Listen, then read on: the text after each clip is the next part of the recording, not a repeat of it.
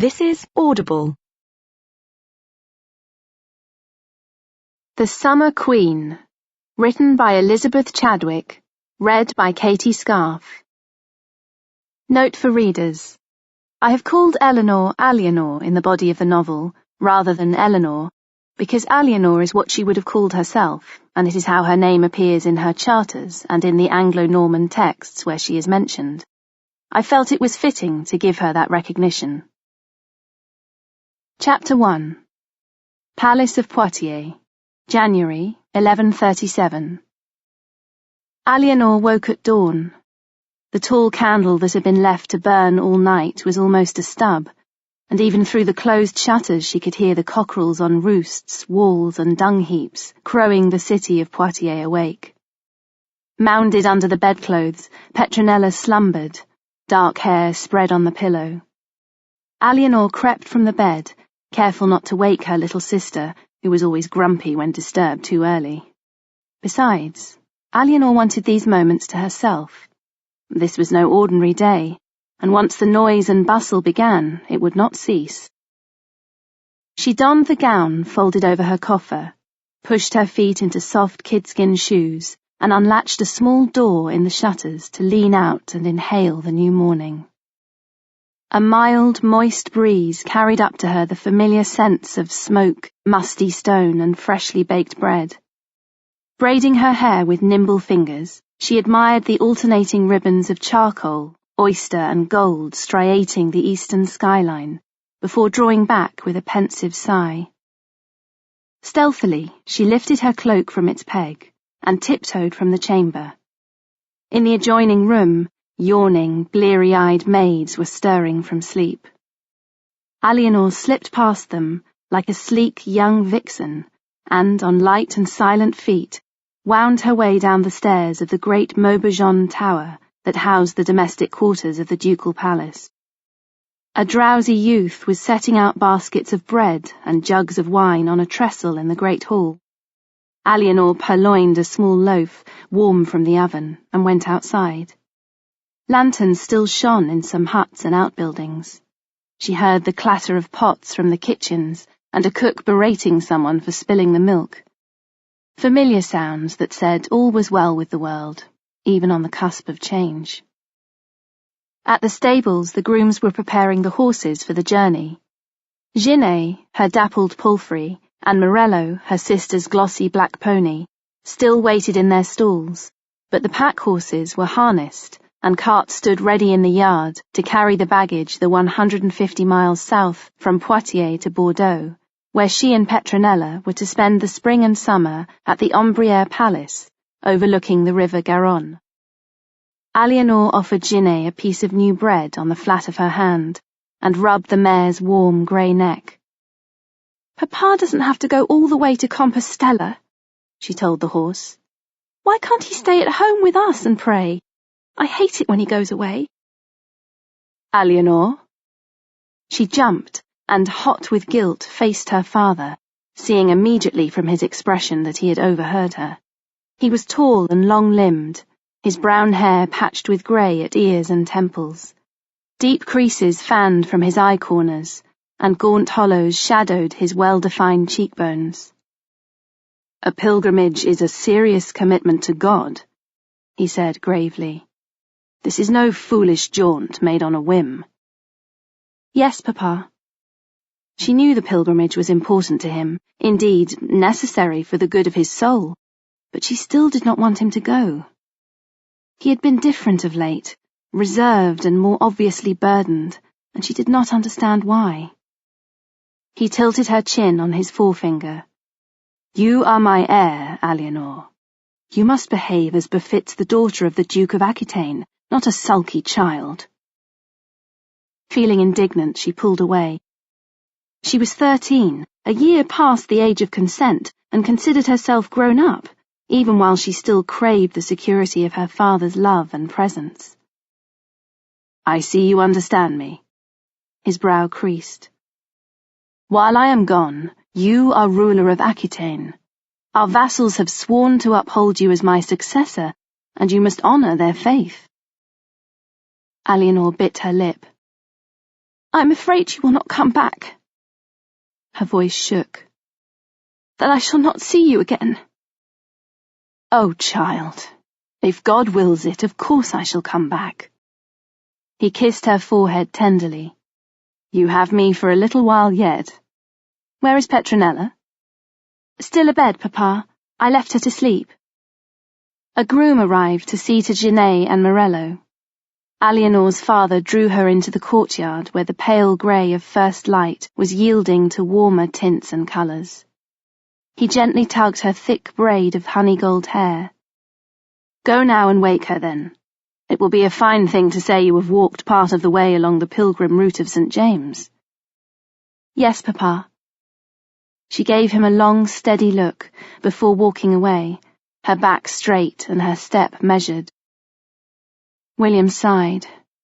His eldest daughter was swiftly becoming a woman. She had grown tall in the past year and developed light curves at breast and hip. She was exquisite. Just looking at her intensified his pain. She was too young for what was coming. God help them all. Petronella was awake when Alianor returned to their chamber and was busily putting her favourite trinkets into a soft cloth bag, ready for the journey. Floretta, their nurse and chaperone, had braided Petronella's lustrous brown hair with blue ribbons and tied it back from her face, revealing the downy curve of her cheek in profile. "Where did you go?" Petronella demanded. "Nowhere, just a walk. You were still asleep." Petronella closed the drawstring on the bag and waggled the tassels at the ends of the ties. "Papa says he will bring us blessed crosses from the shrine of St. James." As if blessed crosses were any sort of compensation for their father's forthcoming absence, Alianor thought, but held her tongue. Petronella was 11, but still so much the child. Despite their closeness, the 2 years between them was often a gulf. Alianor fulfilled the role of their deceased mother to Petronella as often as she did that of sister. "And when he comes back after Easter, we'll have a big celebration, won't we?" Petronella's wide brown gaze sought reassurance. "Won't we?" "Of course we will," Alianor said, and hugged Petronella, taking comfort in their mutual embrace. It was mid-morning by the time the ducal party set out for Bordeaux, following a mass celebrated in the pilgrim church of Saint-Hilaire, its walls blazoned with the eagle device of the Lords of Aquitaine. Ragged scraps of pale blue patched the clouds, and sudden, swift spangles of sunlight flashed on horse harnesses and belt fittings. The entourage unravelled along the road like a fine thread, rainbow woven with the silver of armour, the rich hues of expensive gowns, crimson, violet, and gold, and the contrasting muted blends of tawny and grey belonging to servants and carters. Everyone set out on foot, not just Duke William. This first day, all would walk the 20 miles to the overnight stop at Saint-Savant. Alianor paced out, holding Petronella's hand one side and lifting her gown the other so that it would not trail in the dirt. Now and again, Petronella gave a hop and a skip. A jongleur started to sing to the accompaniment of a small harp, and Alianor recognized the words of her grandfather, William, the 9th Duke of Aquitaine, who had revelled in a notorious reputation. Many of his songs were sexual in content, unsettling in their rawness and unfit for the bower, but this particular one was plangent and haunting, and sent a shiver down Alianor's spine. "I know not when I am asleep or awake, unless someone tells me. My heart is nearly bursting with a deep sorrow, but I care not a fig about it," by Saint Martial. Her father kept company with her and Petronella for a while, but his stride was longer than theirs, and gradually he drew ahead, leaving them in the company of the household women. Alianor watched him walk away, and fixed her gaze on his hand where it gripped his pilgrim staff. The sapphire ring of his ducal authority glittered at her like a dark blue eye. She willed him to turn and look at her, but his focus remained on the road ahead. She felt as if he were deliberately distancing himself, and that in a while he would be gone completely, leaving only the dusty imprint of his footsteps in which to set her own. She was not even cheered when her father's seneschal, Geoffrey de Rancon, Lord of Jancey and Taillebourg, joined her and Petronella. He was in his late 20s, with rich brown hair, deep-set eyes of dark hazel, and a ready smile that made her feel bright inside. She had known him since her birth, because he was one of her father's chief vassals and military commanders. His wife had died 2 years ago, but as yet he had not remarried. 2 daughters and a son from the match meant that his need for heirs was not pressing. "Why so glum?" He peered round into her face. "You will darken the clouds scowling like that."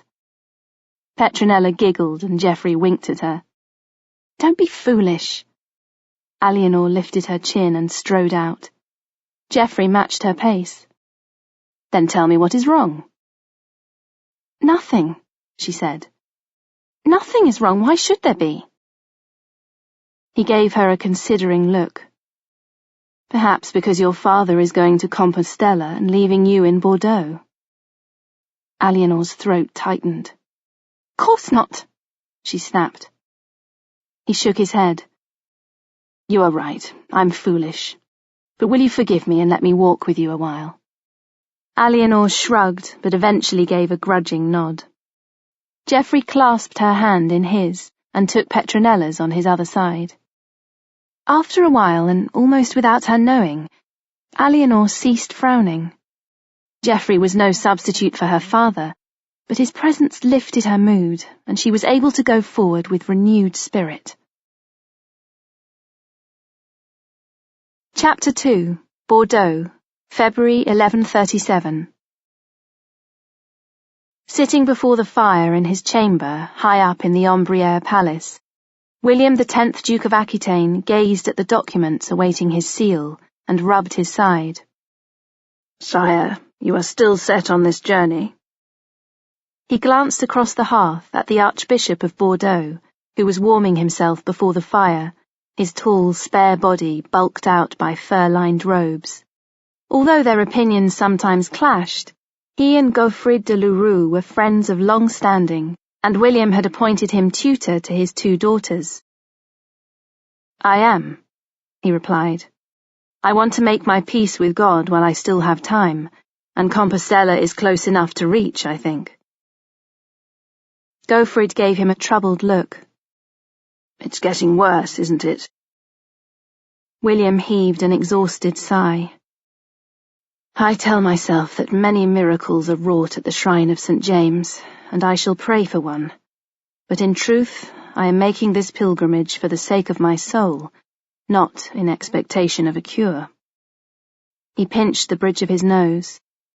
"Eleanor is angry with me because she thinks I can just as easily save my soul in Bordeaux, but she does not understand that I would not be cleansed if I took that course. Here I would be treated with leniency because I am the seigneur. On the road, on foot with my satchel and staff, I am but another pilgrim.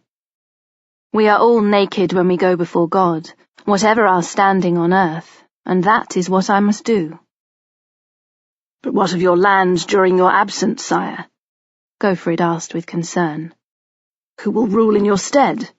Eleanor is now of marriageable age, and although you have made men swear to uphold her, there will be a scramble by every baron in the land to have her to wife, or else marry her to his son. Already they circle with intent, as you must have noticed. De Rancon, for one. He has mourned his wife sincerely, I admit, but I suspect he has political reasons for not yet remarrying." "I am not blind." William winced as pain stabbed his side. He poured a cup of spring water from the flagon at his elbow. He dared not drink wine these days. All he could keep down was dry bread and bland foods, when once he had been a man of voracious appetite. "This is my will." He pushed the sheaves of vellum over to Leroux. "I well understand the danger to my girls and how easily the situation could spill into war, and I have done my best to remedy it." He watched de Leroux read what was written, and, as he had expected, saw him lift his brows. "You are entrusting your daughters to the French," Gaufrid said. "Is that not just as dangerous? Instead of wild dogs prowling outside the fold, you invite the lions inside." "Eleanor, too, is a lioness," William replied. "It is in her blood to rise to the challenge. She has been educated to that end, and she has great ability, as you well know." He waved his hand. "The plan has its flaws, but it is safer than others that might seem promising at first glance. You have contacts with the French through the church, and you are a wise man and eloquent. You have taught my daughters well. They trust you and are fond of you. In the event of my death, I commend their safety and welfare into your keeping. I know you will do what is best for them." William waited while Gaufrid read the will again, frowning. "There is no better solution. I have racked my brains until they have almost poured out of my skull. I am entrusting my daughters, and therefore Aquitaine, to Louis of France, because I must. If I wed Eleanor to de Roncamp, honourable though he is, I will be condemning my lands to bloody civil war. It is one thing for men to obey my seneschal acting under my instruction, another to see him set above them as Duke Consort of Aquitaine." "Indeed, sire," Gaufrid conceded. William's mouth twisted. "There is also Geoffrey of Anjou to consider. He would dearly love to unite his house with mine by betrothing his infant son to Eleanor. He broached the subject last year when we were on campaign in Normandy, and I put him off by saying I would consider the matter when the boy was older. If I die, he may well attempt to seize the moment, and that too would be disastrous.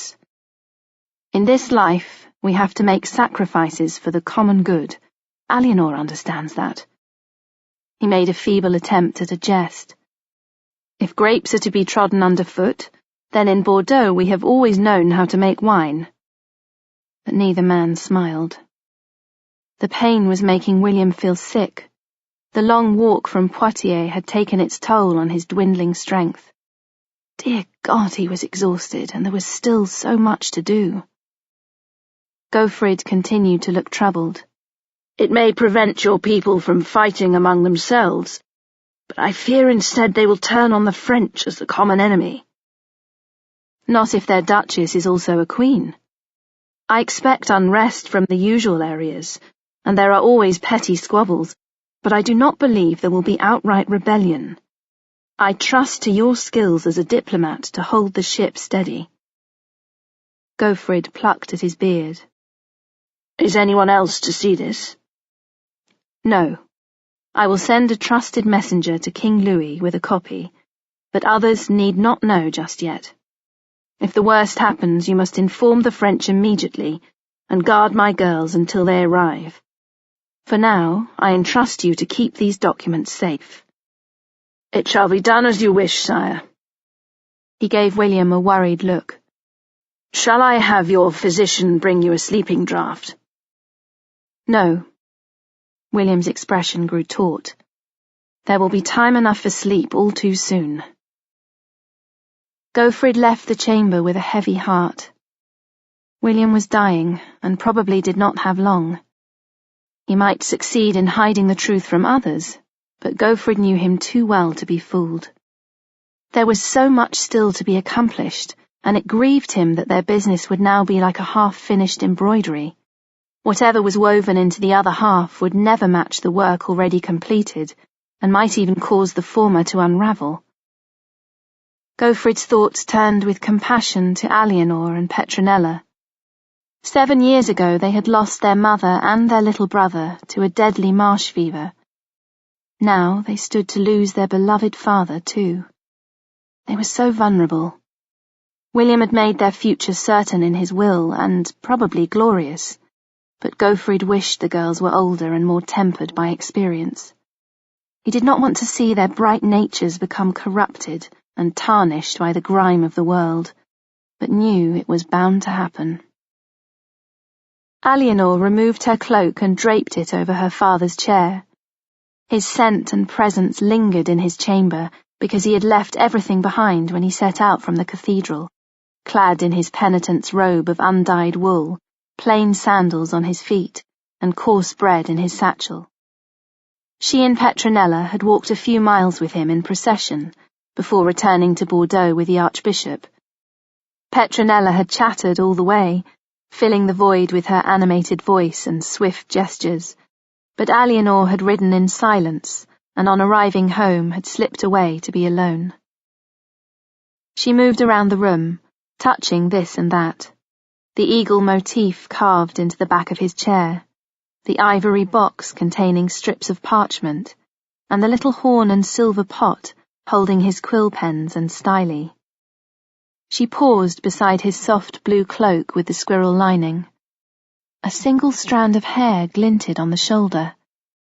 She lifted a fold of the garment and pressed it to her face, taking it into herself as she had not taken in his final scratchy embrace on the road because she had been so angry with him.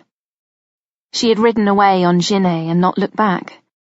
Petronella had hugged him hard in her stead and departed with bright farewells enough for them both. Eleanor's eyes grew sore and hot, and she blotted her tears on the cloak. It was only until Easter, and then he would be home. He had been away many times before, only last year on battle campaign in Normandy with Geoffrey le Bel, Count of Anjou, and there had been far more danger in that than walking a pilgrim road. She sat on the chair and, resting her hands on the arms, put herself in the position of Lady of Aquitaine, dispensing judgment and wisdom. From early childhood she had been educated to think and to rule. The spinning and weaving lessons, the gentler feminine pursuits, had only been the background to the serious matter of learning and ideas. Her father loved to see her dressed in fine clothes and jewels. He approved of womanly pursuits and femininity, but he had also treated her as his surrogate son. She had ridden with him on progress through the wide lands of Aquitaine, from the foothills of the Pyrenees to the flat coastlands in the west, with their lucrative salt pans between Bordeaux and the bustling port of Niort. From the vines of Cognac and the forests of Poitou to the hills, lush river valleys and fine riding country of the Limousin, she had been at his side when he took the homage of his vassals, many of whom were turbulent, quarrelsome men, eager for their own gain, but acknowledging her father's suzerainty. She had absorbed her lessons by watching how he dealt with them. The language of power was exercised in more than just words. It was presence and thought, it was gesture and timing. He had illuminated her way and taught her to stand in her own light, but today she felt as if she had entered a land of shadows. The door opened, and the Archbishop walked into the room.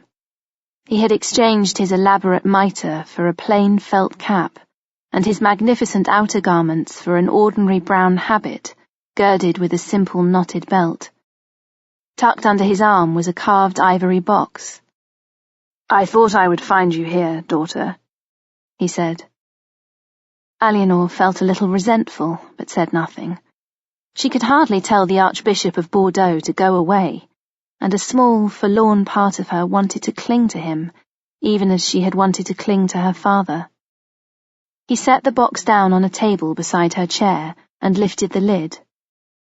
"Your father asked me to give you this," he said. "Perhaps you remember it from when you were small." From a lining of soft white fleece, he produced a pear-shaped vase fashioned of clear rock crystal, the surface intricately worked in a honeycomb effect. "He said it was like you, precious and unique. When it gives off its light, it enhances all things that surround it." Eleanor swallowed. "I do remember it," she said, "but I've not seen it since I was small." Unspoken between them lay the detail that this beautiful thing had been a gift from her father to her mother at their marriage, and at her death it had been put away in the cathedral treasury at Bordeaux, and seldom brought out. She cupped the vase in her hands and put it down gently on the trestle. The light from the window struck through the crystal, scattering rainbow-coloured lozenges across the white cloth. Eleanor gasped at the unexpected shimmering display. Her eyes blurred on a prism of tears, and she choked back a sob. "Ah, daughter, hush now." Gofrid came round the table to embrace her. "All will be well, I promise you. I am here. I will care for you." They were the same words she always used to Petronella, whatever the truth of the matter. They were like a bandage on a wound. It might not heal the injury, but it made it easier to bear. She laid her head on his breast and allowed herself to cry, but eventually drew away and lifted her chin. The sun still dazzled on the vase, and she put her hand in the light to see the colours dance on her wrist, vermilion, cerulean, and royal purple. "Without the light, the beauty remains hidden," Gofrid said. "But it is always there, just like God's love, or a father's, or mother's. Remember that, Eleanor. You are loved, whether you see it or not." In the 3rd week following Easter Sunday, the weather was bright and warm, and as the sun climbed in the soft spring morning, Eleanor and Petronella took their sewing into the palace gardens with the ladies of the household. Musicians played softly in the background on harp and cithole, singing of spring and renewal and unrequited longing. The water splashed in the marble fountains, making a drowsy sound in the fine golden warmth. The ladies, emboldened because Floretta was absent about other duties, chattered to themselves, emulating the sparrows that bustled in the mulberry trees. Their foolish banter irritated Eleanor. She did not want to become involved in gossip about who was making eyes at whom, and whether the baby the understeward's wife was expecting was her husband's, or the result of an affair with a young hearth knight. When Eleanor was a child, her maternal grandmother's household in Poitiers had seethed with such trivial but damaging rumours, and she hated to hear them passed around like tawdry currency. Dangereuse de Châtellerault had been her grandfather's mistress, not his wife. He had lived openly with her, flouting all opinions save his own, and there had been frequent accusations of moral laxity. Once gossip began, there was no stopping it. A reputation could be destroyed in moments by a few malicious whispers. "Enough," she snapped, exerting her authority. "I would listen to the music in peace." The women exchanged glances but fell silent. Eleanor took a piece of candied pear from a platter at her side and bit into the sugary flesh. They were her favourite confection, and she had taken to gorging on them. Their intense sweetness was a consolation, while knowing she could have them any time she chose gave her a sense of control. Yet there was discontent too, for what use was it to have command over the petty gossip of maids and the ordering of sweetmeats? Such things were no more than gaudy flourishes, and there was no satisfaction in such empty power. A woman began showing Petronella how to make dainty daisy flowers, using a particular embroidery stitch.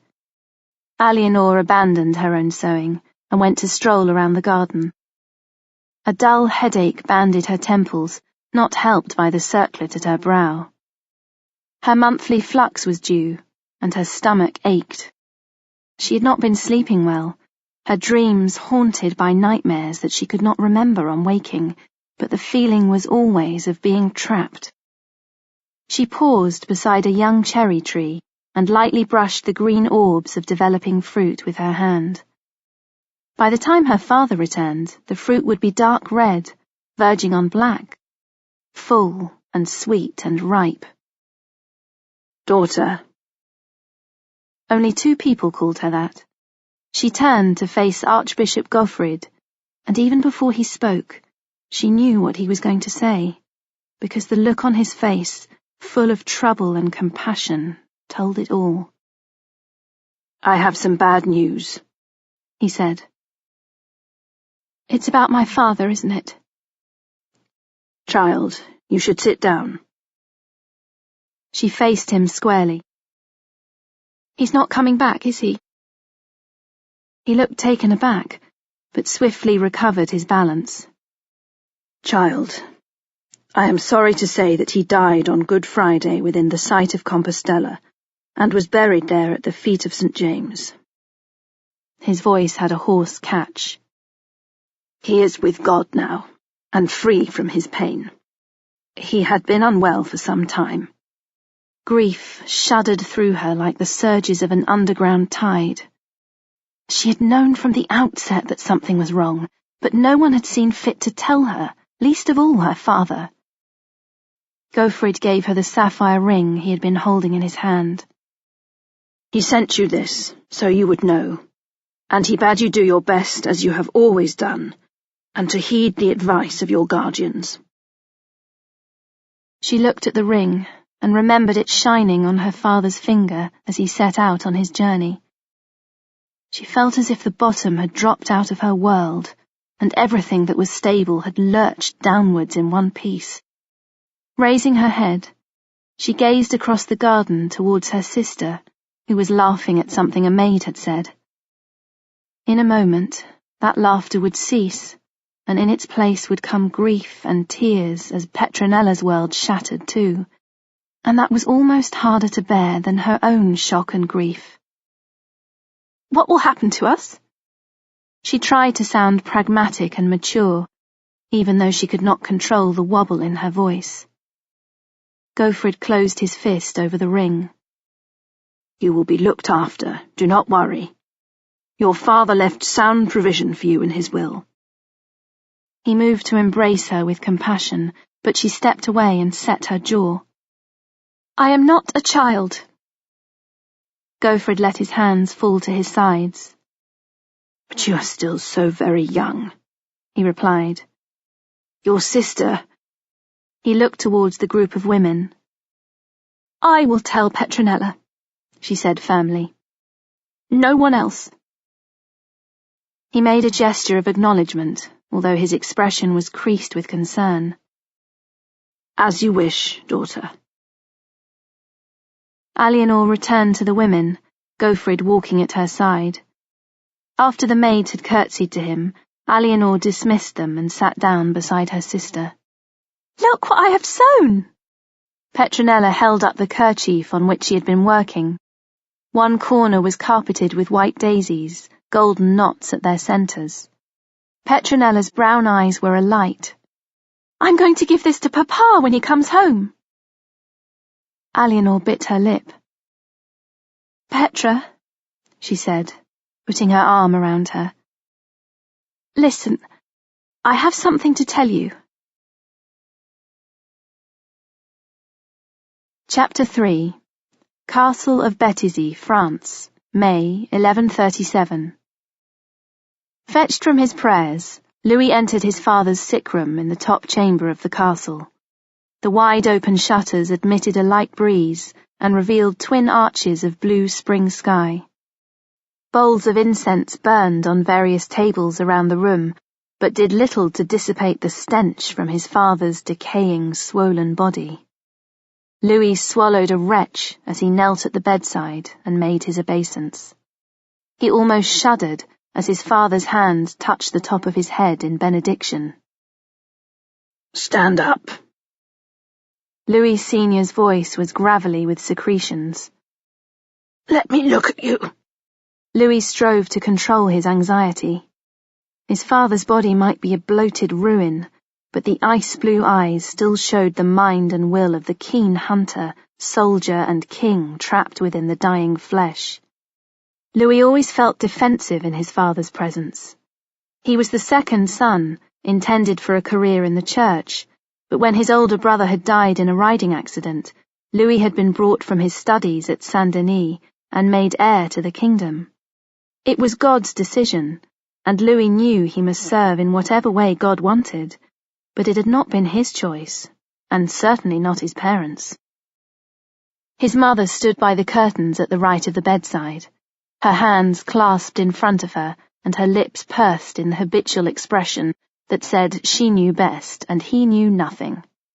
To her left stood several of his father's closest advisers, including his mother's brothers, William and Amadei. Also Theobald, Count of Blois.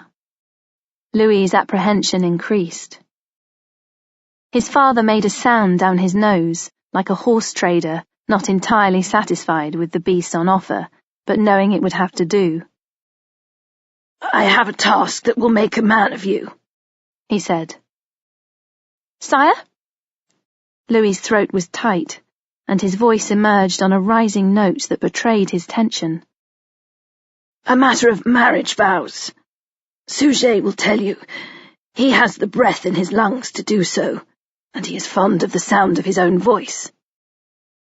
His father beckoned, and the small, squirrel-eyed abbot of Saint-Denis stepped forward from among the group, a scroll held in his thin fingers, and a reproachful look on his face for the king's jibe. Louis blinked. Marriage vows? "Sire, we have great and important news for you." Sujet's voice was mellifluous, and his expression was open and candid. As well as being one of his father's closest confidants, Sujet was Louis's tutor and mentor. Louis loved him as he did not love his father, because Sujet helped him to make sense of the world and understood his needs. William of Aquitaine has died during a pilgrimage to Compostela, may God assoil him. Sujet signed his breast. "Before he left, he sent his will to France, asking your father to care for his daughters in the event of his death. The eldest is 13 and of marriageable age, and the younger one 11. Louis's father heaved himself into an approximation of upright against the mass of pillows and bolsters supporting his distended torso. "We must seize the opportunity," he wheezed. "Aquitaine and Poitou will increase our lands and prestige 100-fold. We cannot allow them to fall into the hands of others. Geoffrey of Anjou, for one, would gladly snatch the duchy with a marriage between his son and the eldest girl, and that must not happen." The effort expended on speech left him purple in the face and fighting for breath, and he waved at Sujet to continue. Sujet cleared his throat. "Your father wishes you to take an army down to Bordeaux to secure the region, and to marry the eldest girl. She is currently under guard at the Ombriere Palace, and the Archbishop awaits your arrival." Louis reeled, feeling as if he had been punched in the stomach. He knew one day he would have to marry and beget heirs, but he had always viewed it as a vaguely unpleasant duty in the distant future. Now he was being told he must wed a girl he had never met, who came from lands where the people were known to be pleasure-seekers, lax in their moral habits. "I will see to the girl's education in our ways," his mother said, securing her own authority in the proceedings. "They have been without maternal care for many years, and they will benefit from proper guidance and instruction." His father's constable, Raoul de Vermandois, stepped forward. "Sire, I will begin preparations to leave immediately." He was another close adviser, and Louis's first cousin once removed into the bargain. A leather patch concealed the empty socket where he had lost an eye during a siege 8 years ago. He was a reliable warhorse on the battlefield, and an elegant and charismatic courtier, much appreciated by the ladies. The eye patch only added to his cachet where women were concerned. "Make haste, Raoul," said the king. "Time is of the essence." He raised a warning forefinger. "It is to be an escort of honour and largesse. The Poitevins value such things, and we must keep their goodwill at all costs. Fly banners from your spears and wear ribbons round your helms. Make sure that for now you go bearing gifts, not blades." "Sire, leave it to me." De Vermandois bowed from the room, his magnificent cloak sweeping behind him like a sail. Louis knelt to receive his father's blessing again, and somehow managed to leave the fetid chamber before doubling over to be violently sick. He did not want to take a wife. He knew nothing of girls, except that their soft curves, their giggles and twittery voices repulsed him. His mother was not like that. She was a rod of iron, but she had never given him love. The only affection in his world had come from God, but God now seemed to be saying he should be married. Perhaps it was a punishment for his sins that he should have to do this thing, and therefore he should accept it gladly and give praise. As servants rushed to clear up the mess he had made, Sujet emerged from the chamber and was swiftly at his side. "Ah, Louis, Louis." The abbé put a comforting arm across the youth's shoulders. "I know this is a shock, but it is God's will and you must surrender to it. He offers you magnificent opportunities, and a girl near to your own age to be your wife and helpmate. This is truly a moment to rejoice." Louis composed himself under Sujet's calming influence. If this was truly the will of God, then he must submit and do his best. "I do not even know her name," he said. "I believe it is Eleanor, sire." Louis silently formed the syllables on his lips. Her name was like a foreign fruit he had never tasted before. He still felt like heaving.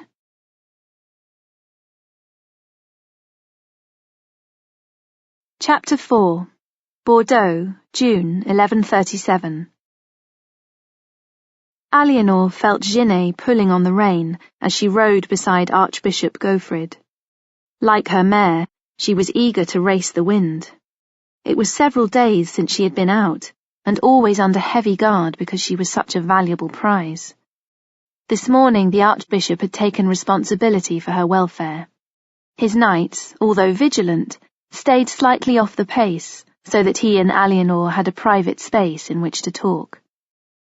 In the 2 months since her father's death, the warm southern spring had turned to blazing summer, and the cherries had ripened to glossy black on the trees in the palace garden.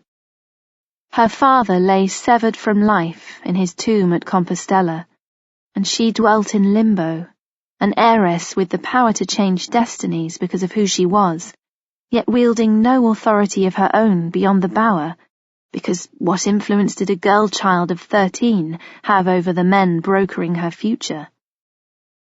They reached open ground, and Eleanor heeled Ginet's flanks, giving her free rein. Gaufrid increased pace with her, and dust rose like white smoke from the burn of hooves over the baked earth. She felt the warm wind in her face and inhaled the pungent scent of wild thyme as it was crushed under the mare's speed. Harsh summer light dazzled her eyes, and for an instant her cares dissipated in the euphoria of the race, of being alive, her blood singing in her veins. Everything within her that had felt tight and constricted opened wide and filled her with vigorous emotion, as hot and strong as the sun. At last she swirled to a halt before a weathered Roman statue standing by the wayside, and leaned over to pat Ginet's sweat-darkened neck. Her father had taught her about the Romans.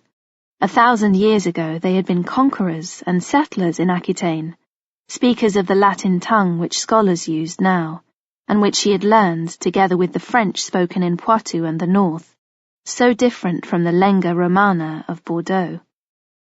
The statue's right arm was raised as if in oratory, and his white open stare considered the horizon.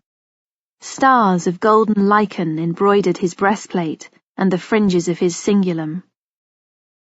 "No one knows who he is," Gaufrid said. "His inscription is lost.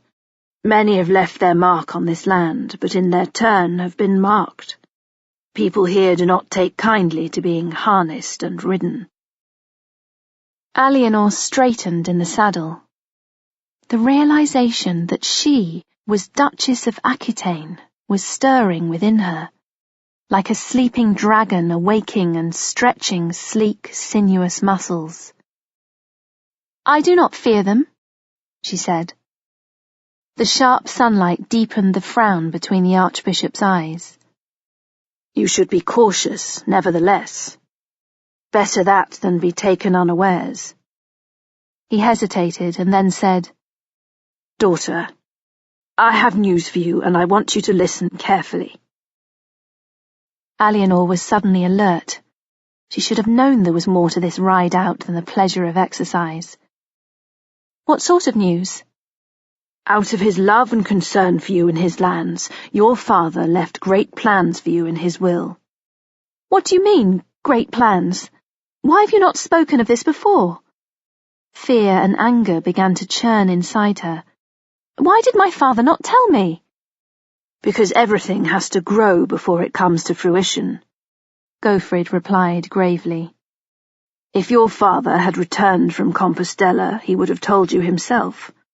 It was unwise to mention this until everything was in place, but now is the moment. He leaned across his horse to put his hand over hers. Your father desired a match for you that would honour you and Aquitaine, and lead you to greatness. He also wished to keep you safe and your lands peaceful. Before he left, he asked the King of France to safeguard your welfare, and he arranged a match for you with his eldest son, Louis. One day you will be Queen of France, and, if God is good, mother to a line of kings whose empire will stretch from Paris to the Pyrenees. The words fell on Eleanor like a blow from a poleaxe, and she could only stare at her tutor in shock. This is a great opportunity, Gofrid said, watching her closely. You will fulfill the potential your father saw in you, and your reward will be a crown. An alliance between France and Aquitaine will make both countries much stronger than they are alone. My father would never have done this without telling me. Underneath Eleanor's numbness, a terrible sense of betrayal was blossoming. He was dying, child, Gofrid said sadly. He had to make the best provision for you he could, and it had to be kept secret until the time was ripe. She lifted her chin. I do not want to be married to a French prince. I want to marry a man of Aquitaine. He squeezed her hand, and she felt his episcopal ring bite her flesh. You must trust me and your father. We have done what is best. If you married a man of your own lands, it would lead to rivalry and a war that would tear Aquitaine apart. Louis will arrive in the next few weeks, and you will wed him in the cathedral. It will be done with every dignity and accolade, as your father wished, and your vassals will come to you and swear their allegiance. You cannot travel to Paris, because you are a great marriage prize, and until you are wed, men will attempt to seize you for their own ends. Eleanor shuddered. His words were burying her in a deep, dark hole. Her lips formed words of refusal, even though she did not speak. Daughter, did you not hear me? You will be a great queen. But no one has asked me. It has all been decided behind my back. Her throat tightened. What if I do not choose to marry Louis of France? What if I want someone else?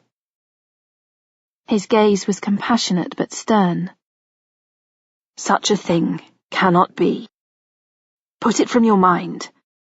It is meet and fitting that a father decides with whom his daughter should match. Do you not trust his decision? Do you not trust me? This is right for you, and right for Aquitaine and Poitou. Louis is young, handsome, and educated. It will be an illustrious marriage, and it is your duty. Eleanor felt as if she was being forced into a box and the lid nailed down, shutting out light and life. No one had cared to tell her, as if she was no more than a valuable parcel to be passed from hand to hand. How was it going to benefit her to be a lady of all she surveyed if it was going to be handed on a platter to the French? She felt hurt and betrayed that her tutor had known all this time and said nothing, and that her father had been harbouring this intent, even as he bade her farewell forever. She might as well indeed spend her life eating sugared fruits and listening to foolish gossip. Reining Genet around, she dug in her heels, and for a moment lost herself in the mare's furious burst of speed.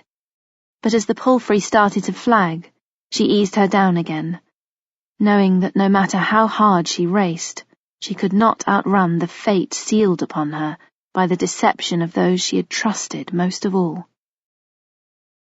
Gofrid had not ridden after her, and she drew rein alone on the dusty road and stared into the distance like the anonymous Roman on his lichen-covered plinth.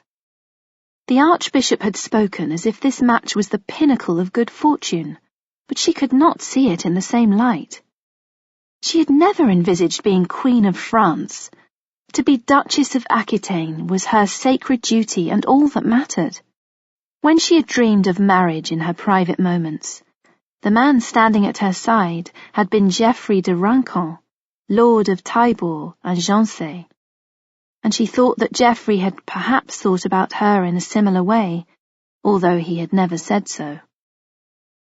With an aching heart, she reined about again and returned to her tutor, and it seemed to her that as she rode, the last spangles of childhood fell in the dust behind her, glittered, and were gone.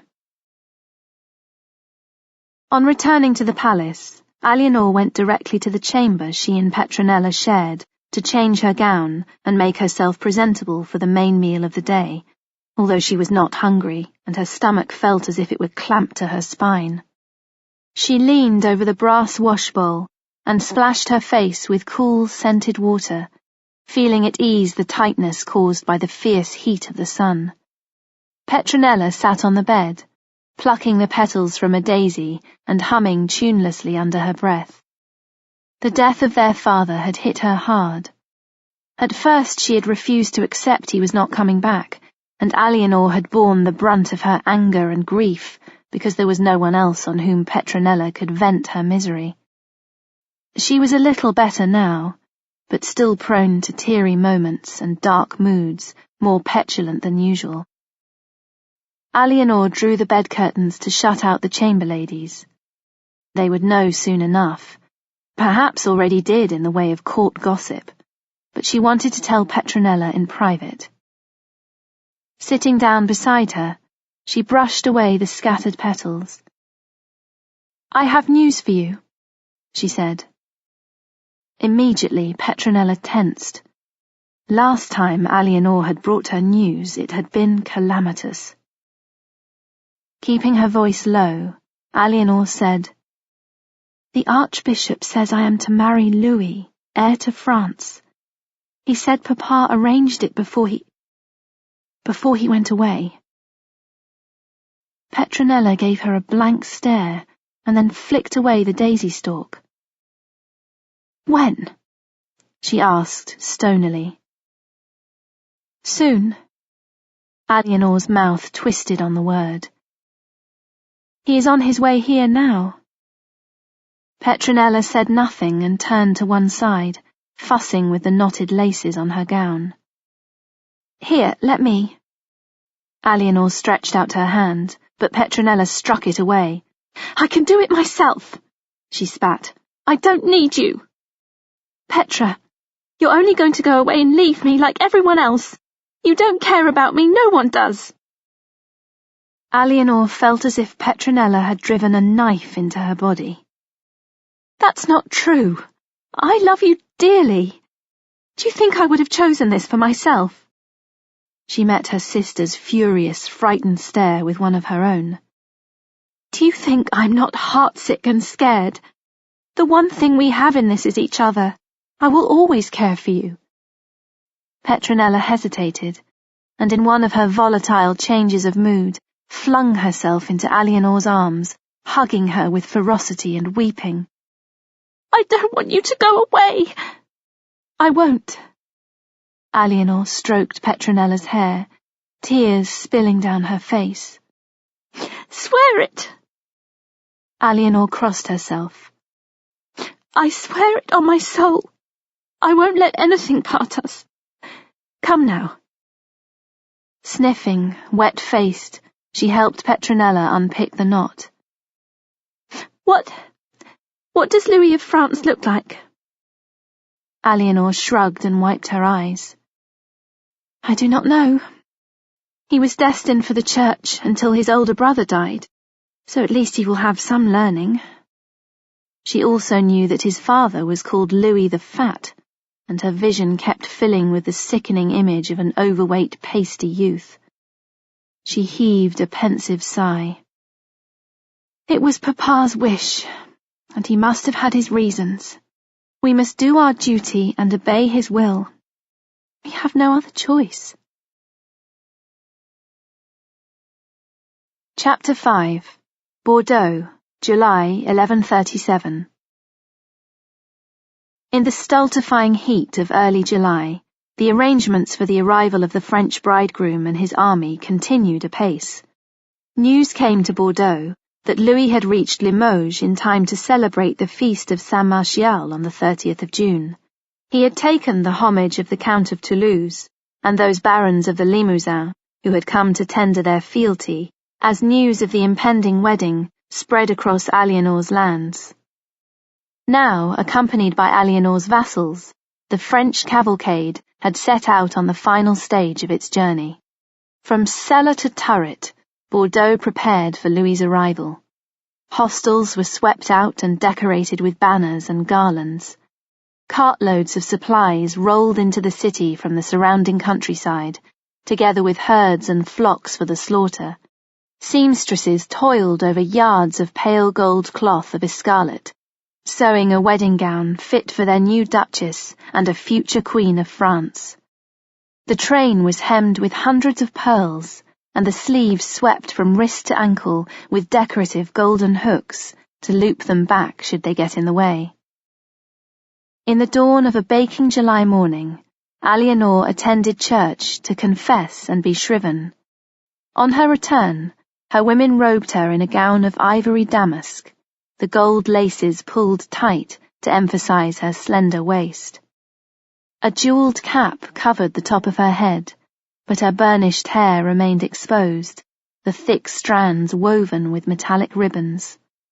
Her nails were pink with madder stain and had been buffed until they gleamed. Aliénor felt as if she had been polished to a shine, just like the silver-gilt cups intended for the marriage feast. Through the open shutters, the sky was a pure summer blue. Doves circled the red-tiled roof of the palace cot, and the river sparkled like a treasure chest in the morning heat. Aliénor gazed at the French tents on the far bank, arrayed like clusters of exotic mushrooms. Louis and his army had arrived shortly before dusk yesterday, and had made camp as the sun sank over the limpid waters of the Garonne. The pale canvases of the ordinary troops marked the French periphery, while the centre blazed with the bright silks and golden finials of the high nobility and the church. She fixed her eyes on the largest pavilion of them all, lapis blue and powdered gold with the red oriflamme banner fluttering in the hot breeze outside its open flaps. She could see men coming and going, but had no idea if one of them was her prospective husband. All along the riverbank, small boats and barges plied their trade, rowing supplies of food and drink to the host on the far bank. A deputation of vessels sculled out towards the French encampment, the oars making white dashes in the water.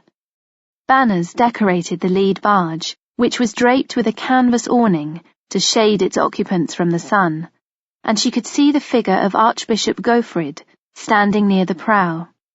They were on their way to greet the French delegation and bring Louis and his courtiers to the city for a formal first meeting of bride and groom. Louis wouldn't be fat, she told herself, trying to be positive. This was all happening for the greater good. But her stomach was hollow, because it did not feel as if it was for the greater good, and she was moving ever further away from familiar shores. Petronella joined her, jostling at the window. She was dancing on her tiptoes, and the liveliest Aliénor had seen her since their father's death. Her initial upset at the news of the wedding had been subsumed by the excitement of the preparations. She adored fine clothes, distractions, and entertainments, and this was satisfying all those appetites. The Archbishop and her uncle disembarked on the opposite bank of the river, and a servant hurried to the great blue and gold tent. Moments later, a gathering of brightly clad courtiers emerged. "Which one do you think is Louis? Which one?" Petronella craned her neck. Eleanor shook her head. I do not know. That one! There, in the blue! Petronella stretched her arm and pointed. Eleanor could see various churchmen in glittering regalia, and many nobles, but several were wearing blue, and they were too far away for her to make a guess. The awning shaded the party as the crew began to pull back across the water, but unlike her sister, Eleanor felt as if she was watching an invasion, rather than the joyful approach of a bridegroom and his retinue. Louis felt sick with apprehension as the barge moored beneath the great walls of the Ombriere Palace. Envoys kept telling him how beautiful, gracious, and demure his bride-to-be was, but envoys often told lies. He was keeping a tight rein on himself and hoping his fear did not show on his face for others to see. His father had entrusted this responsibility to him, and he had to deal with it like a man. The intense heat made it difficult to breathe. He could almost taste the sun-warmed canvas of the awning and feel it sticking at the back of his throat. Archbishop Gaufrid of Bordeaux looked as if he were melting, sweat dribbling down his red face from the soaked browband of his embroidery-crusted mitre. He had greeted Louis with gravity and deference, and had added a smile for Abbot Suger, who was an old friend and ally. Louis's seneschal, Raoul of Vermandois, wiped the back of his neck with a checkered silk cloth. I have never known a summer so hot, he said, mopping carefully around the leather patch of his left eye. You will find the palace cool and pleasant, my lords, the Archbishop said. It was built long ago as a refuge from the summer heat. Louis glanced at the towering walls. The palace of shade, the palace of shadows. There was more than one meaning here. We will welcome it, Archbishop, he said. We often travelled after dusk and by moonlight to avoid the heat on the way here. Indeed, Gaufrid replied, and we are glad for your haste in this matter. Louis inclined his head. My father understood the necessity. The Duchess looks forward to welcoming you. As I look forward to greeting her, Louis answered woodenly. Raoul of Vermandois tossed a flash of silver coins into the water, and they watched as youths dived for them, brown bodies glistening. Your father said we should treat these people with courtesy and largesse, he said, grinning at Louis's raised brows. Louis was not certain that his father had meant quite so low down in the pecking order, but Raoul was a man of cheerful and spontaneous gestures, and it could do no harm to throw money for the city youths to dive after, even if it was frivolous and less dignified than giving alms at the church door. Once disembarked, they were greeted by various clergy and nobles, before being escorted in slow procession under a shaded palanquin to the Cathedral of Saint-André, where Louis was to wed his young bride on the following day. He entered under the decorated arch of the portico and stood in the holy presence of God. The cathedral interior was a cool and blessed haven from the burn of the midsummer sun. Drawing in the mingled scents of incense and candle wax, Louis sighed with relief. This was familiar territory. He walked down the nave with its decorated pillars, and when he reached the altar steps, he signed his breast and prostrated himself. Dear God, I am your servant. Grant me the strength to do your will and not fail. Grant me your grace and lead me along the paths of righteousness. This was where he and Eleanor would celebrate their wedding. He still found it difficult to say her name, much less imagine her person. They said she was beautiful, but beauty was in the eye of the beholder. He wished he was home in Paris and safe behind the solid walls of Notre Dame or Saint-Denis. At the sound of a fanfare, he turned his gaze down the nave. The columns made a tunnel of golden arches, leading his eye to the brightness of the open doorway. a girl came walking through the light towards him, accompanied by attendants, and for an instant his eyes were so dazzled that the entire group seemed to have a radiance not of this world. She was tall and slender. Her deep golden hair shimmered to her waist, but the top of her head was decently covered by a virgin's jeweled cap.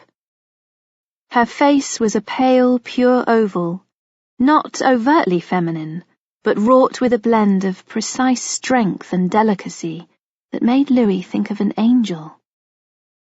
She knelt to kiss the Archbishop's ring, and once he had raised her to her feet, she set her hand upon his arm and continued down the nave to Louis.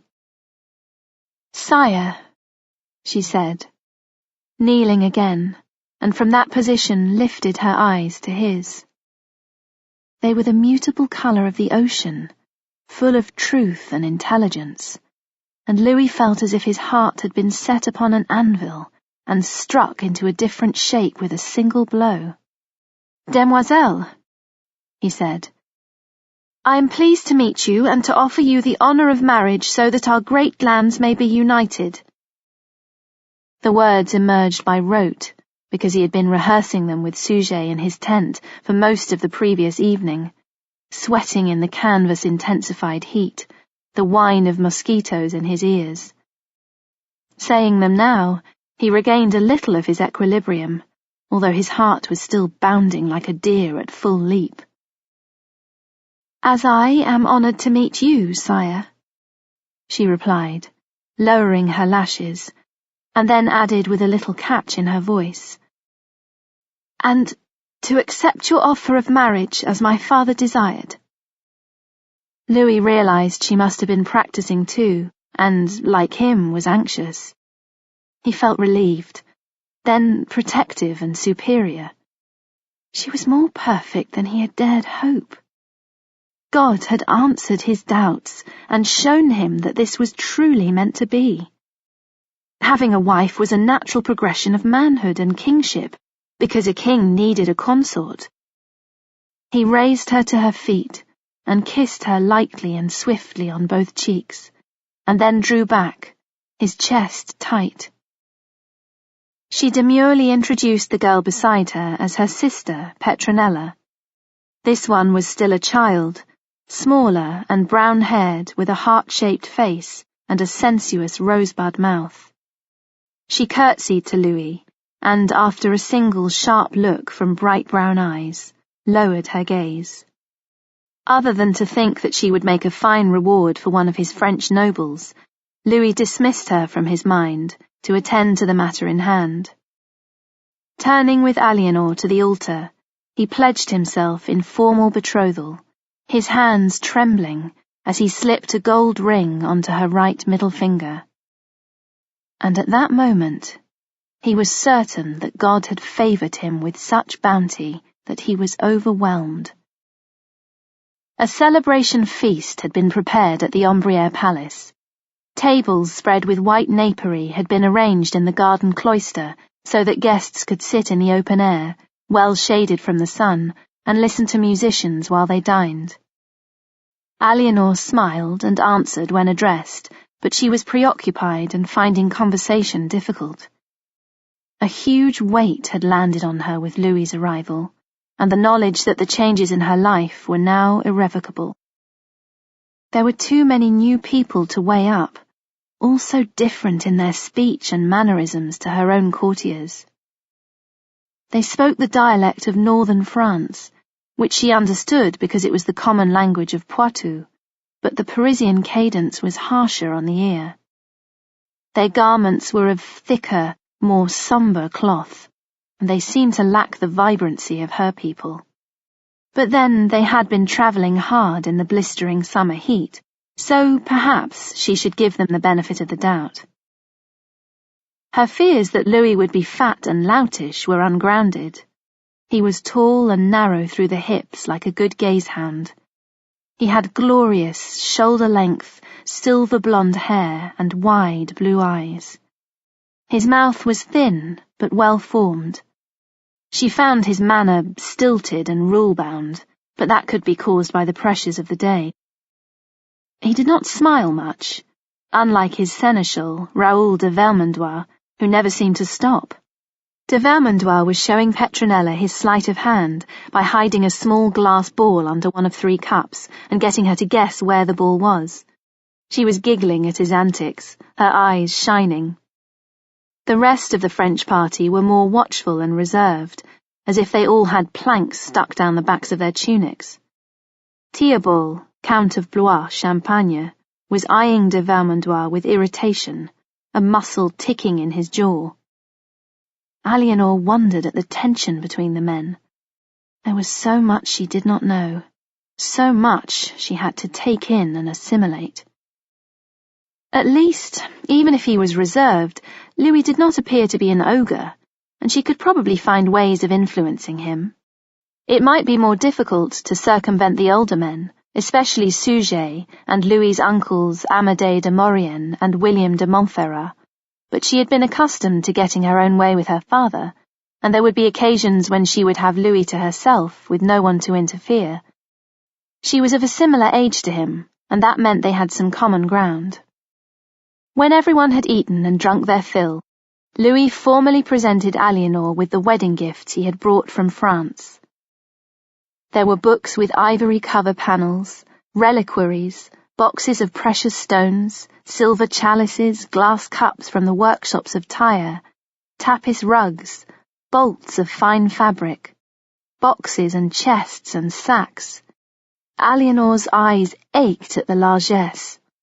Louis presented her with a pectoral cross, studded with rubies as red as small drops of blood. "This belonged to my grandmother," he said, as he fastened it around her neck, and then stepped back, breathing swiftly. "It is magnificent," Eleanor replied, which was the truth, even if she did not particularly like the piece. His expression had been anxious, but now he stood tall and proud. "You have given me the coronet of Aquitaine," he said. "It would be a poor thing indeed if I could not gift my bride with the wealth of France in return." Eleanor felt a frisson of resentment. Although she owed him homage as a vassal of France, Aquitaine belonged to her, and always would, no matter that he was to be invested with the ducal coronet after their wedding. At least the marriage contract stipulated that her lands were not to be absorbed into France, but were to remain a separate duchy. "I have something for you, also." She beckoned, and a chamberlain stepped forward with a carved ivory box. Eleanor carefully lifted her vase from its fleece lining.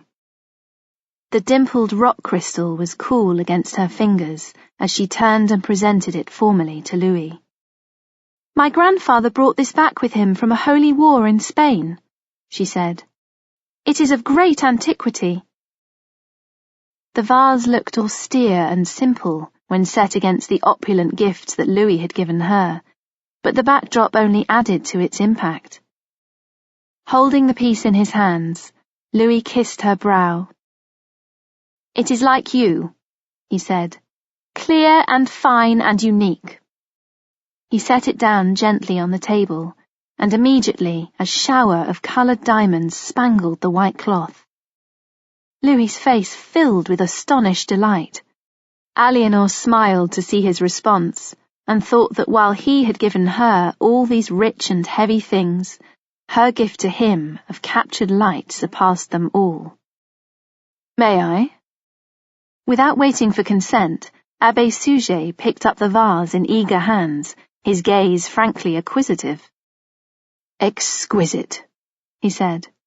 "I have never seen such fine workmanship."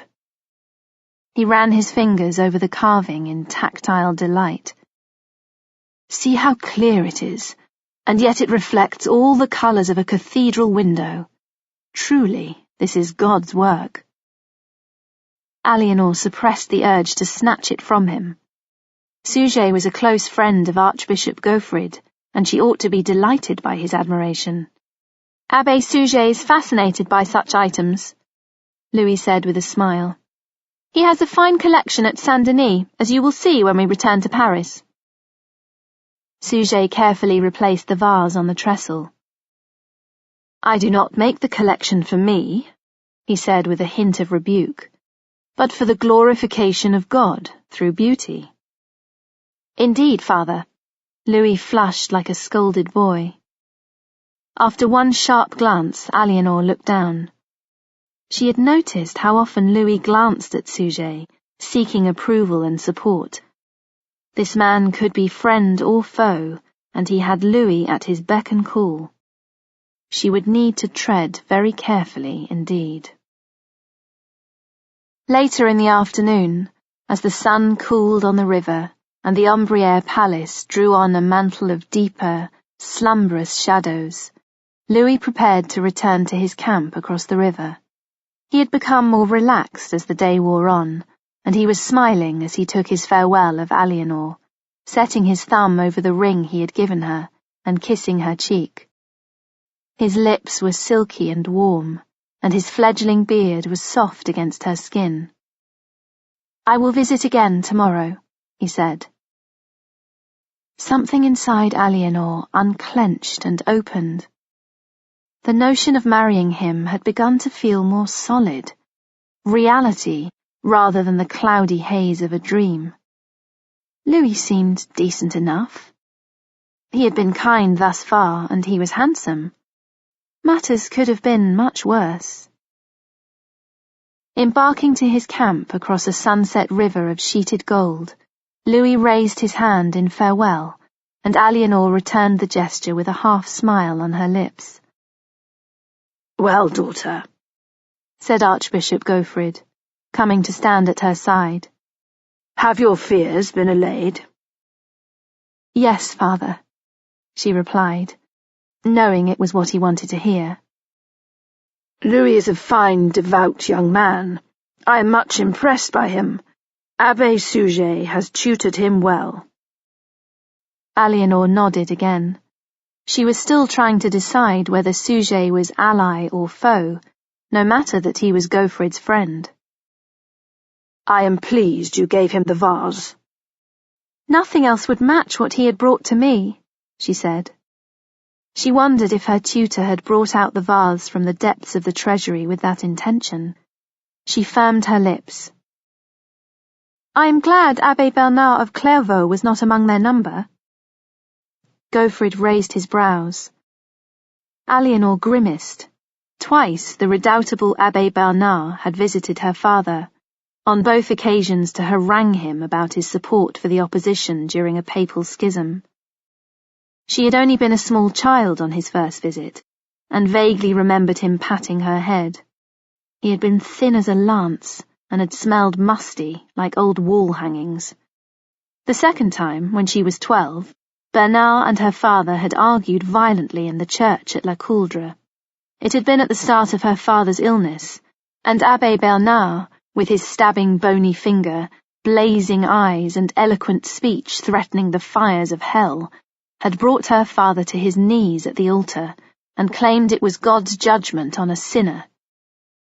Eleanor had feared that Abbé Bernard might be among the French ecclesiasts, and had been mightily relieved when he wasn't. "He humiliated my father," she said. "Bernard of Clairvaux is a very holy man," Gaufrid admonished gently. "Above all, he seeks the clear path to God, and if sometimes he is critical or zealous, then it is for the common good and for God to judge, not us.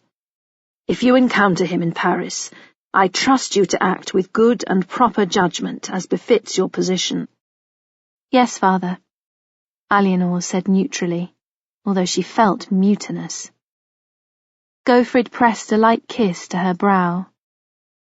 "I am proud of you, as would your father be, if he were here." Eleanor swallowed, determined not to cry. If her father were here, she would not have to make this marriage. She would be cherished and safe, and all would be well. If she thought too hard about it, she knew she would blame him for dying and leaving her this legacy in his will. In Eleanor's absence, the wedding presents from Louis had been moved to her chamber and placed on a trestle for her to examine at leisure. Many items were only in her custody for a brief time. She would be expected to make gifts of them to the church, or to bestow them upon families of importance and influence. There was a reliquary containing a sliver of bone from the leg of St. James. The casing was of silver gilt, decorated with pearls and precious stones, and a little door of hinged rock crystal opened to reveal a gold box containing the precious fragment. There were 2 enamelled candlesticks, 2 silver censers, and a box filled with tawny shards and lumps of aromatic frankincense. For Alianor's personal use, there was a circlet adorned with gems, as well as brooches, rings, and pendants. Petronella had been given a chaplet, fashioned from exquisite golden roses, set with pearls and sapphires. She wore it now, pinned to her brown waves, while she played with some coloured glass balls Raoul of Vermandois had given to her. Alianor looked round. There were yet more boxes to be examined, and she felt like a diner at a banquet with an excess of courses. There was too much richness, too much gold enclosing and smothering her. In haste, she changed her elaborate gown for one of plain, cool linen, and replaced her dainty embroidered shoes with her riding boots. "I'm going to the stables to see Genet," she said. "I'll come with you." Petronella put the glass balls away in her coffer. When Alianor suggested she should remove the golden chaplet, Petronella shook her head and pouted. "I want to keep it on," she said stubbornly. "I won't lose it." Alianor gave her an exasperated glance, but held her peace. Arguing with Petronella over such a trifle was too much trouble on top of everything else. In the stables, Genet greeted Alianor with a soft wicker and eagerly sought the crust of bread her mistress had brought as a treat. Alianor stroked her, taking comfort in the sweet smell of straw and horse. "You're going to be all right," she whispered. "I'll take you with me to Paris. I won't leave you behind, I promise." Petronella leaned against the stable door, watching Alianor intently, as if the words were meant for her. Alianor closed her eyes and pressed her forehead against the mare's smooth, warm neck. In a world where so much had changed so rapidly, she was taking what solace she could from the dear and non-judgmental familiar. She would rather bed down in the stable than return to her chamber and that glittering pile of wedding gifts. As full dusk fell, Petronella plucked at Alianor's sleeve. "I want to walk in the garden," she said. "I want to see the fireflies." Alianor allowed Petronella to lead her to the courtyard where they had feasted earlier. It was much cooler now, although the walls still gave off soft warmth.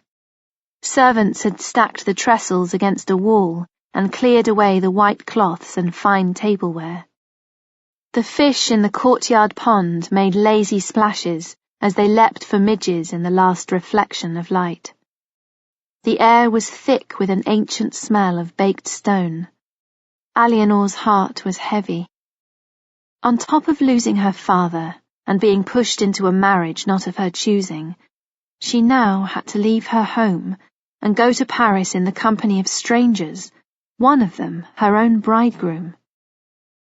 She remembered childhood play here, darting around the columns, playing tag with Petronella. Colours, images, and echoes of laughter wove like a transparent ribbon through the reality of now and were gone. Petronella gave her a sudden, fierce hug. "Do you think it will be all right?" she asked, burying her head against Alianor's shoulder. "You said it to Genet, but is it true? I'm scared." "Of course it's true." Alianor had to close her eyes as she hugged her sister, because this was unbearable. "Of course we are going to be all right." She drew Petronella to sit on the old stone bench by the pond, where they had so often sat in childhood, and together they watched the fireflies twinkle in and out like hopes in the darkness. Louis gazed at the vase. He had placed it on the small devotional table in his tent beside his crucifix and his ivory statue of the Virgin. The simplicity and value of the gift filled him with wonder, as did the girl who had presented it to him. She was so utterly different to everything he had expected. Her name, which so recently had seemed like a strange, unpleasant taste when he spoke it, was now honey on his tongue. She filled him up, and yet he still felt hollow, and he did not know how this could be. When the light from the vase had spilled onto the tablecloth, he had taken it as a sign from God that the forthcoming marriage was divinely blessed. Their union was like this vessel, waiting to be filled with light so that it could shine forth with God's grace. Kneeling before the table, he pressed his forehead against his clasped palms and thanked his Maker with his heart and soul. Chapter 6. Bordeaux, July 1137. Eleanor felt a constriction throughout her body as once more she entered the Cathedral of Saint André. This time she was preceded by 2 rows of choristers and a chaplain, bearing a processional cross on high. Usually marriages were conducted at the church door, but hers to Louis was to be celebrated within the cathedral itself before the altar, to emphasize its rightness before God. Eleanor took a deep breath and set her feet upon the narrow carpet of fresh green reeds, strewn with herbs and pink roses. The trail of flowers led her down the long nave towards the altar steps. Acolytes swung silver censers on jingling chains, and the perfume of frankincense rose and curled in pale smoke around the vaulted ceiling, mingling with the voices of the choir. Petronella and 3 other young women bore the weight of her pearl-encrusted train, and her maternal uncle, Raoul de Fay, paced at her side to represent her male kinfolk.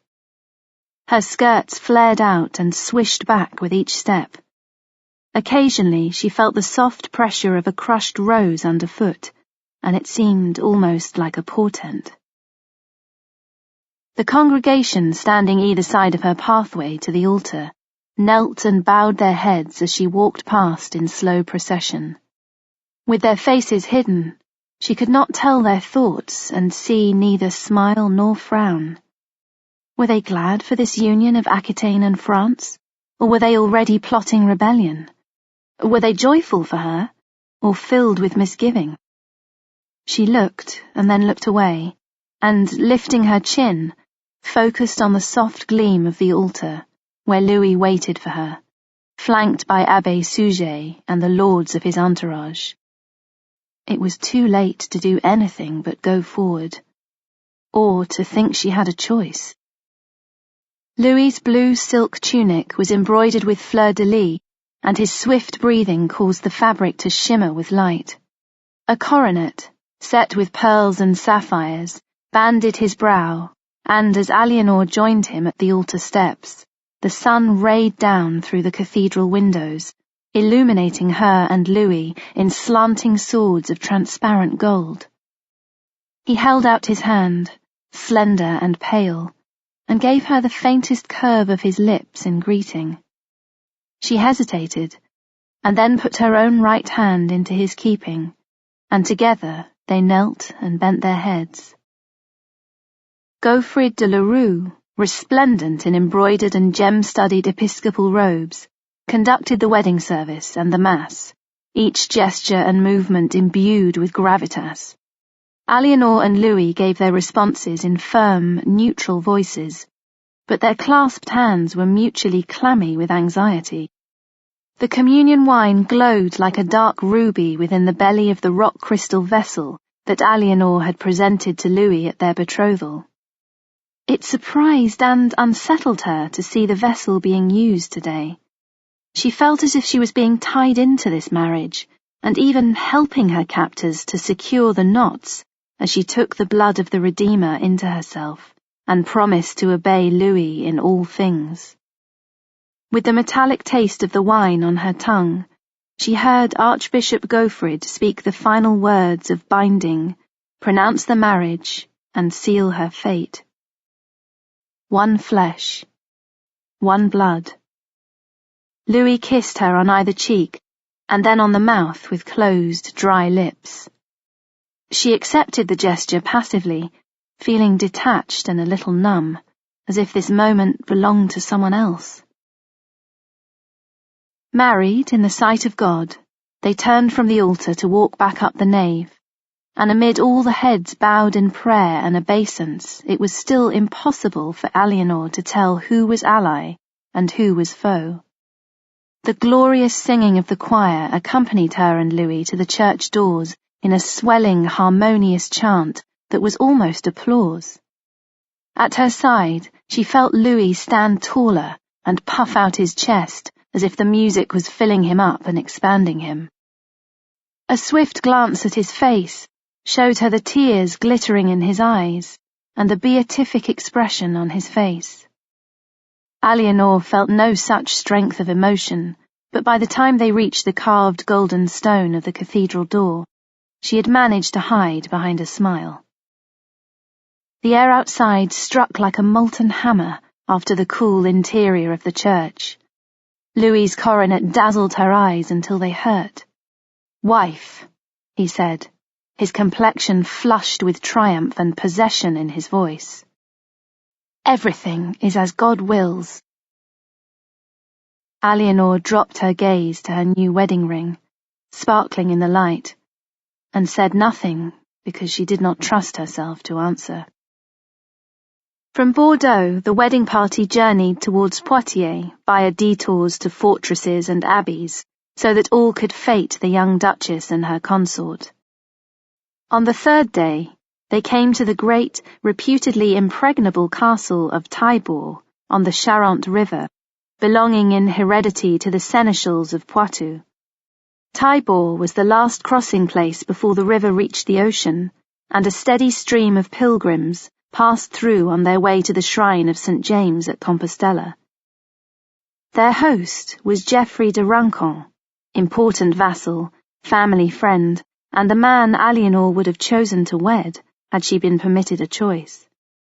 He had not been present at the marriage in Bordeaux, for he had been dealing with matters on his lands, but he was pleased to welcome the bride and groom and to host their wedding night, which had been deferred until the third day, following long-held tradition. Geoffrey knelt in welcome to Eleanor and Louis in the castle courtyard and pledged his allegiance. Eleanor gazed at the gleam of the sun on his rich brown hair. There was a dull ache in her heart, but her voice gave nothing away as she bade him rise. His own expression was courteous and neutral, his smile that of a courtier. Like her, this drastic change in circumstances had forced him to close the door on particular hopes and ambitions and seek a new focus. Many lords who had been unable to attend the wedding in Bordeaux had come to Taillebourg to swear fealty to Eleanor and Louis, and all had been arranged by Geoffrey to run as smoothly as oil from a jar. A formal feast had been prepared, with Louis and Eleanor as guests of honour and hosts to their subjects. Later, over an informal gathering, Louis was able to meet and talk with barons and members of the clergy whom he had not met before. Amid the throng, Geoffrey paused to speak with Eleanor. "I have arranged a hunt tomorrow," he said. "I hope the prince will approve. He tells me he enjoys the chase, providing it is not a holy day." "You have made a very great match," he leaned forward to say softly. "One that any father would be proud to make for his daughter." She looked across the room at Geoffrey's children, standing with their nurses. Burgundia was the eldest at 7. Geoffrey, his namesake, was 6, and Bertha, the youngest, was 4. "Would you have made it for one of yours?" she asked. "I would do the best I could for them and for the name of Rancon. It would be too great an opportunity to pass up." "But in your heart?" He raised his brows. "Are we still talking of my daughters?" She flushed and looked away. Whatever hopes I nurtured, I now see clearly were never going to come to fruition, even if your father had lived. He was a wiser man than me. It would not be beneficial for Aquitaine, and that is always our greatest duty. Eleanor, look at me. She met his eyes, although it cost her to do so. She was horribly aware that they were under the gaze of the entire court, and one beat too long, one moment of overheard conversation was all it would take to ignite a destructive scandal. "I wish you and your husband well," he said. "Whatever you ask of me in loyal service, I shall perform as a faithful vassal. You may trust me, always, and without reserve." He bowed and moved smoothly on to engage in urbane conversation with Raoul de Vermandois.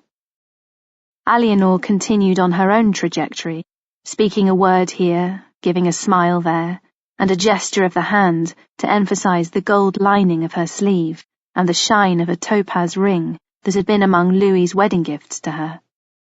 She was the gracious and lovely young Duchess of Aquitaine, and no one would ever see her wounds or know the turmoil she felt inside. Eleanor quietly entered the bridal chamber at the top of the tower. Night had fallen, and the shutters were closed. Numerous candles and lamps had been lit, and the room flickered with soft amber light and umber shadows. The escape she had made was brief. In a moment, the women would arrive to prepare her for her wedding night. Someone had hung her father's shield on the wall.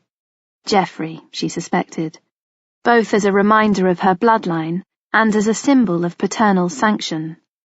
She swallowed as she remembered picking it up as a little girl and running behind her father, pretending to be his squire, making him laugh as she strove not to drag its tip in the dust. The great bed, which had travelled with them in their baggage train, was layered with fresh linen sheets, soft woolen blankets, and a silk coverlet embroidered with a design of eagles. Curtains of red wool formed deep swags, heavy with shadows. The bed had a long history, reaching back beyond her parents and grandparents to earlier rulers of these lands, even to a son of Charlemagne, who had been king of Aquitaine in the days when Aquitaine had kings. For centuries it had served its purpose as a platform for wedding nights, conceptions, births, and deaths. Tonight, it would be a stage for the consummation of the bond between France and Aquitaine, begun in the cathedral 3 days ago. Eleanor knew what to expect. The matrons in the household had explained her duties to her, and she was neither blind nor unknowing. She had seen animals mating, and observed the intimate embraces of people in dark corners when bitter winter weather put outdoor trysting places beyond bounds. On more than one occasion, she had heard her grandfather's explicit poetry, and that in itself had been an education. Her fluxes had come regularly for over a year now, a sign that her body was producing seed and ready to mate. But having such awareness was not the same as personal experience, and she was apprehensive. Would Louis know what to do, having been raised as a monk until his brother died? Had someone explained everything to him? Petronella opened the door and peered round it. "There you are! Everyone's looking for you!" Eleanor turned, feeling a flicker of resentment. "I wanted a moment just to be alone. Shall I tell them you're not here?" Eleanor shook her head. That would only lead to more trouble. She forced a smile. "It will be all right, Petra. I told you so, didn't I?" "But you don't look as if you think that. I wish you were still sleeping with me, not him." Eleanor wished it too. "There will be time in the future. You will always be a part of my chamber. Always." She put her arms around Petronella, seeking comfort for both of them. Petronella returned her embrace fiercely, and the sisters only parted when the ladies from the wedding party arrived to prepare Eleanor for her bridal bed, scolding her for disappearing. Eleanor imagined fending them off with her father's shield, and projected an air of pride and command to conceal how frightened and vulnerable she felt. Sipping from a cup of wine laced with spices, she let them remove her wedding clothes and dress her in a chemise of soft white linen before combing her hair until it shimmered to her waist in golden ripples. The sound of masculine voices lifted in praise to God heralded the arrival of the men. Eleanor stood straight and faced the door like a warrior on a battlefield. Archbishop Gaufrid entered first, solemnly pacing, accompanied by Abbé Suger and 12 choristers, chanting a hymn of praise.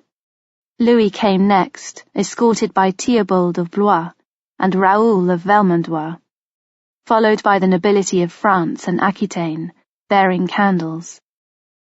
There would be no bawdy revels tonight, but a dignified and solemn ceremony to witness the future King of France and the young Duchess placed side by side in the marriage bed. Louis wore a long white nightshirt similar to Eleanor's chemise. In the candlelight, his eyes were wide and dark, and his expression apprehensive. Gaufrid instructed Eleanor and Louis to stand together and join hands while he prayed over them, asking God to bless the marriage with fruitfulness and prosperity. While he was doing this, Louis's attendants set up a small portable altar at the bedside. The bed itself was blessed with much sprinkling of holy water, and then Louis was guided to the left side of the bed and Eleanor to the right, the better to ensure the conception of a son. The sheets were cool and crisp against her legs. She stared at the embroidered coverlet, her hair swinging forward to screen her face. She was aware of Geoffrey among the group of witnesses in the chamber, but she did not look at him and had no idea if he was looking at her. Only let this moment be over. Only let it be morning. At last, the chamberlains ushered everyone from the room, the bishops and the choir being the last to leave in stately procession, singing. The latch fell, the chanting voices receded, and Eleanor was alone with Louis. Turning towards her, he propped himself on one elbow, one hand cupped behind his head, and gazed at her with unsettling intensity. She adjusted the pillows at her back and remained sitting up. He smoothed the sheet with his other hand, tracing the outline of one of the eagles. His fingers were long and fine, beautiful, in fact. The thought of him touching her made her shiver with fear, and a stirring of desire. "I know what is expected of us," she said in a tight voice. "The women have explained to me my duty." He reached out and touched her hair. "My duty has been explained also." His fingers brushed her face. "But this does not feel like a duty. I thought it would, but it doesn't." His brow furrowed. "Perhaps it should." Eleanor tensed as Louis leaned over her. She had thought they would talk more, but it seemed he was intent on his business, and she need not have worried that his early training as a monk had left him ignorant. "I won't hurt you," he said. "I am not a beast. I am a prince of France." A note of pride crept into his voice. He kissed her cheek and temple with a butterfly gentleness that was almost reverential. His touch was eager, but he was not rough. "The Church has given us sanction to do this, and it is a holy thing." Eleanor steadied herself. The marriage had to be consummated. Proof would be sought in the morning. The deed couldn't be that terrible, or else men and women would not return to it so often, or write songs and poetry about it in vivid carnal detail. He kissed her on the mouth with his lips closed, and began tentatively to untie the laces at the throat of her chemise. His hand was trembling, and his breath shook in his chest. Eleanor realized that he too was out of his depth, and it gave her courage. She returned his kiss and put her hands in his hair. His skin was smooth and supple, and his breath smelled of wine and cardamom seeds. Amid clumsy, breathless kisses, they undressed each other. Louis pulled the sheets over them both, creating a barely lit tent within the confines of the bed curtains, and he lay on her. His body was damp with sweat and as smooth as her own. His fair hair was silky under her fingers. She could have stayed like this all night, kissing and touching, wrapped in this mutual, tender embrace with everything still to discover. But Louis was keen to progress the matter, and after a moment, Eleanor parted her legs for him. It was the secret channel, the place where children were conceived from a blending of male and female seed, and from which they were pushed into the world 9 months later. A source of sin and shame, but also of pleasure. The work of God, the work of the devil. Her grandfather had been excommunicated for falling prey to his lust for that place within his mistress's body, and refusing to give her up, even though she was another man's wife. He had written paeans to the glories of fornication. Louis fumbled and muttered something that sounded like an oath, but then she realized he was entreating God to be with him at this moment and help him do his duty. Eleanor felt a sharp, stabbing pain as he pushed into her, and she arched and gritted her teeth, striving not to cry out. He moved above her 6 times, and then with a gasp and a final lunge, shuddered and was still. After a moment he heaved a deep sigh and withdrew from her.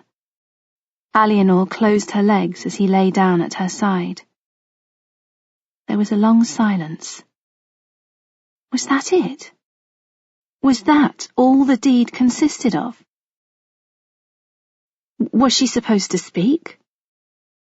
She had once come across a couple in an empty stable, lazing in post-coital bliss, and they had been talking and kissing in a warm and languorous way.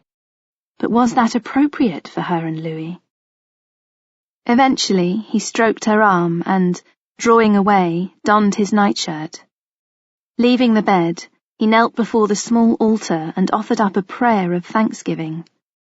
Eleanor was astonished at his action, but he looked so beautiful with the candlelight shining on his hair, and his features aglow with devotion, that she felt admiration too. He turned to her. "Do you not come and pray too, wife?" he asked with a frown. Eleanor stretched. "If that is what you want me to do," she said. His frown deepened. "It is what you should do for God, and without question. We should both thank him and pray that he makes us fruitful."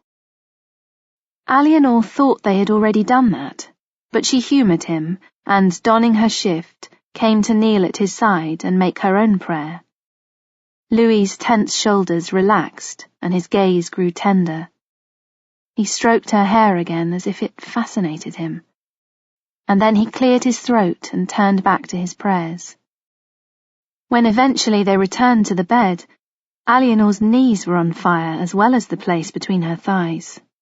She was shivering too. A small red blot had soaked into the centre of the sheet. Louis looked at it with an expression of mingled satisfaction and distaste. "You have given proof of your purity," he said. "Abbé Suger and the Archbishop will bear witness tomorrow." He gestured her back into bed.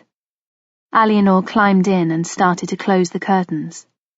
"Leave them," he said swiftly. "I like to see the light. It helps me to sleep." Eleanor raised her eyebrows, thinking that Louis was just like Petronella. He needed the comfort and security of a candle. She gently touched his shoulder. "As you wish, sire," she said. "I understand." He clasped her hand, but said nothing. Eleanor closed her eyes. On her side of the bed, the candlelight was so dim that it did not impinge.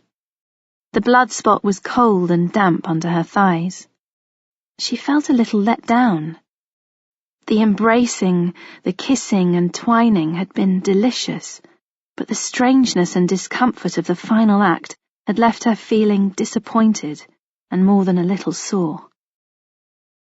Louis seemed to have found his pleasure. She wondered if God was pleased too, and if she had conceived a child.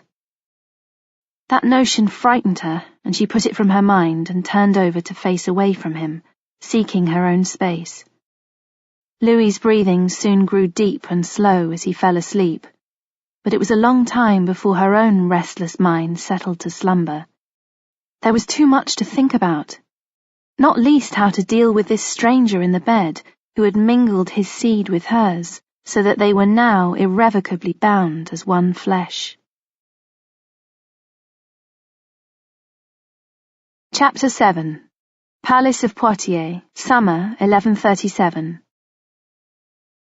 Wearing a gown of red sarcenet, the coronet of Aquitaine held between her hands, Eleanor sat down by the pool in the palace gardens. A relentless sun had beaten down all day, and now a bruised dusk was mantling the city. No one had come looking for her yet, but they soon would, not for her the freedom to do as she pleased. This last fortnight, she had either been immersed in public duties or travelling between them, constantly attended by servants, vassals, and family. Her every moment was accounted for as if her time was being apportioned like beads on an abacus, counted out by a keen-eyed merchant. Even when she was kneeling in church or at her needlework, she was aware of being scrutinized by members of Louis's entourage, and by Louis himself. He couldn't take his eyes off her, and wanted her with him all of the time, as if she were a precious jewel stitched to his tunic. She had grown accustomed to the night duty, and it hurt less now. Indeed, it was pleasurable on the occasions when Louis lingered over the foreplay. She just wished he did not have to kneel and ask God's blessing every time, and then thank him afterwards and expect her to do the same. He did not share her bed on Fridays or Sundays, because he said they should be kept pure for God, but she used those occasions to cuddle up with Petronella in the old way, except it wasn't the same anymore. Her marriage and bedding had severed her from girlhood. Petronella had demanded to know what it was like, sleeping with a man, and Eleanor had put her off with vague remarks about it being part of the duty of a wife. Eleanor was still unsure what to make of Louis. Sometimes he was the aloof French prince looking down from his tall horse, but he was like a child too, having to be told what to think and do by his courtiers, who vied for influence over him. Also like a child, he could be petulant, stubborn, and unreasonable. And then there was his stifling piety, born of his upbringing by the church, coupled with his overweening need for structure and order. Unlike her, he was not good at adapting to suit his circumstances. Yet he could be sweet and charming. He was knowledgeable about nature, loved the trees and the sky, and enjoyed being on the road in merry company, where he would shed his solemnity and find his smile, which was winsome and tender.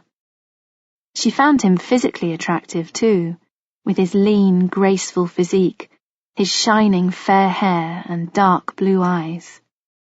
Today he had been invested with the coronet of Aquitaine, and the look of pride and satisfaction on his face, as the diadem was placed on his brow, had filled Eleanor with resentment and misgiving rather than pride. It was as if he was taking it for granted that it should be his because God had willed it. Receiving her coronet at his side, she had been politically astute enough to show nothing on her face, but seeing him sitting in the ducal chair with that superior look in his eyes had brought to the fore all her feelings of grief and loneliness over her father's death, together with the certainty that Louis was never going to fill his shoes. "There you are!" Floretta came hurrying down the garden path. "People are looking all over for you. It's almost dark." I was thinking of my father. I wish he was still here, Eleanor said wistfully. We all wish that, mistress, Floretta said, her tone compassionate, but added, practical and brisk. Yet we must make the best of what we have. He did his best to make sure you would be safe and secure. Eleanor sighed and stood up, dusting the back of her gown. The first stars had begun to twinkle over the battlements, but it was still no cooler. I was also thinking of my mother, she said. I miss her too. You were named for her. Floretta gave Eleanor a hug. She will always be with you. Assuredly she is watching over you from heaven. Eleanor turned with the nurse to go back to the palace. Heaven was all very well, but it was her mother's physical presence she craved. She wanted to feel her arms around her and to be tucked up in bed like a child.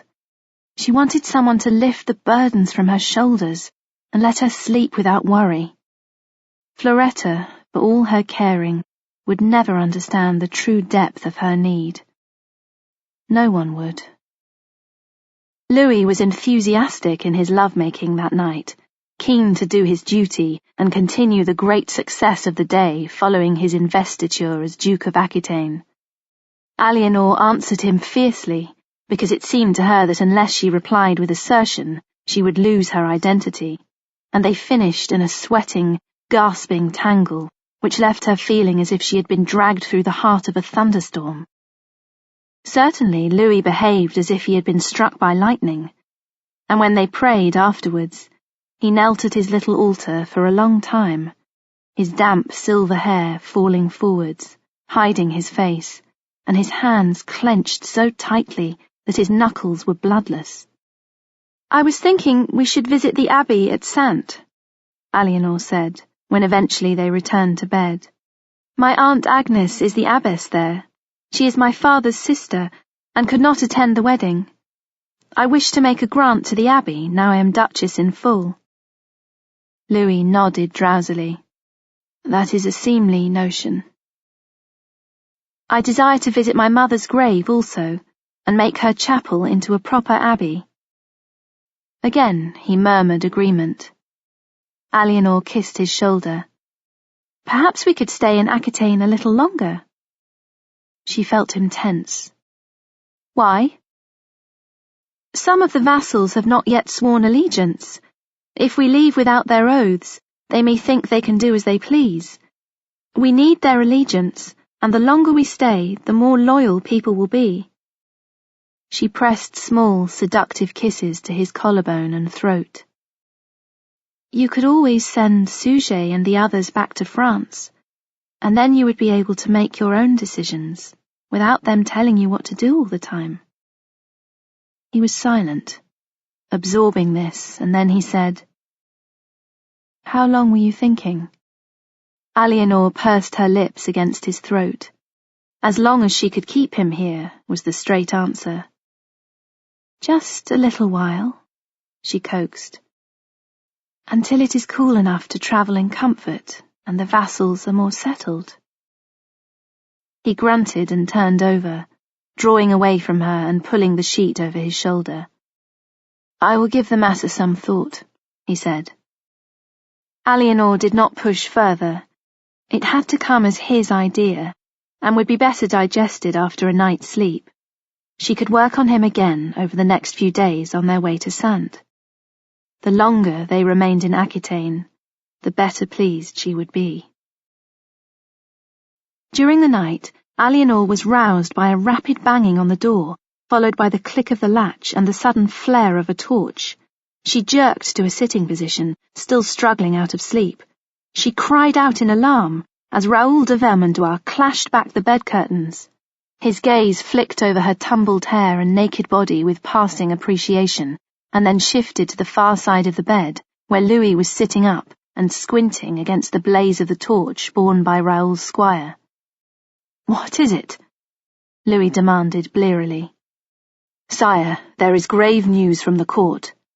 Raoul dropped to one knee and bowed his head. Your Lord Father took a turn for the worse 5 days ago at Béthisy, and at dusk gave up his soul to God. You must return to France immediately.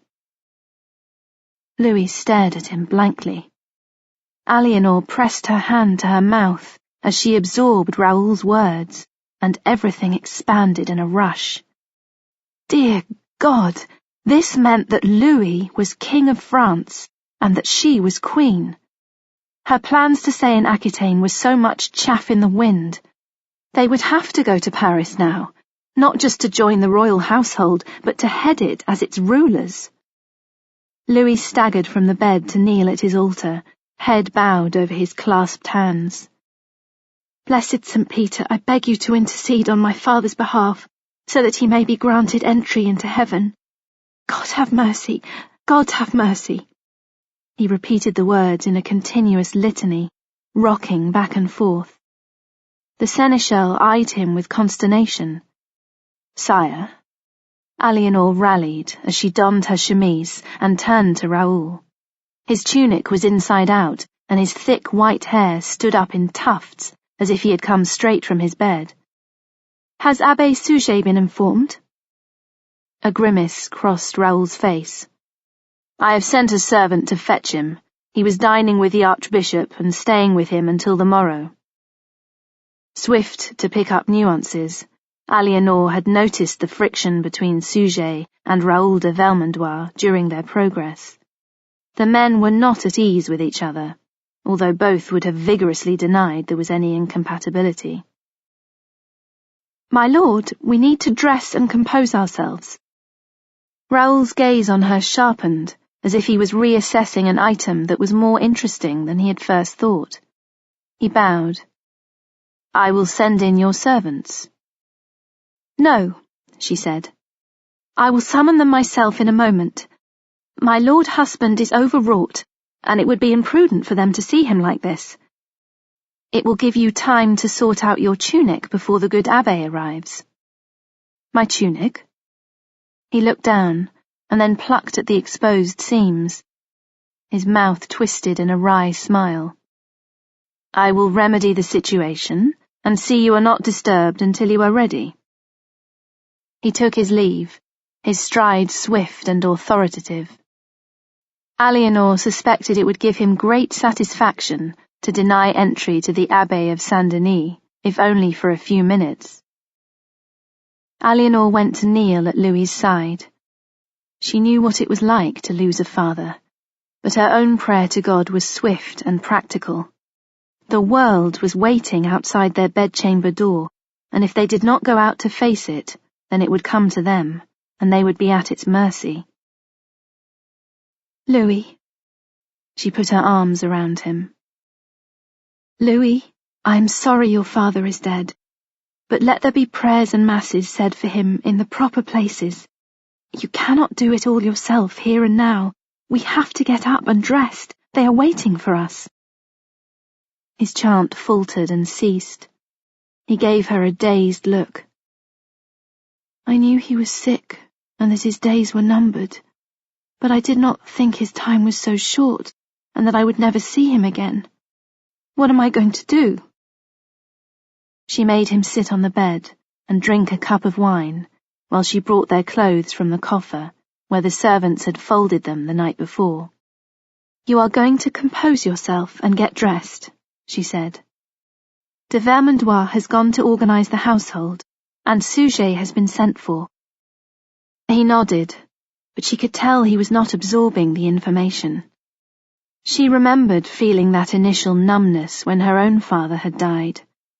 Words had meant nothing. She held him against her and stroked his hair. It was like soothing Petronella, as if she was the mother and he was the child. He turned to her with a soft groan and pressed his face into her neck. She shushed him and he clung to her. But then he lifted his head and kissed her with his mouth open. She was startled, but, recognizing his need, returned his kiss and opened herself to him. When it was over, he lay beside her and panted like a shipwrecked sailor washed up on the shore. She stroked his back gently between the shoulder blades and murmured hush words, feeling a little tearful herself. They had shared something momentous. She had channeled his grief and panic away through her body and brought him to calm. "It will be all right," she said. "I did not really know my father." Louis sat up and buried his head between his upraised knees. "He gave me to the church when I was a child, and I was only taken out of the cloister when my brother died. He saw to my welfare and my education, but it was all at the hands of others. If I have a father, it is Abbé Suger." Eleanor absorbed the detail with interest, but no surprise. "I thought I knew mine well," she reciprocated. "I had been his heir since I was 6 years old, but when he died, I discovered I barely knew him at all." She fell silent, before she said something she would later regret.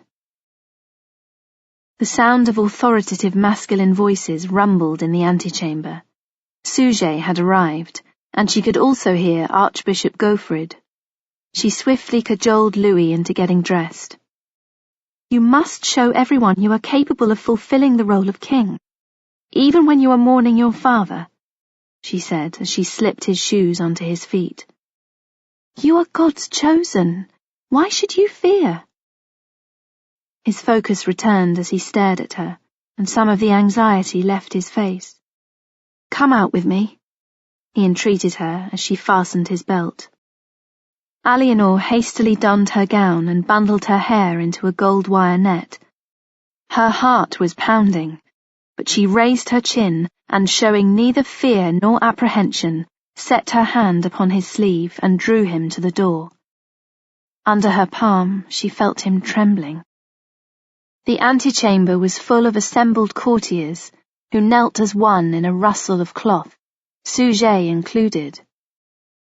Looking at the serried ranks of heads, Eleanor thought that they resembled cobblestones on a road, awaiting the tread of their new king and queen. Chapter 8. Paris, September 1137. Adelaide of Maurienne, Dowager Queen of France, gestured brusquely with a pale, bony hand. "You will want to change your gown and take some refreshment after your long journey." Eleanor curtsied. "Thank you, madam." Her mother-in-law had spoken with a motionless practicality, the way she might address a groom about a horse that required tending after a hard ride. Adelaide's grey eyes were cold and judgmental. Her dress was grey too, matching the fur lining of her cloak. Austere and wintry. A short while ago she had formally greeted her new daughter-in-law in the spacious great hall of the palace complex, with a stilted speech of welcome and a chilly kiss on the cheek. Now they stood in the chamber that had been allotted to Eleanor, high up in the great tower. The room was well appointed, with handsome wall hangings, sturdy furniture, and a big bed with heavy curtains smelling strongly of sheep. The shutters were closed, and since there were few candles, the effect was one of encroaching deep shadow. In full daylight, though, the double-arched windows would give a view over the busy river Seine, much as the Ombriere Palace at Bordeaux looked out on the Garonne. Under Adelaide's watchful gaze, servants brought washing water, wine, and platters of bread and cheese. Eleanor's women started unpacking, shaking out gowns and chemises, before draping them over clothing poles or storing them in the guard-robes. Adelaide's nostrils flared at the sight of the colourful and detailed garments emerging from the baggage chests. "You will find us accustomed to plainer ways here," she said primly. "We are not frivolous people, and my son has simple tastes." Eleanor tried to look demure, thinking that if Adelaide knew what her precious son had been doing throughout their progress of Aquitaine, she would have an apoplexy. Even for Louis, the church was not the only influence in his life. Petronella tossed her head. "I like bright colours," she said. "They remind me of home, Our papa loved them. Yes, he did. Eleanor slipped her arm around Petronella's waist in support. We shall have to set new fashions. She smiled at Adelaide, who did not smile back. Several young women in Adelaide's retinue exchanged glances with each other, among them Louis's sister, Constance, who was of similar age to Eleanor, and Gisela, a young royal kinswoman, with dusty blonde hair and green eyes. Someone stifled a giggle, and without looking round, Adelaide made a terse gesture commanding silence. I can see you have much to learn, she said severely. Eleanor refused to be browbeaten. She would not allow her unfamiliarity with Paris and French ways to make her feel diminished. She would be proud and stand tall because she was the equal of anyone here. Indeed I do, madam, she replied. Our father taught us the importance of education, because to outwit your rivals, first you had to know their ways and how to play their games. I am pleased to hear it, Adelaide said. You would do well to listen to your elders. Let us hope he taught you the importance of manners, too. She doesn't like us, Petronella said when Adelaide eventually left to attend to business elsewhere, and I certainly don't like her. You will be civil to her, Eleanor warned, lowering her voice. She is Louis's mother and owed respect. There are different customs here, and we must learn them. I don't want to learn their ways. Petronella pursed her lips in fair imitation of Adelaide and folded her arms. I don't like it here. That is because it is late and you are tired. Tomorrow in daylight, when you have slept, it will be different. No, it won't, Petronella said, just to be awkward. Eleanor suppressed a sigh. Tonight she did not have the wherewithal to humour Petronella, because her own mood was low. Adelaide plainly disapproved of them, and viewed their presence as a thorn in her side. Her power at court had grown stronger as her husband's health deteriorated, but to maintain that power, she now had to control and influence Louis. She clearly viewed Eleanor as someone who would usurp her position, if not put down from the outset. Louis had been reticent about his mother, but Eleanor had gleaned the impression that the emotional ties between them were rigid and about dominance. There was no love, except in the way of a need for it on Louis's behalf, and a refusal to give it on Adelaide's. Eleanor had already seen how easily Louis was manipulated by stronger personalities, and how stubborn he could be once persuaded to a certain decision. The factions at court fought over him like dogs over a fresh bone, and it was her duty to protect him, and in doing so also protect herself and her sister. If Louis needed the reassurance of lit candles at night, it was because of what had been done to him by others who should have cared for him and hadn't. Eleanor ran her hand over the smooth, milky skin on Louis's back. He was asleep on his stomach, and he looked so handsome and vulnerable that he filled her heart. On their journey to Paris, he had been forced to divert to put down a rebellion in Orléans. Seasoned battle commanders Raoul de Vermandois and Theobald of Champagne had advised him, but he had taken overall responsibility, and the rebellion had been successfully quashed. The victory had given him a new assertiveness and confidence that sat well on him. She moved her hand lower, stroking the small of his back. He opened his eyes, stretched, and with a sleepy smile, turned over and pulled her down for a kiss. You are so beautiful, he said. So are you, my husband. He was erect from having just woken, and she took advantage, straddling him with a mischievous sparkle in her eyes. His eyes widened at the sinful position, and he gasped, but he did not push her off. A feeling of power tingled through her as she moved upon him and he thrust within her. In the 2 months since their marriage, she had grown accustomed to the procreation duty, and had come to enjoy it, and even find it needful. There was no sign of a pregnancy yet, but both she and Louis were certain it would happen. As Louis arched beneath her and gave her his seed, she clenched upon him, crying out in pleasure. They lay together, recovering, and she nuzzled his shoulder. She knew that beyond the chamber, the servants would be hurrying to report to Adelaide that the young king and queen were still abed and fulfilling their duty to procreate, and it brought a sour smile to her lips. Adelaide would be on tenterhooks, hoping that she and Louis had conceived a child, and at the same time suspicious of the time they were spending together, time she could not influence. Her mother-in-law continued to strive for dominance, under the guise of teaching Eleanor the etiquette of the French court and preparing her for the official crowning ceremony in December at Bourges, but she was like a snappy dog, always chivying Eleanor and criticizing her clothes, her manners, the way she walked, how much time she spent adorning her chamber, and her frivolity when she should be at prayer. Eleanor was always civil to Adelaide's face, and demure in her presence, but she was deeply resentful of the older woman's interference. Louis sat up. "I should go," he said with reluctance. "Abbé Suger is expecting me, and I've already missed first prayers." "There are always people lying in wait," Eleanor replied with a toss of her head.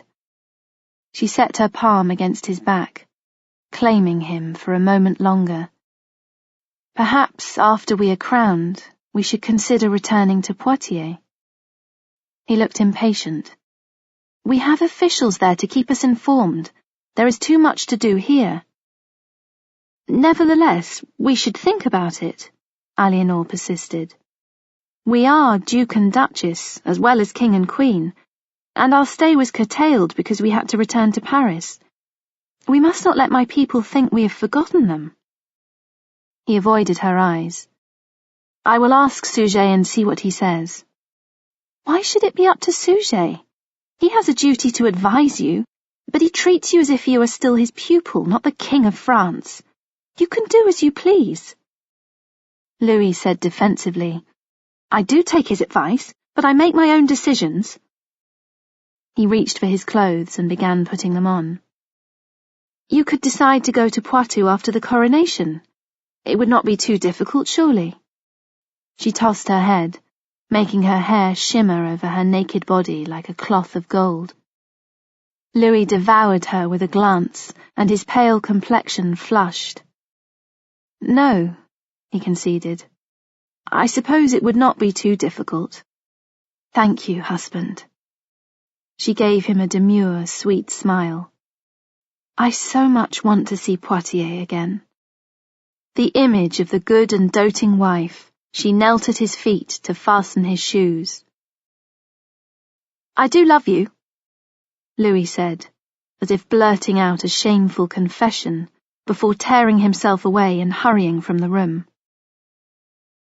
Eleanor gazed after him and gnawed her lower lip. Obtaining what she wanted was a constant battle, and had become more of a routine irritation than an interesting challenge. Her women arrived to dress her. She chose a new gown of russet and gold damask, with deep hanging sleeves, and coiled her abundant hair into a net of gold thread, set with tiny gemstone beads. Floretta held up a delicate ivory mirror for Eleanor to study her reflection. What she saw pleased her, for while her beauty did not rule her life, it gave her an advantage she was prepared to exploit. Her face needed no enhancement, but she had Floretta add a subtle touch of alkanet to redden her lips and cheeks in defiance of her mother-in-law's scrubbed severity. Her chamberlain announced that a set of painted coffers she had ordered had arrived, together with some new bed curtains and a pair of enamelled candlesticks. Eleanor's mood brightened further. She was gradually making her chamber into a little part of Aquitaine in the heart of Paris. Northern France was not without its great riches, but it did not possess the sun-drenched ambience of her homeland. The French palace was heavy with the weight of centuries, but no more so than Poitiers or Bordeaux. However, Adelaide's dull and sombre tastes permeated everything, so that even this great tower, built by Louis's father, had the feel of a building much older and stultified with time. Servants arrived with the new furnishings, and Eleanor began arranging them. She had one of the chests set at the foot of the bed, and the other, depicting a group of dancers hand in hand, put against the wall. She had the existing bed hangings taken down, and new ones of golden damask put up. The maids opened out a quilt of detailed whitework, stitched with eagle motifs. "More purchases, daughter?" Adelaide said from the doorway, her voice full of icy disapproval. "There is nothing wrong with what you had before." "But they were not my choice, madam," Eleanor replied. "I want to be reminded of Aquitaine." "You are not in Aquitaine now. You are in Paris, and you are the wife of the King of France." Eleanor replied with a hint of defiance. "I am still Duchess of Aquitaine, my mother."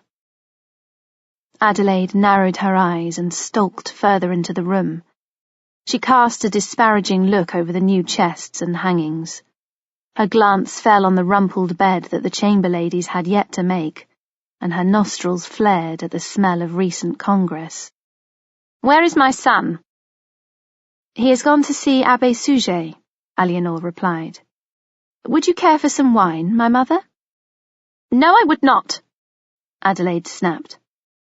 "There are more important things in the world than drinking wine and frittering money on gaudy furnishings. If you have time for this, then you have too much free rein." The air bristled with Adelaide's hostility and Eleanor's resentment. "Then what would you have me do, madam?" Eleanor asked. "I would have you comport yourself with decorum. The sleeves on that dress are scandalous, almost touching the ground, and that veil and headdress do nothing to hide your hair." Adelaide warmed to her theme, flinging out her arm in an angry gesture. "I would have your servants learn to speak the French of the North, and not persist in this outlandish dialect that none of us can understand. You and your sister chatter away like a couple of finches." "Caged finches," said Eleanor. "It is our native tongue, and we speak the French of the North in public company. How can I be Duchess of Aquitaine if I do not maintain the traditions of my homeland?" "And how can you be Queen of France and a fitting consort for my son when you behave like a silly, frivolous girl? What kind of example are you setting to others?" Eleanor set her jaw. It was pointless arguing with this cantankerous harridan. These days, Louis was far more likely to listen to the silly, frivolous girl than his carping mother, but the constant criticism and sniping still wore her down and made her want to cry. "I am sorry you are vexed, mother, but I am entitled to furnish my own chamber as I choose, and my people may talk as they desire, providing they are courteous to others." Adelaide's abrupt departure left a brief but awkward silence. Eleanor broke it by clapping her hands and calling brightly to her servants in the Lenga Romana of Bordeaux. If she was a finch, she intended to sing her heart out in defiance of everyone and everything. 2 days later, accompanied by her ladies, Eleanor went to walk in the gardens. She loved this green and fragrant part of the castle complex with its abundance of plants, flowers, and lush turf. Sweet-smelling roses were still in bloom at summer's end, and everything stayed greener than in Aquitaine because the sun was less fierce. The gardeners were skilled and, even enclosed as it was, the pleasance was an escape into a different, fresher world that offered respite from the machinations and backbiting of the court.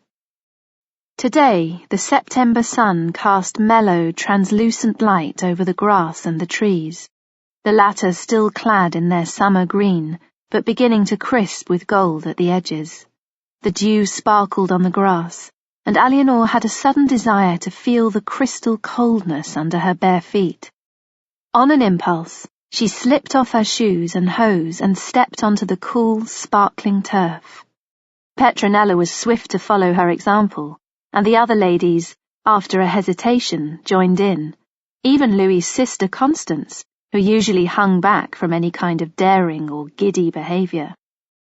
Eleanor took several dancing steps, turning and twirling. Louis never danced. He had not been raised to such skills and delights, whereas she had. When forced, he performed each move with rigid precision, but did not find it pleasurable entertainment, and could not understand why others thought it was.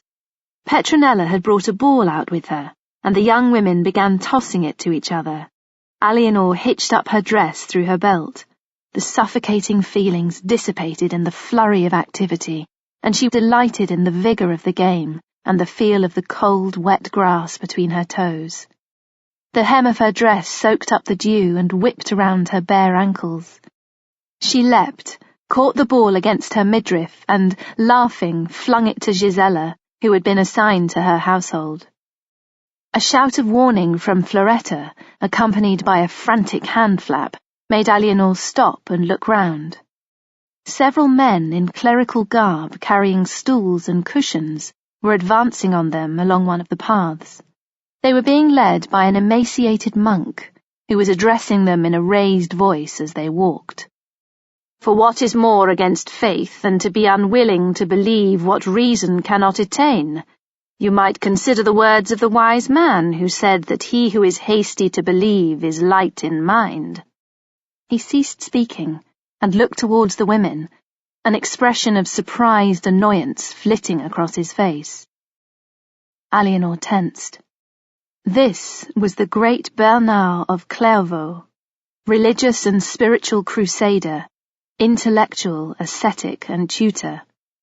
He was esteemed for his holiness, but was also a man of rigid principles, unswerving in his opposition to anyone who disagreed with his views on God and the Church. 4 years ago, he had disputed with her father over papal politics, and she knew just how tenacious Bernard could be. What he was doing in the garden she did not know, and he seemed to be thinking the same of her.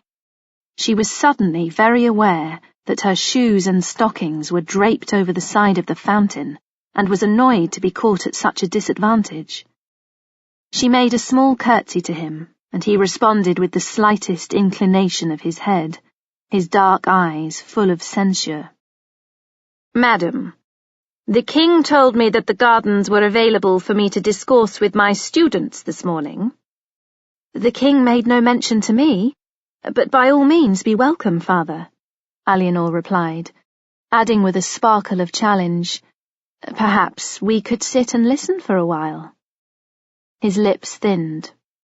"If you truly wish to learn, daughter, I am willing to teach, although to hear the words of God one must first unstopper one's ears."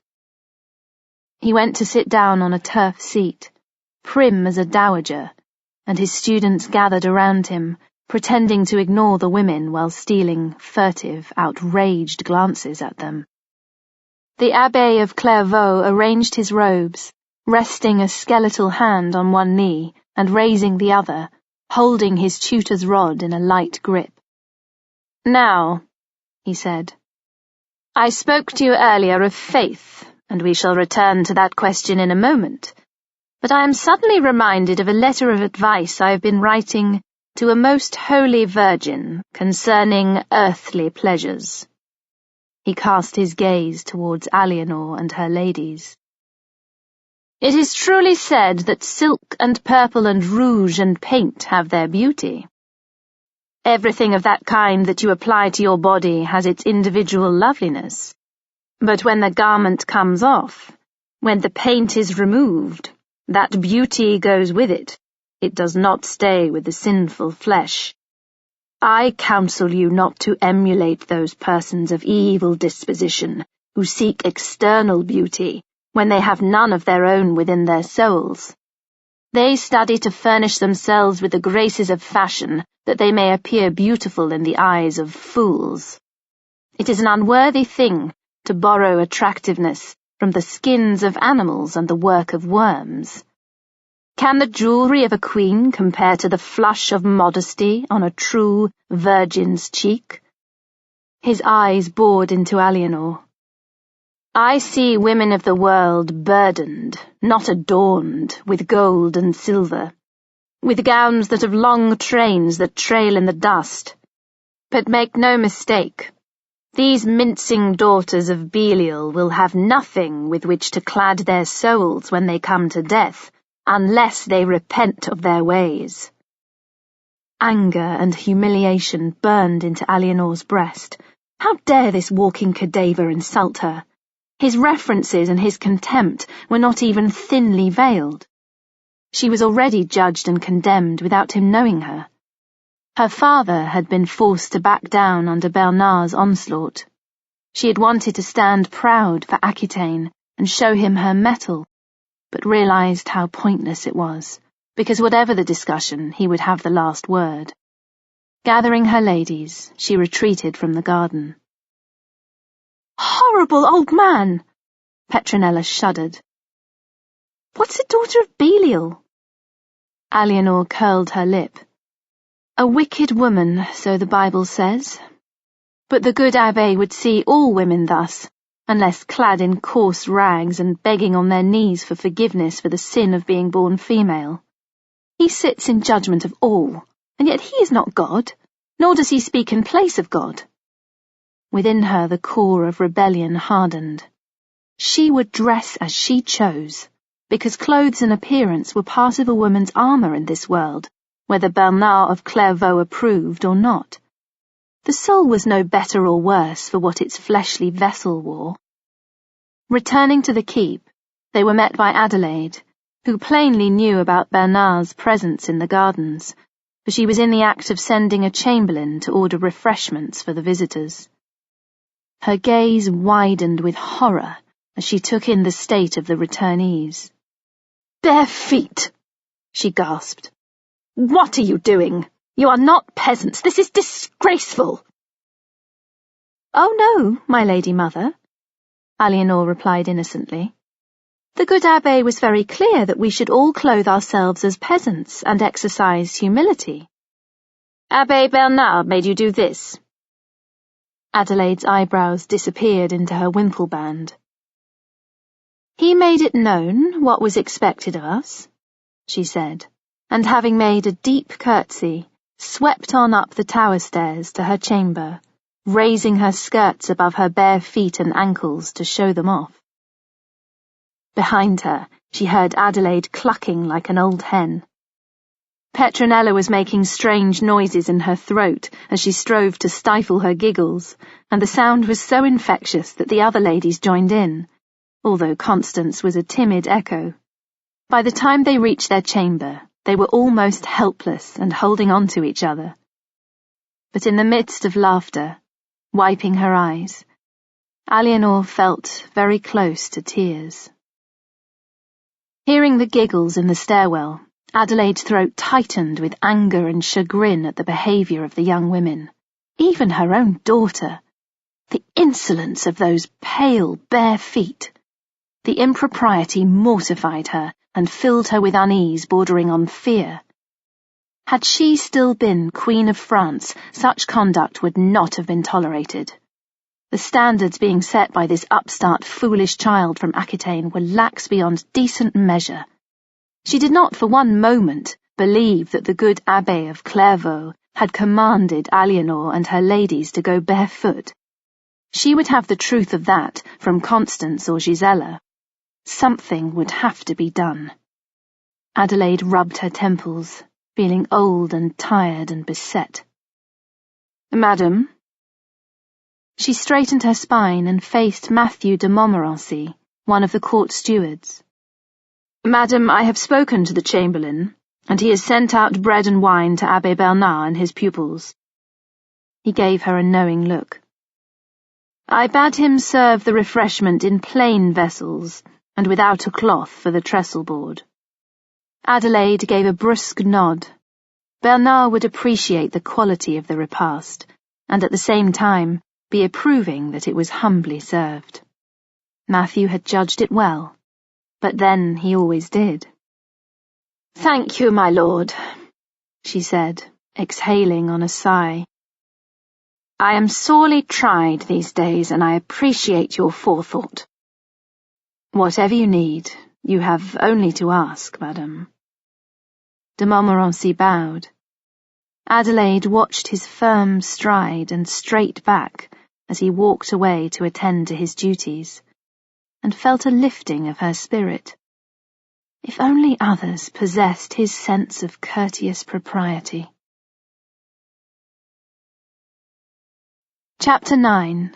Bourges, Christmas, 1137. The court assembled at the city of Bourges to celebrate the Christmas feast and to crown Louis and Aliénor before a great gathering of vassals and courtiers. The city was full to bursting with nobles and their retinues, and as always there was a large overspill of tents and shelters to lodge those who could not be accommodated within the castle, or at the inns and hostels in the city.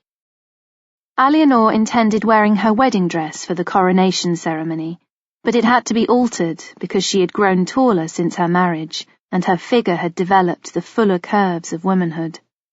Set free from yet another fitting by the seamstresses, she went arm in arm with Petronella to the great hall, where an informal meal had been arranged on trestles for the senior barons and vassals. Tomorrow the seating would be official, but today the still arriving guests could mingle as they chose. I wager you a gold ring that Louis's mother will find excuses to spend time with Matthew de Montmorency, Petronella whispered to Aliénor as they prepared to enter the hall. I never wager when I am certain to lose, Aliénor replied. She too had noticed the flush in Adelaide's cheeks whenever the steward was near, and had observed their frequent discussions, which always remained within the bounds of propriety. I wish them well. Anything that distracts her attention from me is welcome. A striding nobleman crossed the sisters' path, and both parties had to stop abruptly to avoid a collision. He drew breath to remonstrate, but then his glance flicked over their rich garments and the attendant ladies, and he swept a bow instead. Madam, forgive me. Let all make way for the matchless beauty of the Queen of France. Aliénor had never seen a man so handsome. He was tall with thick, shining hair, midway between red and gold. His skin was as pale as alabaster, and his eyes were a clear blue-green, made vivid by the contrasting darkness of his pupils. A closely trimmed auburn beard edged his jawline and gave emphasis to a firm, masculine mouth. His nose was straight as an arrow and fine. Sire, I do not know your name, she said, feeling flustered. He bowed again. I am Geoffrey, Count of Anjou. Your father rode on campaign with me in Normandy last year, God rest his soul. We had many mutual interests. His gaze was predatory and amused. You are welcome at court, sire, she said, trying not to show how much his direct stare perturbed her. That is good to know. His voice developed an edge. There are times when such has not been the case, but I hope for harmony in keeping with the season. He bowed a final time and moved on, pausing once to dazzle a smile over his shoulder. Petronella giggled behind her hand and nudged Aliénor. He's handsome. Aliénor felt as if Geoffrey of Anjou had stripped her to her chemise in front of everyone, even though their exchange had been one of social formality.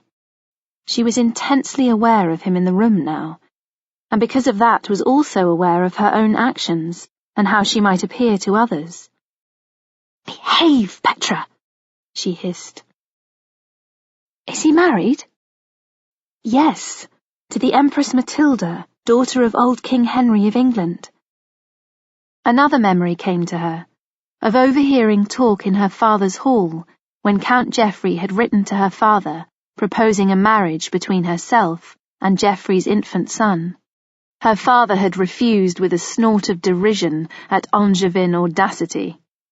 But, given different circumstances, Geoffrey could have been her father-in-law, and her husband a boy not yet 5 years old. Petronella gave her another dig in the side. He's still staring at us. Well, don't look at him. Eleanor grabbed Petronella by the hand and made her way through the gathering to join Archbishop Gaufrid, knowing she would be safe with him while she recovered her composure. Even so, she could feel Geoffrey's gaze on her, and dared not glance round to meet his knowing smile. Geoffrey of Anjou! Louis paced the bedchamber like a restless dog. I would not trust him as far as I could throw a lance, for all that he swears us his fealty and goodwill. The informal feasting had finished late, and some carousing was still going on in the lodgings and amid the army of tents outside the castle walls. Dressed in her chemise, Eleanor sat braiding her hair before the fire. Even the thought of Geoffrey made her feel restless and hot. It was like seeing a beautiful, spirited stallion arching his crest and swishing his tail in the stable yard. All that charisma, virility, and danger. What would it be like to master a beast like that? To ride it? Why not? She asked. Because he is fickle, Louis growled. If it suits his purpose, he will renege on his oath of fidelity. He is hungry for influence and power. He wants Normandy every bit as much as that termagant wife of his wants England. Imagine if he did gain it. Where would he look next but to French territory? He reached the end of the room and turned. I heard he approached your father about a match between you and his son. Which my father refused. Yes, but it shows he will snatch at any opportunity that comes his way. Eleanor said nothing. Louis's own father had hardly been noble in his motives when he seized the moment. He thinks his looks and his influence will gain him whatever he desires, but he's a fool. That his father is king of Jerusalem means nothing to me. What does he want? Louis must have been talking to Suger and Theobald of Blois to be this agitated. His own aversion would not be so strong. The Blois faction was the natural enemy of Anjou, and Geoffrey was fighting Theobald's brother Stephen for Normandy. Louis snorted. A marriage alliance, he said. He was fishing for a betrothal between Constance and his son. Eleanor was briefly startled, but not surprised when she thought beyond the person of Louis's pale, fair-haired sister to the implications. I refused him, Louis said. It is hardly in our interest to give a man like that a leg up to the saddle, and I would not entrust Constance to either him or that virago wife of his. Eleanor suspected Geoffrey of Anjou would find his way to the top anyway, and from what she had heard about the Empress Matilda, she was not unlike her own mother-in-law. What did he say? Louis scowled.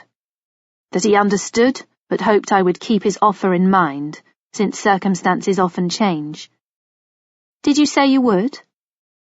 Louis flicked her an irritated look.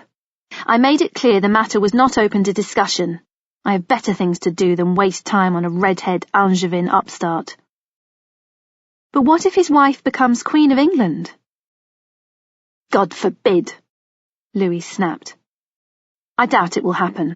Their cause is a lost one before they begin. Rather let Constance go to Stephen's heir and wed into the power already on the throne. Eleanor was thoughtful. That seemed a sensible decision, but there was something about Geoffrey that made her think Louis was underestimating him. I'll be glad to have him gone from the court, Louis added. He's a disruptive influence. I don't want you or any of the women to go near him. Is that understood? But it is my duty to speak with your vassals and be a good hostess, she protested. Well, speak to the old ones and to the bishops. Leave Geoffrey of Anjou alone, I mean it. He came to stand over her, hands on his hips. Tongues are swift to wag. The Queen of France must be above reproach. Eleanor felt a spark of excitement at Louis's obvious jealousy. Do you not trust me? She rose to face him. I do not trust him, as I told you. Louis pulled her into his arms and kissed her. Do I have your word on this? She kissed him back, and then smoothed away his frown with her fingertips. I promise I will be very careful. Are you coming to bed? Over the ensuing days, Eleanor made sure she was indeed careful, because the thought of being alone with Geoffrey of Anjou was far too unsettling. She talked to the older vassals and the bishops. She kept company with the wives and daughters. The nearest she came to being undone was when Geoffrey held her hand during a Christmas revel dance and, at the end, kissed the inside of her wrist, grazing her skin lightly with his teeth, the implication being that she was good enough to eat, before bowing and walking away. It was all play, but far from innocent on his part. The experience sent a jolt through her body, but also made her narrow her eyes. She had a great deal to learn, but learn it she would, and one day her knowledge would be greater than his, and she would be the one to turn him inside out as lightly as breathing. Chapter 10. Paris, Spring, 1138. Eleanor gasped and bit her lip as Louis withdrew from her and rolled onto his back, his chest heaving with exertion. He had been rough in his love-making, and she felt mauled, but she was coming to realize that his passions in the bedchamber were frequently driven by events that happened outside of it.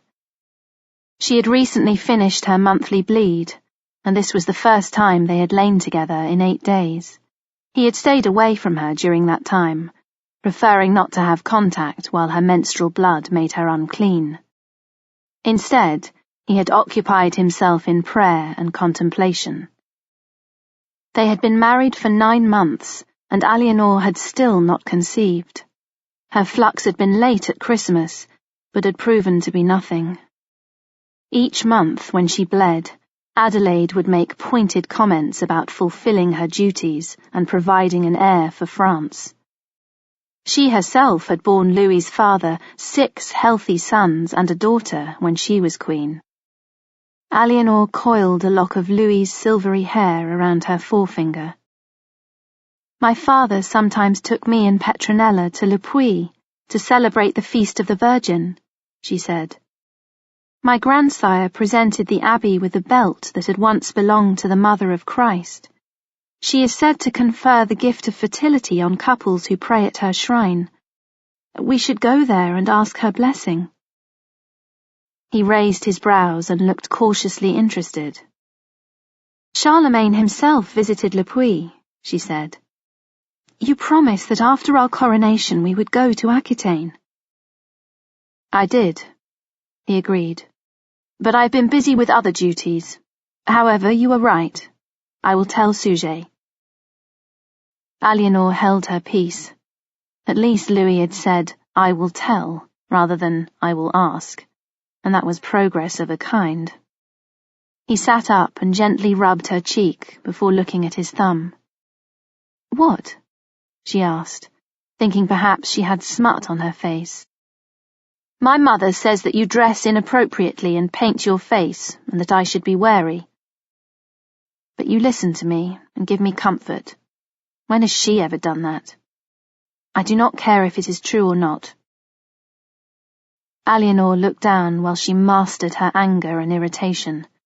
She and Adelaide continued to battle for influence over Louis. Her intimacy with him gave her the upper hand, but even so, Adelaide was tenacious. Do you think I should behave and dress like your mother?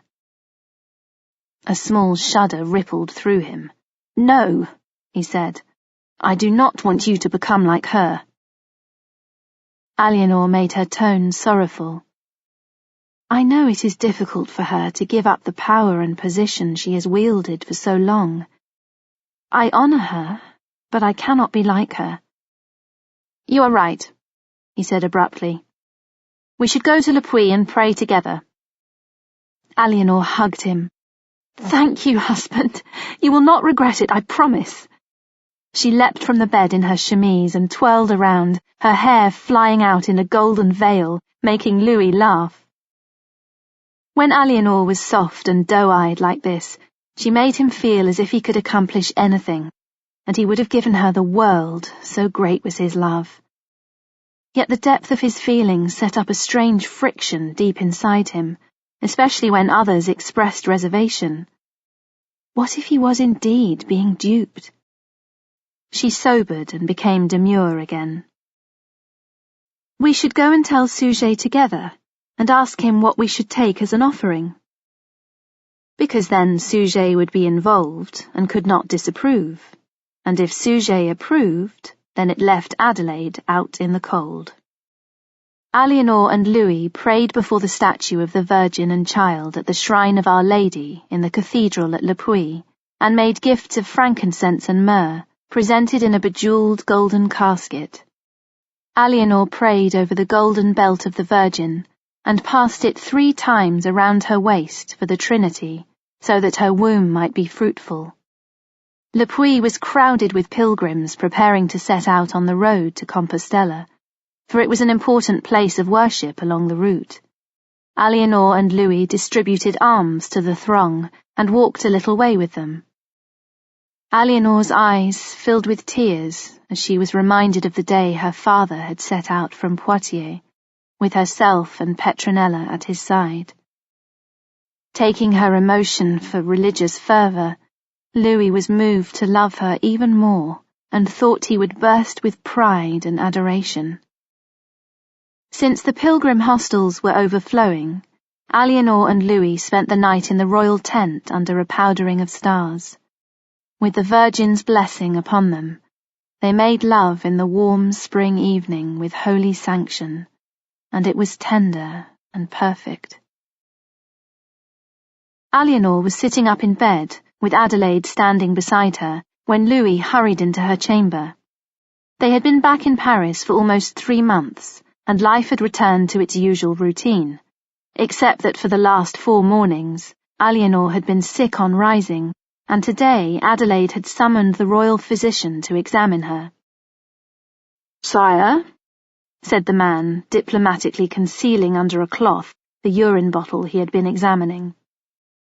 "I am happy to tell you that the young queen is with child." Louis stared at him with widening eyes. "Truly?" He turned to look at Aliénor. Despite feeling nauseous, she gave him a wide smile, brimming with triumph and joy. "Then the Virgin answered our prayers at Le Puy." Louis's pale face flushed with wonder and joy. "There will be an heir for France, my clever, beautiful wife." "It is early days yet." His mother raised a warning forefinger. "Aliénor must rest quietly and do nothing that might harm the baby or herself." Aliénor hid a grimace. She knew perfectly well what Adelaide was up to and had no intention of retiring into seclusion for the rest of her pregnancy. She cast a shy glance at Louis. "I should like to go to church and give thanks to the Virgin for her great bounty." He looked pleased but uncertain. "Is it wise to leave your bed?" "Surely it can do nothing but good to go and pray." Aliénor turned to the physician, who hesitated and then inclined his head. "Madam, prayer is always efficacious."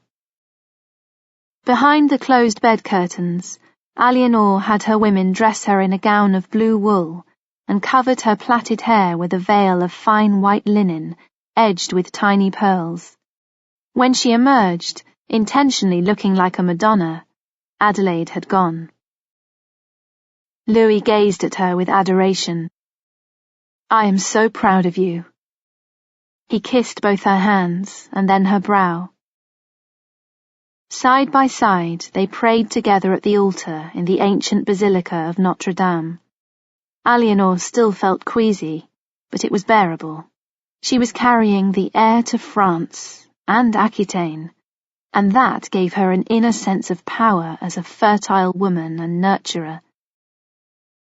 On the outside, it was part of becoming a true queen and entering into her own light.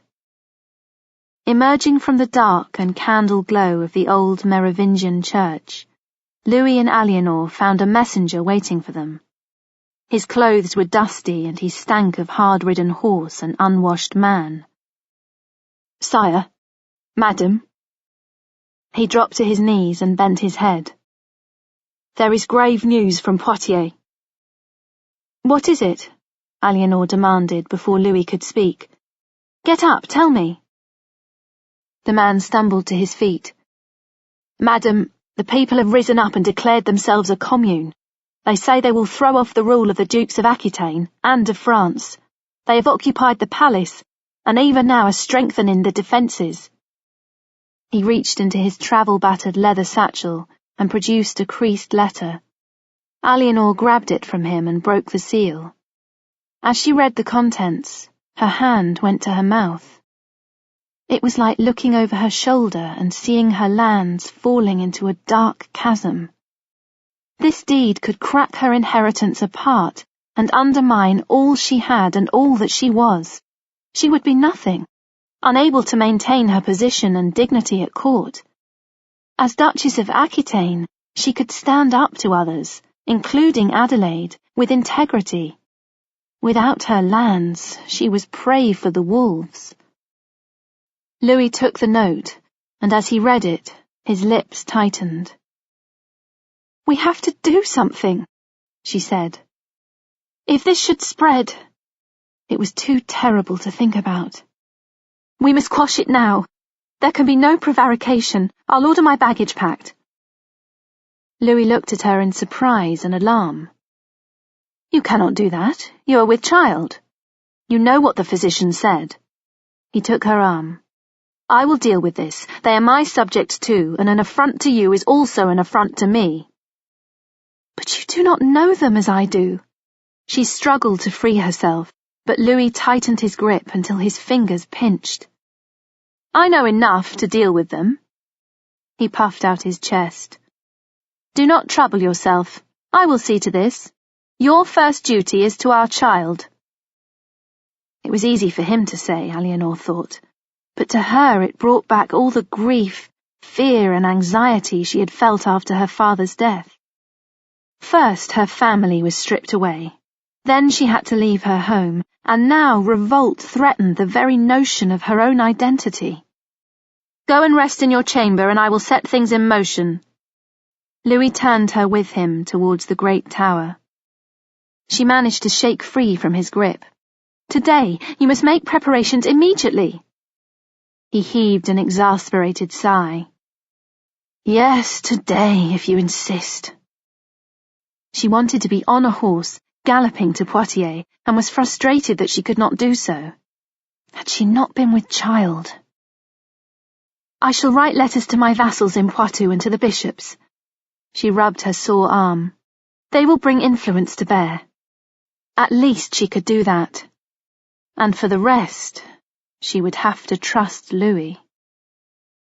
A month later, feeling dizzy and sick, Eleanor stood in the Abbey Church of Saint-Denis, attending a mass to honour the Saint's Day. Courtiers packed the nave, and everyone was wearing their finest clothes and had brought gifts to present at the altar step. Presiding over the service, Abbé Suger held aloft the vase that Eleanor had given to Louis on their wedding day. The womb-like base was opaque with wine as dark as blood. Suger had asked permission to use the vase as part of the service to honour the church's patron, and also the king, who was Saint-Denis' especial devotee. Even now, Louis was riding into Aquitaine under the protection of the abbey's sacred banner, the oriflamme. Not every French noble had ridden with him. Théobald of Blois-Champagne had announced stiffly that he was not feudally obliged to go to Poitiers, and had declined the muster, treating Louis and Eleanor as if he was putting a pair of silly young pups in their places, and Louis had left for Poitiers in a sullen mood, bringing with him 200 knights, a contingent of archers, and a train of carts piled with siege weapons, determined to make his mark as a king and commander. Eleanor had noted Théobald's refusal. He would bear watching because, with his connections, he was capable of causing great disruption, and his family had rebelled before. She began to wish she had not given Suger permission to use the vase as a receptacle, for the sight of the wine was turning her stomach. She felt stifled, as if people were stealing the air from her lungs. The walls were pressing in on her, and she had a fancy that the decomposing former kings of France were all staring at her through their stone tombs with disapproving eyes. At her side, Petronella touched her arm with concern. "Sister?" Eleanor gripped her prayer beads and shook her head. She dared not open her mouth lest she retch, and she could not leave the service, because then rumours would spread that she was impious and disrespectful, or even a heretic. She was the Queen of France, and she must do her duty whatever the cost. Closing her eyes, breathing slowly and deeply, she set herself to endure as time passed, like the hot, slow drip of wax from a melting candle. When the service eventually ended, the congregation left the church in solemn procession, following the great bejewelled cross held high on its gilded staff by Suger, who was clad in robes of scintillating white and silver. Eleanor concentrated on putting one foot in front of the other. Just a little longer. Just another step. Outside the church, a man lunged from the crowd and hurled himself at her feet, kissing the hem of her gown. "Madam, of your mercy the people of Poitiers beg your intercession. I bear grave news." Guards seized him, and as he struggled in their hard male grip, Eleanor recognized him as a groom from the Palace of Poitiers, a man who had sometimes carried letters for her father. "I know this man. Release him," she commanded. "What news? Tell me." The guards flung the groom back at her feet, and their spears remained poised. "Madam, the king has taken Poitiers and punished the people with fines and imprisonments. He has ordered all the burghers and nobles in the city to give up their children. He says he will bring them back to France with him and scatter them throughout his castles as surety for their parents' good behaviour." One eye on the looming guards, the man withdrew a handful of documents from his satchel, seals dangling from a multitude of coloured cords. "The people invoke your mercy and beg you to intervene. They fear they will never see their sons and daughters again. Jesu, madam, some are but babes in arms." Eleanor swallowed bile. "They try to cast me off, and now they seek my mercy." Her lips twisted. What did they think would happen? "Madam?" Suger arrived at her side in his glittering robes. "The king has taken hostages in Poitiers." She showed him the letters, her stomach churning like a hot cauldron. "They deserve punishment for rebelling, but this will only fan the flames. I must go there. These people belong to me." Suger took the letters and gave her a shrewd look. "Indeed, I share your apprehension, but it is not possible for you to go to Poitiers. If I may suggest—" He stopped speaking and looked at her in concern. Cold sweat clammed Eleanor's body. Petronella grasped her arm, her voice high-pitched with alarm. People crowded around, making it almost impossible to draw breath, and Eleanor's knees buckled. She was vaguely aware of being carried back into the church and placed on a pile of cloaks. She could smell incense and hear the chanting of monks, and her vision filled with an image of the crystal vase raised on high, containing all that bleeding red. They bore her back to Paris in a padded litter and sent for physicians, but by that time her womb had started to cramp, and soon afterwards she lost the baby in a welter of blood and congealed matter. Adelaide tried to put Petronella from the room, but Petronella refused to leave, staying at Eleanor's side and squeezing her hand as the midwives dealt with the clotted mass and the corpse of a boy baby, no bigger than the length of the midwife's hand. Adelaide was efficient but purse-lipped, making it clear by her body language that she blamed Eleanor. "Suger is going to Poitiers to speak with Louis," she said brusquely. Louis will be so disappointed to receive this news, as well as having to deal with your troublesome vassals. Then perhaps he should not have married me, Eleanor replied, turning her face to the wall because she didn't want to speak to Adelaide, and she was so wretched and weak with blood loss that she lacked the strength to argue. Raoul of Vermandois looked at Petronella as she emerged, trembling and tear-streaked from Eleanor's chamber. He had come in person to find out how the young queen was faring, rather than send a servant who might be too easily put off or dismissed. "Child," he said softly, "whatever is the matter?" Petronella shook her head. "Eleanor has lost a baby," she said in a breaking voice. "It was horrible. That old witch is so cruel to her." "Queen Adelaide, you mean?" Petronella looked up at him through glistening lashes. "I hate her." He wagged his forefinger. "That is not a wise thing to say," he cautioned, while absorbing the news that Eleanor had miscarried. She had your sister's welfare at heart. "She has no heart," Petronella retorted, sniffing. "Even if Queen Adelaide disagrees with your sister on some matters, she will do everything she can to help her recover, because it is in her interests to do so." Raoul set his arm around Petronella's narrow shoulders. "You should be more careful. You can tell me anything, and I shall not repeat it, but others are not so trustworthy and could cause trouble. Come, Doucette, dry your tears." He gently wiped her face with the soft linen sleeve of his shirt and chucked her under the chin until she gave him a watery smile. "I should go back to my sister," Petronella sniffed. "I didn't want her to wake and see me weeping." Her chin wobbled again. "She's all I have." "Ah, child."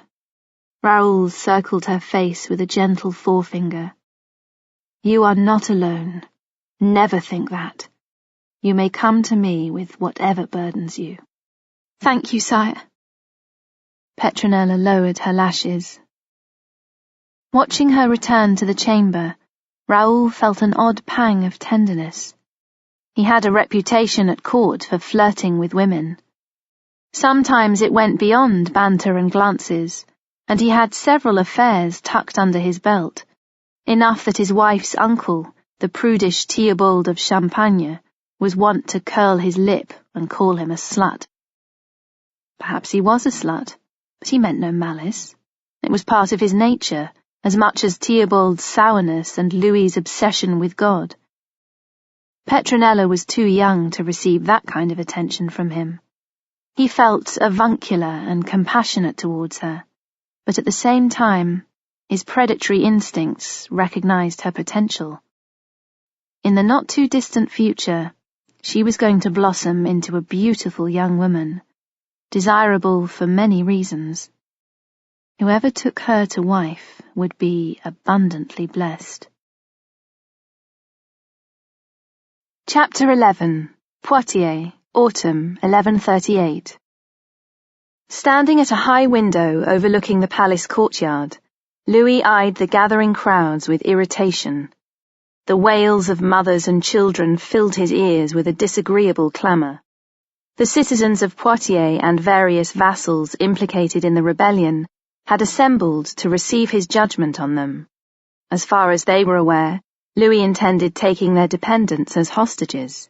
He was furious that they had sent messages to Paris begging Eleanor's intervention, and equally furious that Suger had felt it incumbent on him to rush down to Poitiers to interfere.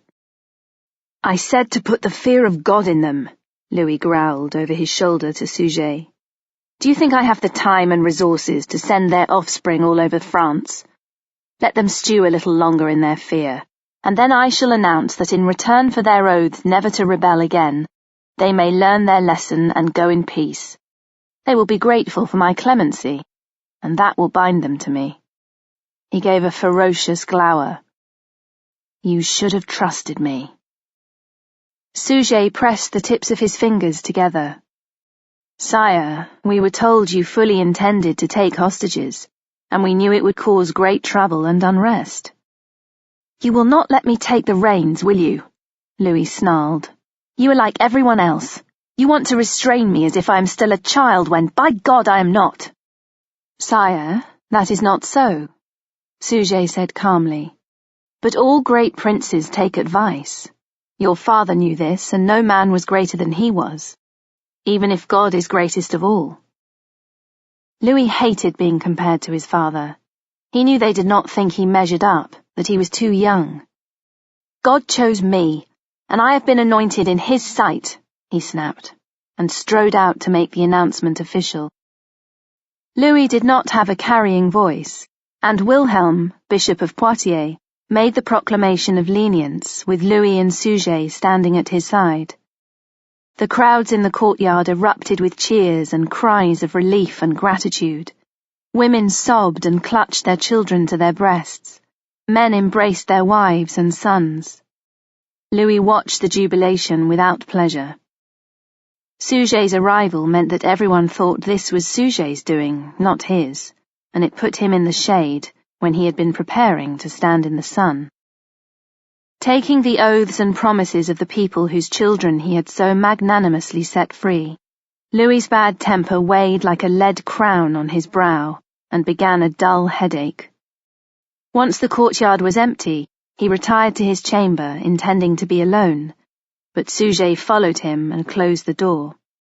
I did not tell you before, my son, because I did not want to distract you from your business, the abbé said, his manner quiet and intimate now. But the Queen was unwell when I left. Louis looked up with sudden alarm. What do you mean, unwell? She was taken with sickness and fainting after the Mass at the Feast of Saint-Denis. Sujet paused. Then he drew a deep breath. Sire, I regret to tell you that she has miscarried the child. Louis met Sujet's sorrowful gaze and recoiled. No, he shook his head vigorously. The Virgin blessed us. I wish I did not have to give you this news. Truly, I am sorry. I do not believe you. Nevertheless, it is the truth. You know I would not tell you a falsehood. A great chasm was opening up inside Louis, as if someone were prizing apart his ribcage with both hands and reaching inside to rip out his heart. Why? He cried, and leaned over, pressing his hands to his sides, striving to hold himself together. The world he had thought so perfect was dross. What the Holy Virgin Mary had granted at Le Puy, she had taken away, and Louis did not know the reason. If it had happened on the Feast of Saint-Denis at his own abbey, it must be a sign. He had done his best to obey God's will and be a good king, so it must be something Eleanor had done. Yet she was so fine and beautiful, like pure crystal. He felt sick. All morning Sujet had borne the news inside him, like a man awaiting the right moment to open his bowels, knowing and not speaking. Sujet spoke words of comfort and reason, but they were as nothing to Louis, and he found himself almost loathing the little priest.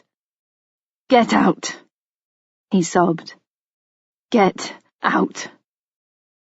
He looked round for something to throw, but the nearest thing to hand was a wooden figure of the Virgin, and, overwrought though he was, he stayed his hand, merely closing his fist around the little statue and shaking it at Sujet. It should not have happened, he wept. Sire, you must not... Sujet stopped speaking, and turned as a messenger arrived, bearing the news that Aliénor's vassal, William de Lizay, Castellan of Tourmont, had reneged on his oath and seized for himself the white gerfalcons reserved for the personal use of the Dukes of Aquitaine. The birds were a symbol of the dignity, authority, and virility of the ruling house, and it was both a personal affront and a head-on challenge. Louis stood up straight, breathing hard and swiftly as if he would use up all of the air in the room. The news ignited the red in his mind, turning it to a sheet of fire. "If de Lizet will not come and swear his loyalty to us," he said hoarsely, "then we shall go to him, and before he dies he will crawl to me and rue the day he was born." Resting in her chamber, Eleanor watched Petronella teaching her fluffy white dog Blanchette to sit up and beg for titbits.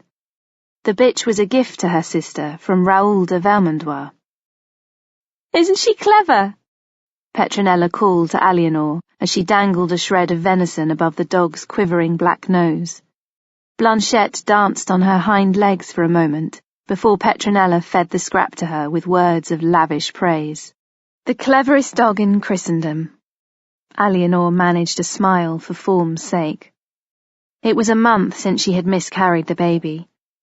Her body was young and strong, and she had made a swift physical recovery, but she was prone to bouts of weeping and dull sorrow.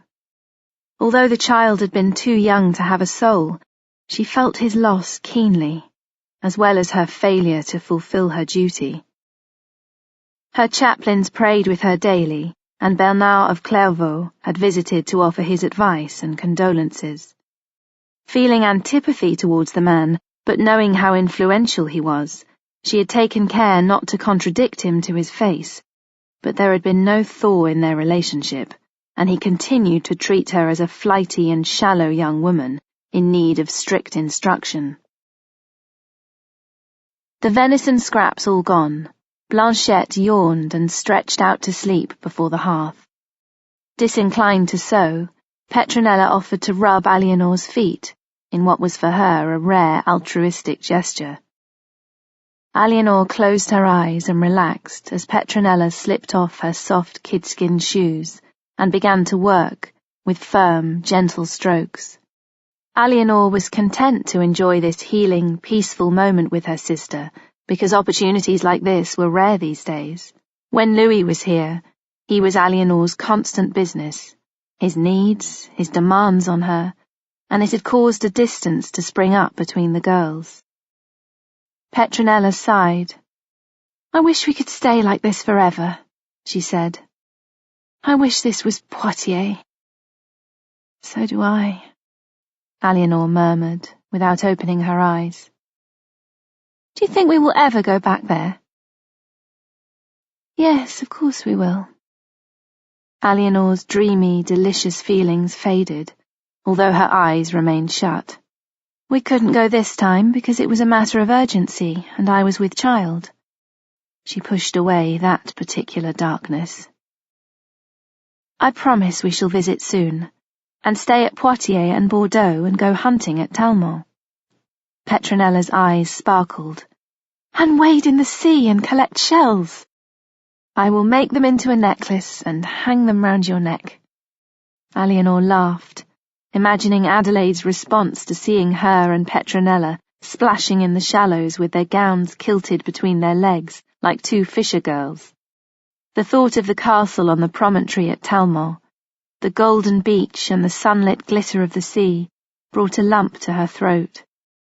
At Talmont, too, she had walked hand in hand with Geoffrey de Rancon at a court picnic, and strolled barefoot at the water's edge. Her father had a hunting preserve at Talmont, where he kept his precious white gerfalcons, virile symbol of the Dukes of Aquitaine, and the fiercest birds of prey in Christendom. She could remember standing in the soft darkness of the mews, her wrist weighted down by one of them, its scimitar talons gripping the leather glove, its eyes like obsidian jewels. And then carrying the bird into the open and casting her aloft to fly in a jingle of silver bells and sharp white wings. That had been a delicious moment of power. Petronella suddenly stopped rubbing and drew in her breath. "Eleanor?" She opened her eyes and struggled to adjust to the light after the smooth darkness behind her closed lids. Given her thoughts, she was shocked and astonished to see Louis advancing on her, a white gerfalcon baiting on his wrist, and for a moment thought he was an illusion. She leapt to her feet her heart thumping. Blanchette, roused from her doze, began a shrill yapping that made the bird flap increasingly agitatedly. Louis ducked away from the baiting wings. "Get rid of the dog," he snapped. Petronella grabbed Blanchette, and with a glare at Louis stalked from the chamber.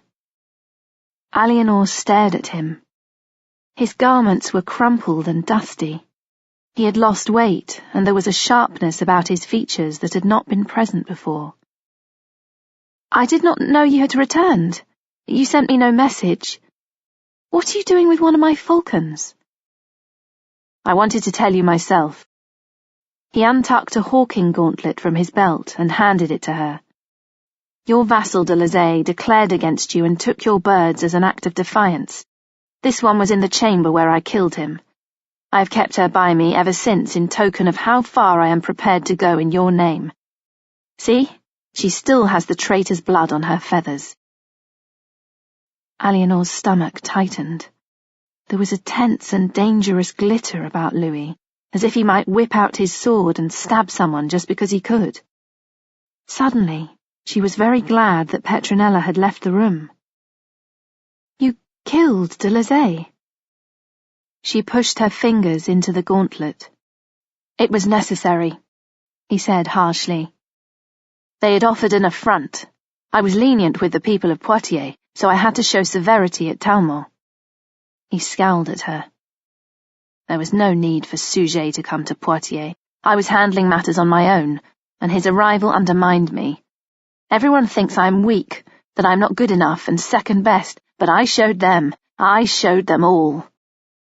His face contorted. "De Lizay forswore his allegiance and dishonoured us by taking the gerfalcons, so do you know what I did?" Aliénor shook her head and eyed him warily. "I cut off his hands and feet with my own sword as a lesson to others and had them nailed to the castle door. Let no one dare to take what is not theirs or to deceive me." His eyes were almost black because the pupils were so enormous, and Aliénor was afraid because she did not know what he might do next. Here was no pious, uncertain youth, but a wild and savage creature. She held out her gauntleted wrist. "Let me have her," she said. Louis transferred the hawk to Aliénor's wrist, both of them dodging the beating wings. She felt the weight of the bird, the frantic strength of her. Gerfalcons were the largest and most magnificent of their species. Their only predator was the golden eagle. "Suau, mea reina, suau," Aliénor said softly in her own southern tongue. "Be quiet, my queen, be quiet." She stroked the falcon's soft white breast feathers and crooned to her. Slowly the wings ceased to flap and the legs to dance. She perched on Aliénor's arm, gripping fiercely. There was a brown stain on top of her head where she could not reach to preen. Louis watched Aliénor, his chest heaving, and as she controlled the bird, he too calmed from his crisis, and the wildness left his eyes. "You did what you had to do," she said. He nodded stiffly. "Yes, what I had to do." He clenched his fists. "Sujet told me you lost the child." A pang of grief and guilt surged through her, but she kept her composure because of the bird on her wrist. "It was not to be." "On the feast of Saint-Denis, so I was told," he said, almost accusingly. "God must have been displeased. We must have done something wrong for him to take away that grace. I prayed and did penance in the cathedral at Poitiers." "I have prayed too." The thought of the dead child was a silent anguish. She felt the loss as part of her own life spark that had failed to kindle. Had she done something wrong? The thought haunted her. He cleared his throat. "In Poitiers, I heard a priest say that our marriage would not be blessed by offspring because it was consanguineous." Aliénor gave him a bitter look. "Priests say many things out of their own thoughts as men, and not directed by God. Did not the Church bind us in matrimony, and advise we should wed in the first place? Does that same church now change its mind on a whim?" She spoke forcefully, and the gerfalcon arched its wings and flapped. Eleanor soothed her again and controlled her own anger. "Yes." Louis looked relieved. "Of course you are right." He rubbed his forehead. "I will have a falconer put a perch in here for her," Eleanor said. Louis exhaled and his shoulders slumped. She saw the exhaustion smudged beneath his eyes and gestured him to lie down on her bed. "Come," she said. "Sleep a while, and your mind will be clearer." He stumbled over to the bed, lay down, and fell asleep almost immediately. Eleanor looked at his long limbs, his fair hair and handsome features, and then she looked at La Reina and the brown stains on her white plumage, and shivered. Chapter 12. Paris, Spring 1140. Eleanor had been busy all morning, attending Mass with Louis, answering correspondence from Aquitaine, dealing with supplicants, before eventually finding a little time to spend with Petronella, who was being fitted for some new dresses. Petronella's most spectacular new gown was for the celebration of the feast day of San Petronella on the last day of May. It was of a rose-coloured silk that complemented her warm brown hair and turned her eyes the colour of woodland honey. There had been remarks about how much Petronella resembled her grandmother, Dangereuse de Châtellerault, a fiery beauty, notorious for abandoning her husband and running off with her lover, William, the 9th Duke of Aquitaine. Not that anyone mentioned the scandal. The discussion centred on what a beauty Petronella was becoming. The gown was sewn with hundreds of little pearls, echoed in the double belt on the dress and in the rings on Petronella's fingers. More pearls wound through her braids and hemmed her veil. For Eleanor, this was more than just cladding her little sister in finery. It was a celebration of Petronella's womanhood, and sent out a strong message that she was protected by wealth and power, and therefore untouchable. Clothes were every bit as much a weapon and protection as a knight's sword and shield. Petronella swished the full skirts of the gown back and forth, showing a glimpse of silk-clad ankles and dainty embroidered slippers. "Our father would be so proud to see you," Eleanor said. "I wish he was here." The smile left Petronella's lips, only to reappear as her gaze lit on Raoul de Vermandois, who was standing in the chamber doorway. "Raoul, what do you think?" She skipped over to him and pirouetted. He stared at her as if poleaxed. "I think I must be dreaming," he said. "You are a beautiful vision." Petronella laughed and danced around him, light as thistledown. "I am flesh and blood. Feel," she said, and held out her hand. He took her fingers and bowed over them. "Well then, a beautiful young lady," he amended with a bow. From behind his back he produced a little dog collar, woven with rose-coloured braid and set with rows of pearls. "I heard rumours about a certain new dress," he said, "and I thought Blanchette should match her mistress." Petronella clapped her hands and, with a cry of delight, flung her arms around his neck and kissed his cheek. Then, whirling away from him, she stooped to the little dog and replaced her collar of braided leather with the new one. "Perfect," Raoul said. "Now you are perfect." With a courtly flourish to the women, he excused himself. Eleanor gazed in his wake, feeling warm in her heart for his consideration. Raoul was so much the surrogate father to Petronella, giving her the attention she sought and keeping the pestering young bloods at bay. Leaving the women to their dressmaking, Eleanor went to find Louis. He had been distant and difficult to reach lately, and she had to work to maintain her influence. She had not conceived since her miscarriage, and on several occasions Louis had been unable to do his duty, a state of affairs that had sent him flying to church to beg forgiveness for whatever sin was inhibiting his virility.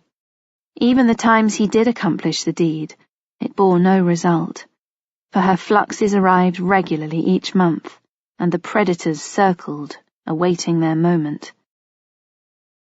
Louis's chamber door was partially open, and she could hear the raised voice of her mother-in-law. Eleanor grimaced.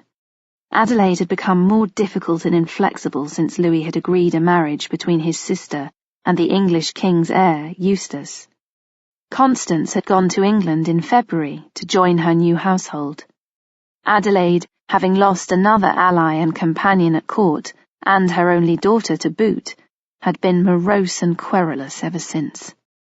Currently, she was directing a tirade at Louis, her tone unpleasant and cutting. "You must not be swayed by those who would try and take you away from your true duty to rule France. When I think of all the sacrifices your father made for you, your predecessors fought to put you on the throne, and you carry all their striving, their dreams and hopes on your shoulders. Do not hold it lightly, and do not allow others to hold it for you. Do you hear me?" There was a silence, and Adelaide repeated the question in a strident voice. There was a solid bang, as if she had struck something on a table. "Yes, Mother," Louis replied in a neutral tone. "I wonder if you do. I wonder if you understand that you rule this country for yourself, not at another's behest." "And whose behest were you thinking of?" Louis demanded. "Are you going to name me names? I do not rule at your behest either, Mother.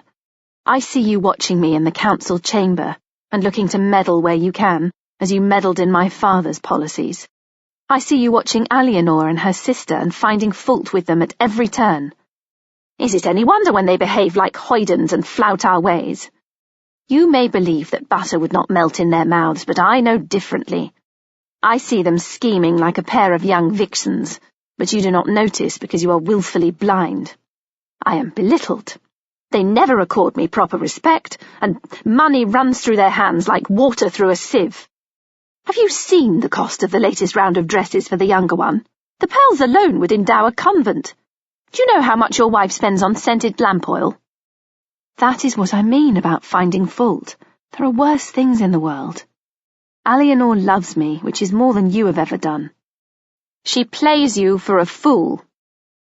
"You take me for one," Louis retorted. "In this, you are one, and it pains me to see you thus. But so be it. I wash my hands. Do not come weeping to me when your world comes to ruin." Eleanor took a back step as Adelaide stormed out of the room. "Spying at keyholes?" the older woman said, with a curl of contempt. "That does not surprise me." Eleanor curtsied. "Madam," she said neutrally. "You think you have won," Adelaide spat. "But you know nothing. I have toiled all my life in the service of France. I have been wife to one king and mother to another, and see where it has brought me. You will face the same downfall, my girl, because it all comes to naught in the end. I bequeath you my handful of dust. Take it and sow your own barren harvest. I am finished here." Adelaide swept on past. Eleanor drew a deep breath, gathered herself, and went in to Louis. "I came to find you," she said. "I did not realize you were busy." His mouth twisted. "You heard what she said." Eleanor nodded.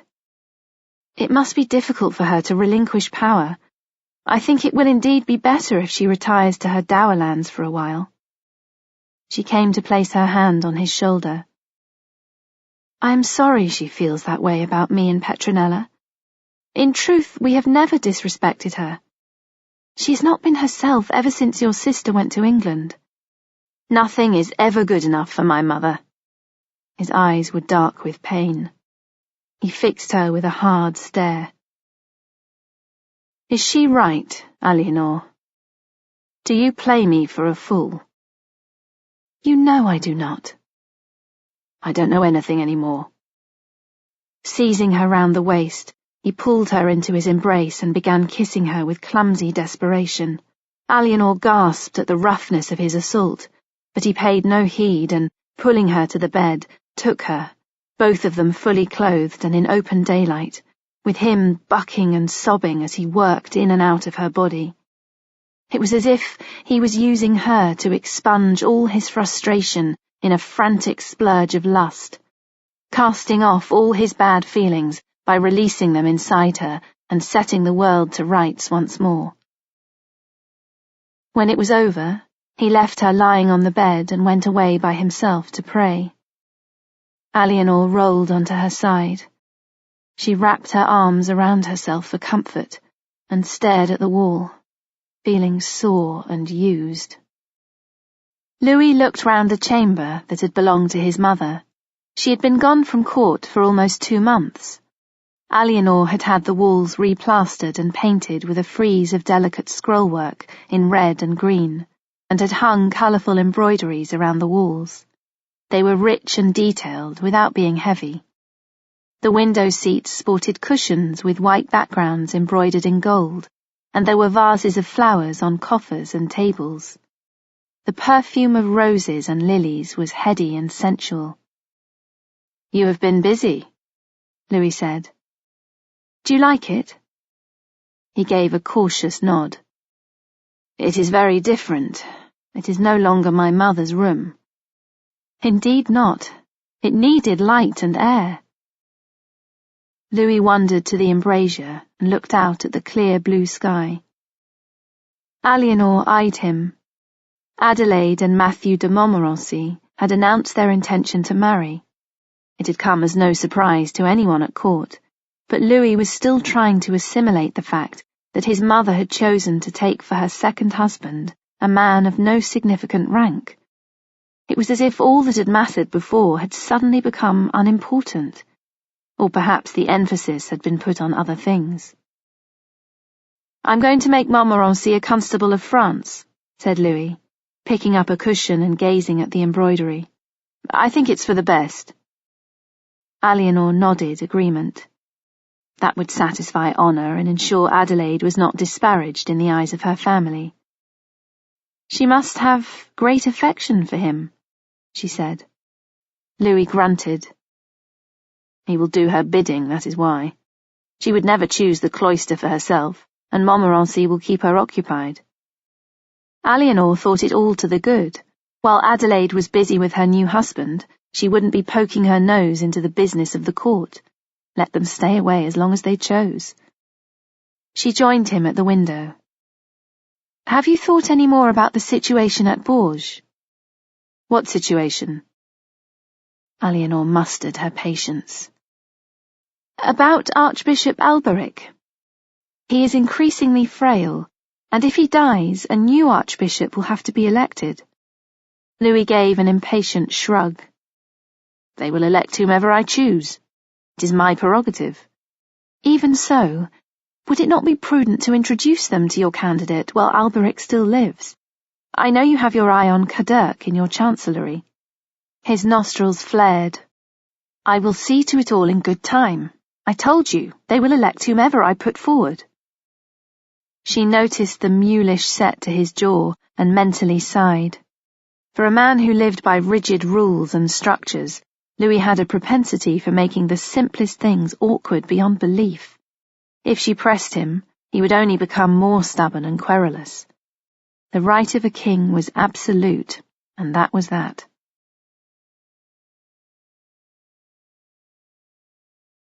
Chapter 13. Paris, Spring, 1141.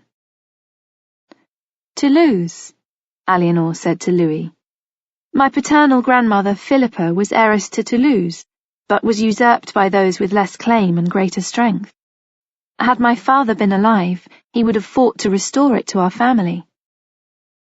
It was late at night, and she and Louis were sitting in bed drinking wine and talking by the light of a scented oil lamp. The signs were auspicious for making a child. It wasn't a holy day or a prescribed day. Eleanor did not have her flux. Everyone was anxious for news of success, but she knew that such expectation built fear of failure within Louis. He said that fornication was a sin, and that either he or Eleanor must be doing something against God's wishes that was preventing them from being successful in conceiving. She could sense his tension now. "My father was born in Toulouse," she said, "but I have never seen it." "Why speak of this now?" She set her wine to one side and leaned over him. "Because it is business that has already waited too long. I must visit Aquitaine also. That too has been neglected." "Are you not content in Paris?" Eleanor did not give him the reply that first came to mind, that Paris was a cold exile from the warm southern lands of her childhood. Since Adelaide had left, she had been able to extend her chambers, refurbishing to her own taste as she went, and she liked them well enough. Paris, with its crowded streets and vibrant intellectual life, was always stimulating, but it was not home and did not belong to her. "France is the land of my marriage," she replied gracefully. "Aquitaine is that of my birth and entitlement, and it is my duty to show myself in person." She painted the tip of her braid back and forth over his lip. "Think of riding out at the head of an army to conquer Toulouse. Think of the prestige such an undertaking would confer on you. You would be exerting your authority and righting a wrong." Louis felt a frisson of desire as he envisaged leading his troops, the jingle of harness, the smooth motion of a powerful horse under him.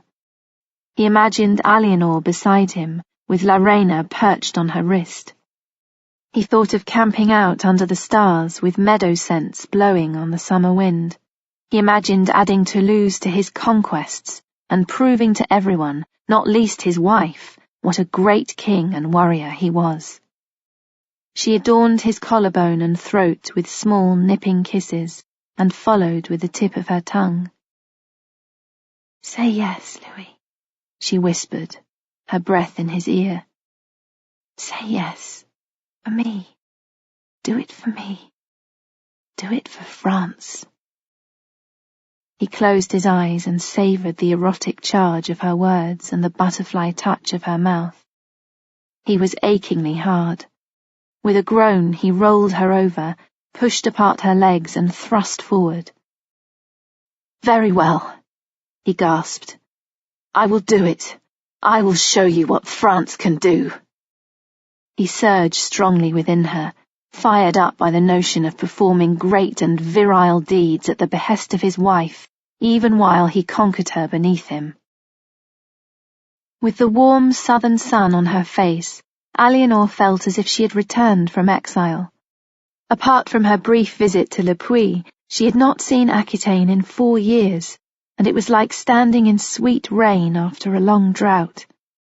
Everything that had been wound up tight inside began unfurling, and she felt replenished. She found her laugh again, and her bloom.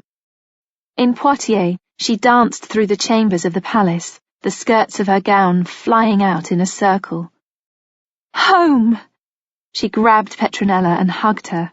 "We're home!" And knew if she could have her way in all things, she would live here forever and only visit Paris out of duty.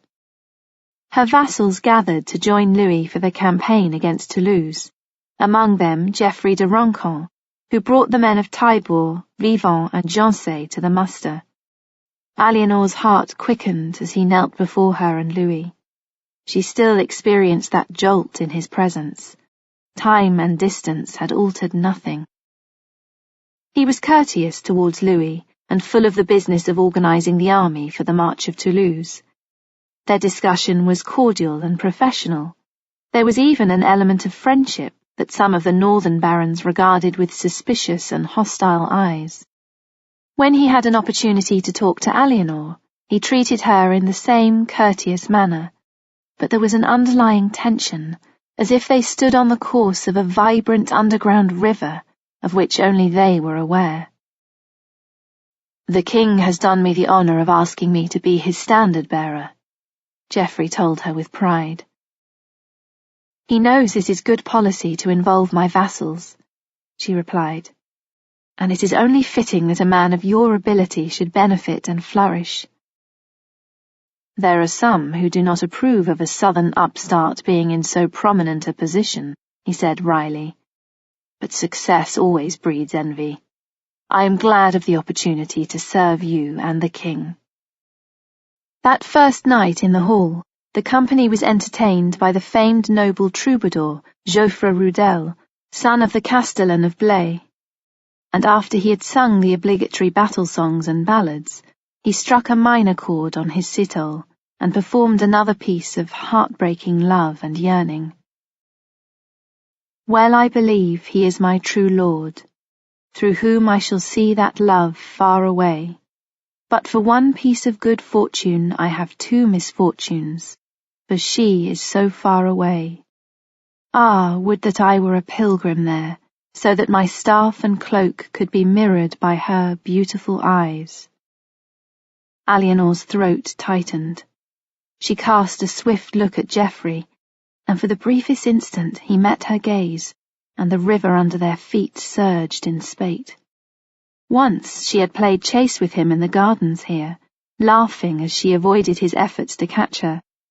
She had gone hunting in his company. They had sung songs and danced together. She had practiced the delicious art of flirtation with him, knowing she was safe and he would do nothing to harm her. He had been the joy of her childhood and the object of her longing as her body became a woman's. It was all in the past, but the attraction and the memories remained. She longed to use them to build a bridge across the chasm, but for both their sakes she could not. She would not flirt with him ever again, because it would have true meaning when all other flirtations were frippery. Fired up and eager to take Toulouse, Louis left Poitiers the next morning with his own French contingent and those of Alianor's vassals who had come to the muster. Others who had been summoned had been ordered to meet him en route. Wearing the coronet of Aquitaine on her brow, Alianor embraced him, and when he had mounted his horse, handed up his shield. "God be with you," she said. From the corner of her eye, she was aware of Geoffrey carrying Louis's fleur-de-lis banner, and flying beside it the eagle of Aquitaine. He was looking straight ahead, his jaw set. "With all of you," she added. "I will return to you with the gift of Toulouse, should it please God," Louis replied.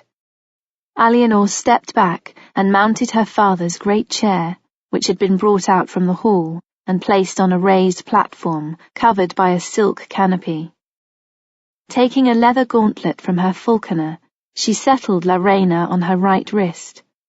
In her left hand she held a jewelled rod surmounted with the image of a dove.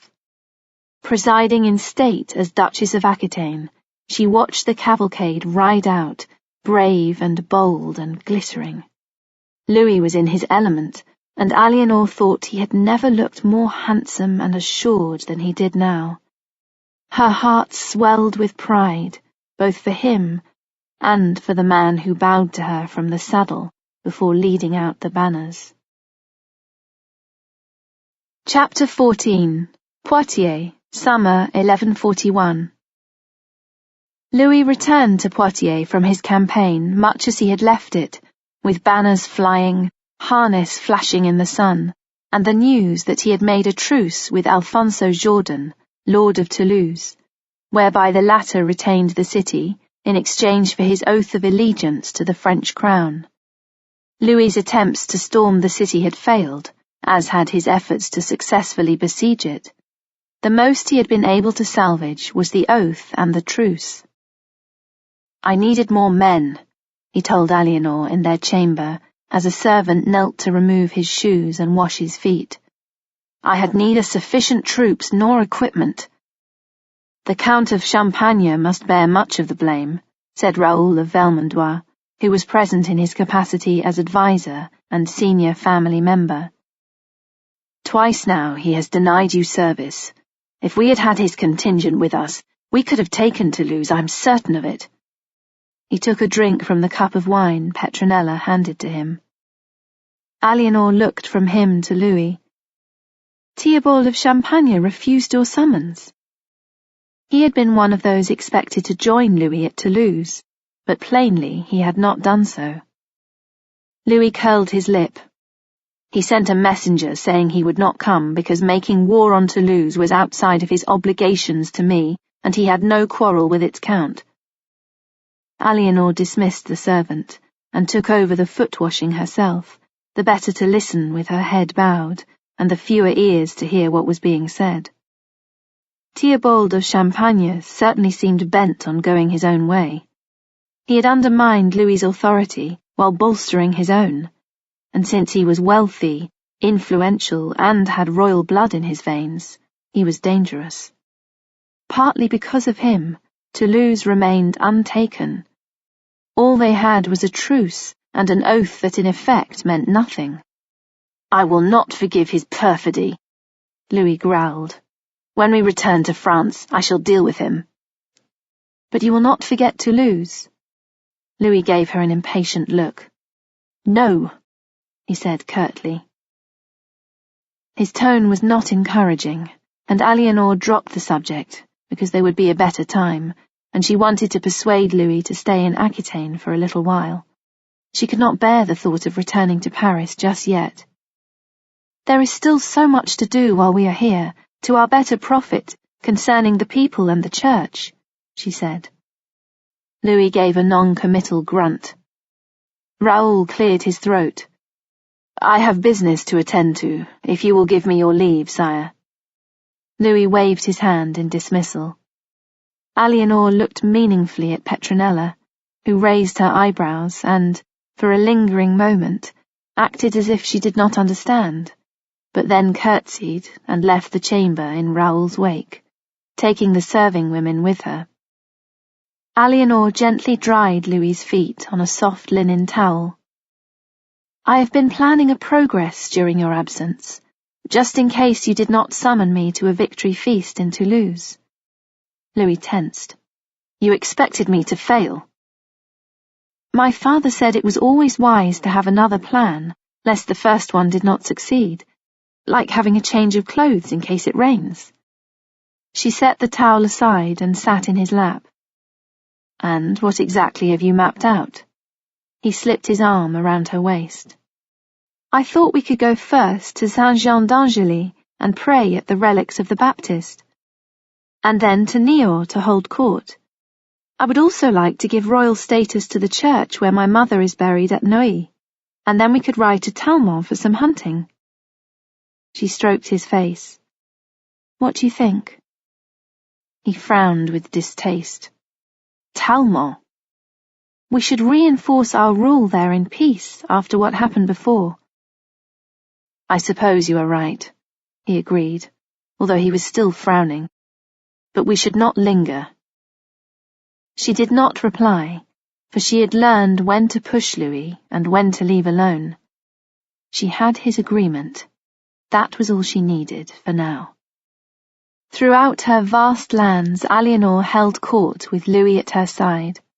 They received the homage of petitioners and vassals, witnessed and signed charters together, always with the caveat that anything to which Louis put his name was with the assent and petition of Queen Eleanor.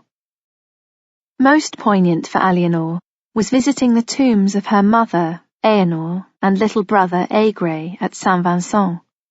Eleanor and Petronella laid chaplets of flowers on the simple slabs carved with crosses, and took part in a solemn mass to honour them. The church, as Eleanor desired, was granted the status of a royal abbey. Eleanor returned to their graves in the early evening and took a moment to contemplate in solitude. Her ladies stood well back, heads bowed, giving her space to pray. Her memories of her mother had softened and faded with time. She had only been 6 years old when Eleanor died, and all she remembered was a faint lavender scent, and her mother's brown hair, so long that Eleanor scarcely had to reach up to touch the thick braids. That, and the quiet air of sadness, as if she had fixed that mood upon herself before the world could do it for her. Her brother she recalled even less. She had barely more than the impression of a small boy running round the bower with a toy sword in his hand, yelling and causing mayhem and being encouraged because he was the male heir. Quick with life, burning bright, burning with fever. Dead before he had barely lived. Now they both had a fitting memorial to house their mortal remains, and constant tending for their immortal souls. She had done her duty by them. Amen. She signed her breast and turned to leave. Madam. Geoffrey de Runcorn had arrived on silent feet and stood between her and her ladies. Her heart skipped.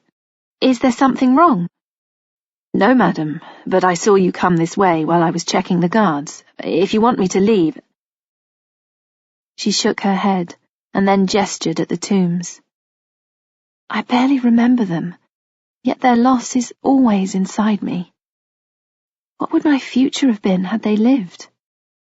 His cloak brushed her sleeve. I learned not to think that way after I lost Burgundy and the child in her womb, he said.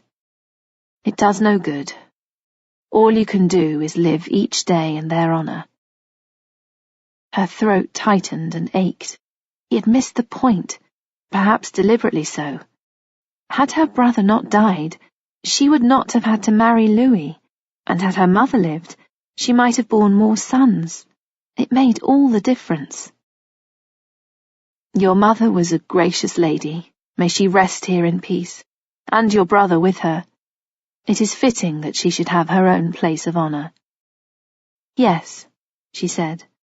I wanted to do this for them. This was the closest moment they had shared since his return from the abortive campaign to Toulouse.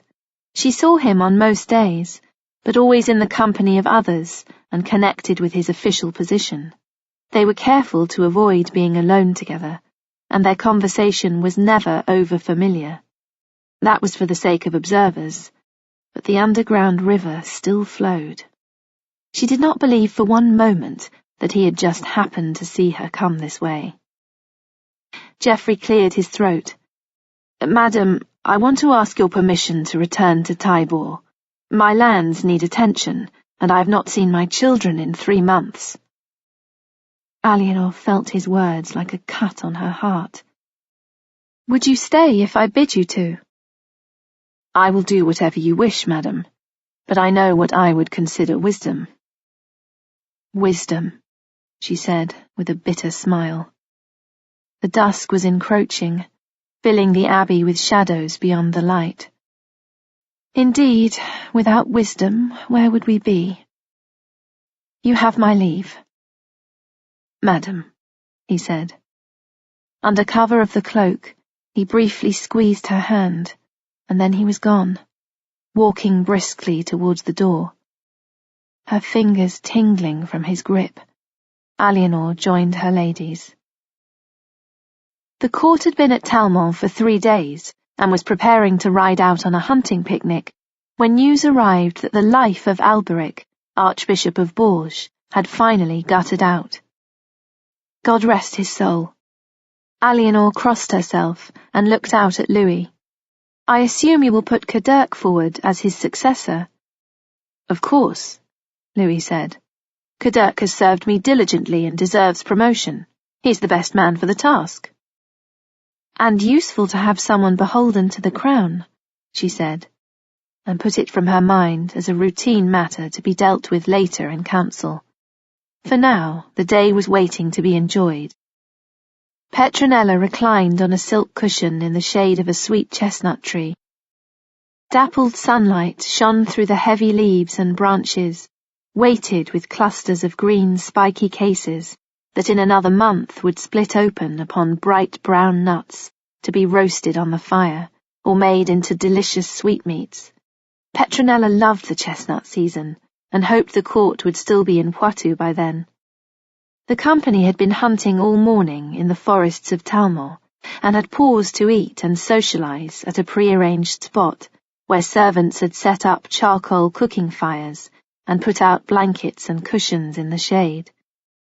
Everyone was taking their ease, drinking wine that had been cooled in a nearby stream, and eating delicacies, fresh fish caught in the bay beyond the castle walls, spicy tarts, fine cheeses, and dates stuffed with almond paste. The hawks, including Alianor's gerfalcon La Reina, perched on stands in the shade, resting with heads tucked under their wings. Musicians played in the background, picking out tunes on lute and harp, singing songs that alternated between rousing military affairs, robust hunting sagas, and plangent love songs, filled with unrequited longing. One such entertainer, a young troubadour with golden ringlets and dazzling blue eyes, had been casting looks at Petronella, and she had been flirting back at him, playing the thoroughly interested but unattainable high-born lady. It was bold behaviour, but Petronella did not care. She was enjoying herself. Alianor was too wrapped up in her own concerns to give her the attention she craved.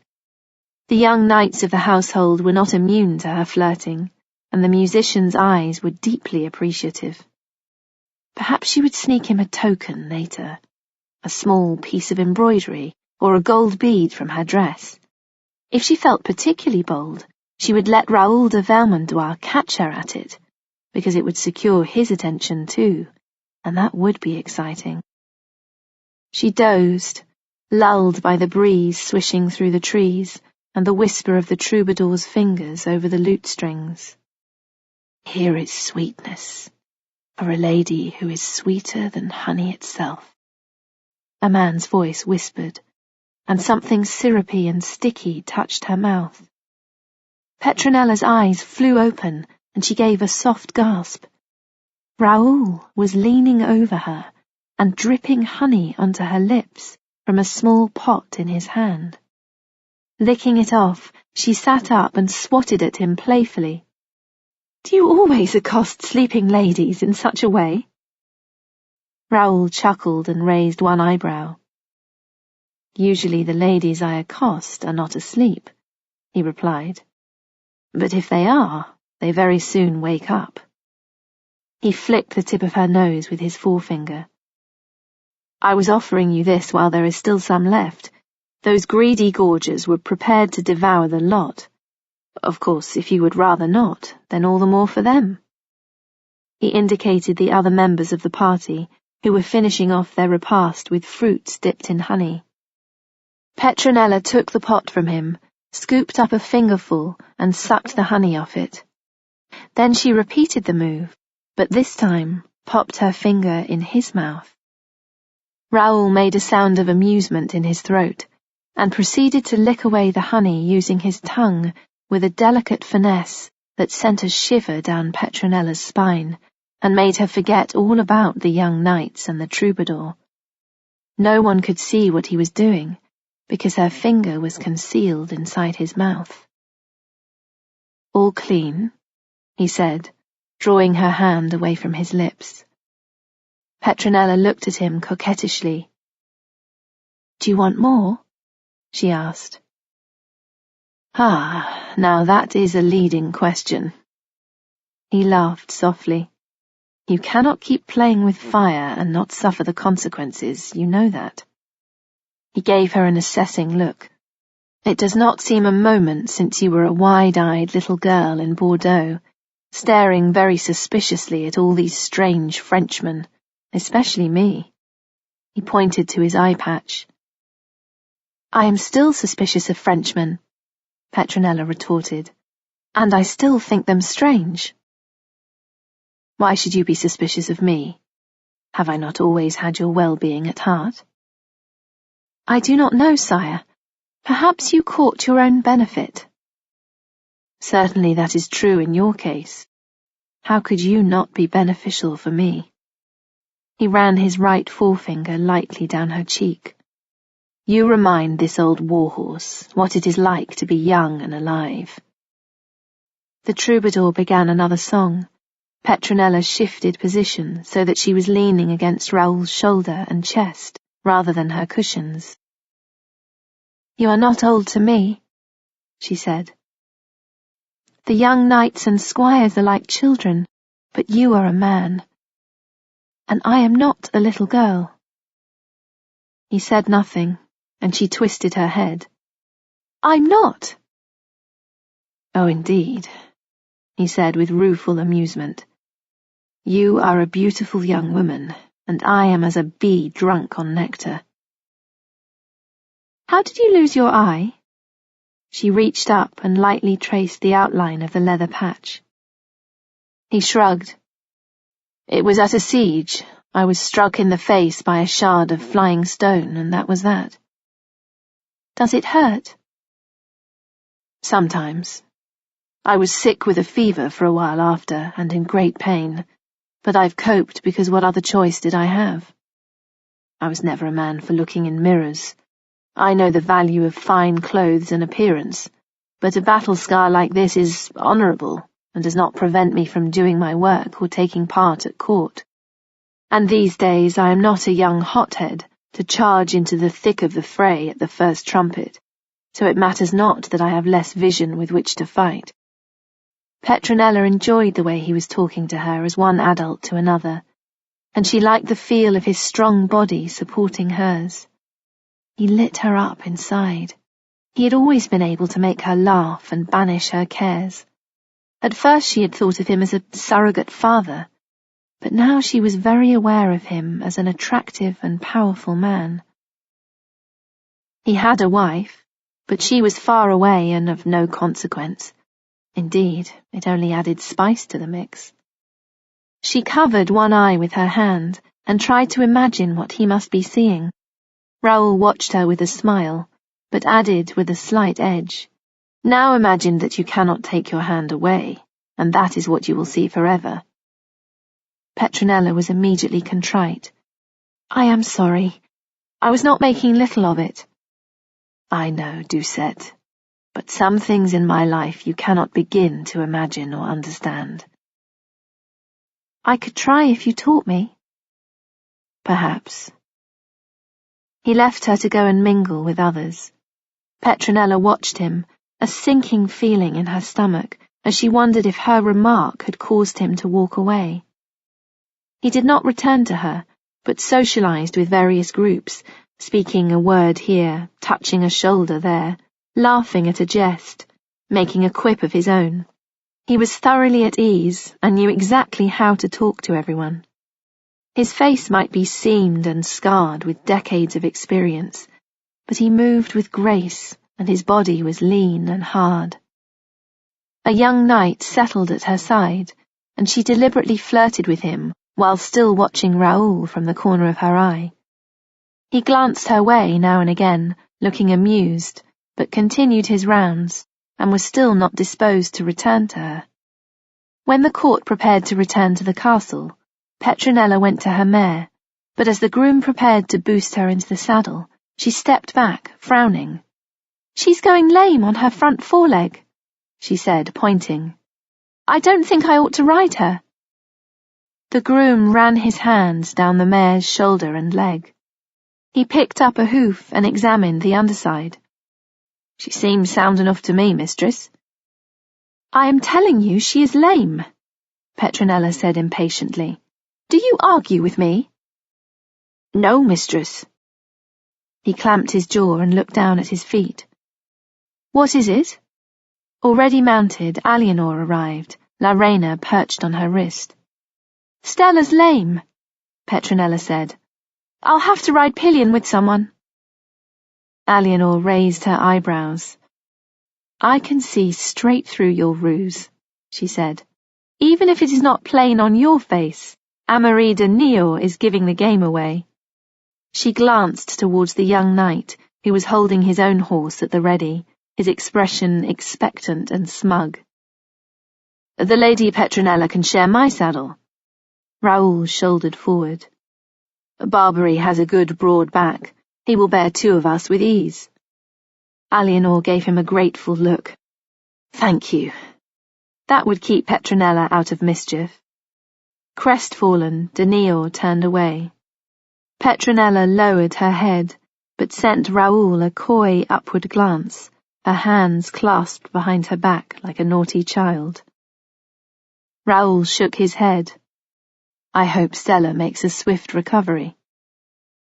I'm sure it is not a serious injury, and I know I will be safe with you because you are such a good rider. Raoul's mouth twitched. I've had a lot of practice, he replied. A groom held the iron grey steady while Raoul cupped his hands to make a step for Petronella to launch herself onto Barbary's wide rump. Raoul then mounted in front of her and shortened the reins. Petronella slipped her arms around his waist, enjoying the feel of his strong muscles under her hands. She imagined how his skin might feel without the barrier of clothes. As close as she was, she wanted to be even closer, to be inside him, and have him inside of her. Chapter 15. Talmont, Summer, 1141. Eleanor felt the familiar cramp low down in her belly, and the sudden hot trickle of blood between her thighs told her that yet again she had failed to conceive. She called Floretta to fetch the soft cloths she used for those times of the month, and pretended not to see the pity in the woman's eyes. She would have to tell Louis that yet again there was not going to be a child. But then, his visits to her bed were so haphazard and dependent on whether or not it was a permitted time that the odds of her conceiving were poor. How could there be a baby if there was no seed to make one? The cramps were painful, but Eleanor was not one to linger in bed, and instead took some sewing over to the window, where the best light would fall on the fabric. As she picked up her needle, Louis burst into the room. His face was flushed and his eyes glittering with tears of fury. "They have denied me," he snarled. "How dare they?" "Who has denied you?" Eleanor put her sewing down and looked at him in alarm. "The monks of the cathedral chapter of Bourges." He shook the letter clenched in his fist. "They have rejected Cadurc and elected their own archbishop, some upstart called Pierre de la Châtre. How dare they meddle with the will and right of an anointed king, God's chosen? Is this the gratitude I receive for being a loyal son of the church?" His breath soared in and out of his lungs. Eleanor drew him to the embrasure and, making him sit, poured him a cup of wine. "Calm yourself," she said. "Their candidate is not yet consecrated." "And neither shall he be." Louis snatched the wine and drank. "I will not have these vile ruffians contradicting me. There is no precedent for what they are doing. The right is mine. No matter what happens, I swear by Saint Denis that they shall not prevail." "I knew this would happen," she said, and then tightened her lips. Done was done. She had told him to visit Bourges and make his intentions clear, but he had chosen to believe that his authority would be obeyed from a distance. "I shall write to the Pope telling him to forbid the election, and I shall deny de la Châtre entry into Bourges." "Pope Innocent supports free elections of prelates," she said. "He may choose to uphold their candidate." "I do not care what he does. I am not having this monk I do not know for my archbishop. I shall uphold my right to choose my own clergy and my own kingdom to the last breath of my body." Louis screwed the parchment into a ball and hurled it across the room. "You should write to the Pope in conciliatory terms," she warned. "I shall write to him as I see fit. I'm not the one causing strife here." He jerked to his feet. "I have my flux," she said, choosing to deal with the bad news all at one blow. "Why is everything so difficult?" He exhaled a sound filled with massive frustration. "What have I ever done wrong that everyone and everything conspires against me? I try to live my life as an exemplar, and this is my reward, a disobedient clergy and a barren wife." He flung from the room, kicking over a stool on his way out. Eleanor leaned her aching head against the cool stone of the embrasure wall.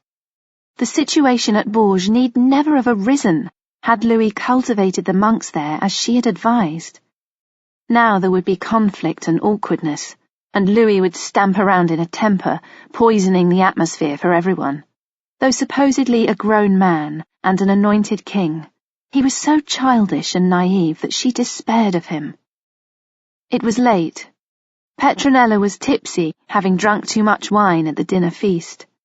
Next week the court was returning to Poitiers, and then to Paris, and the idyll was almost over. She had danced in her thin kidskin shoes until her feet were sore. Raoul claimed not to like dancing, but even so he was graceful on his feet, and had been swift to step in and cut off the young bloods vying for her favours. She had laughed at the jesters until her sides ached, had joined in the songs, clapping her hands and raising her voice in harmony. Now all that was finished, and people were retiring for the night, Eleanor to her chamber, and Louis to his prayers. Raoul sat at the dais table with her, amid the crumbs and the candles burning low. He poured more wine into his cup, and just a splash into hers. Around them, the servants were tidying away the trestles, stacking them against the side of the hall, but conspicuously leaving the high table alone. "So," said Raoul, "what shall we toast to, you and I?"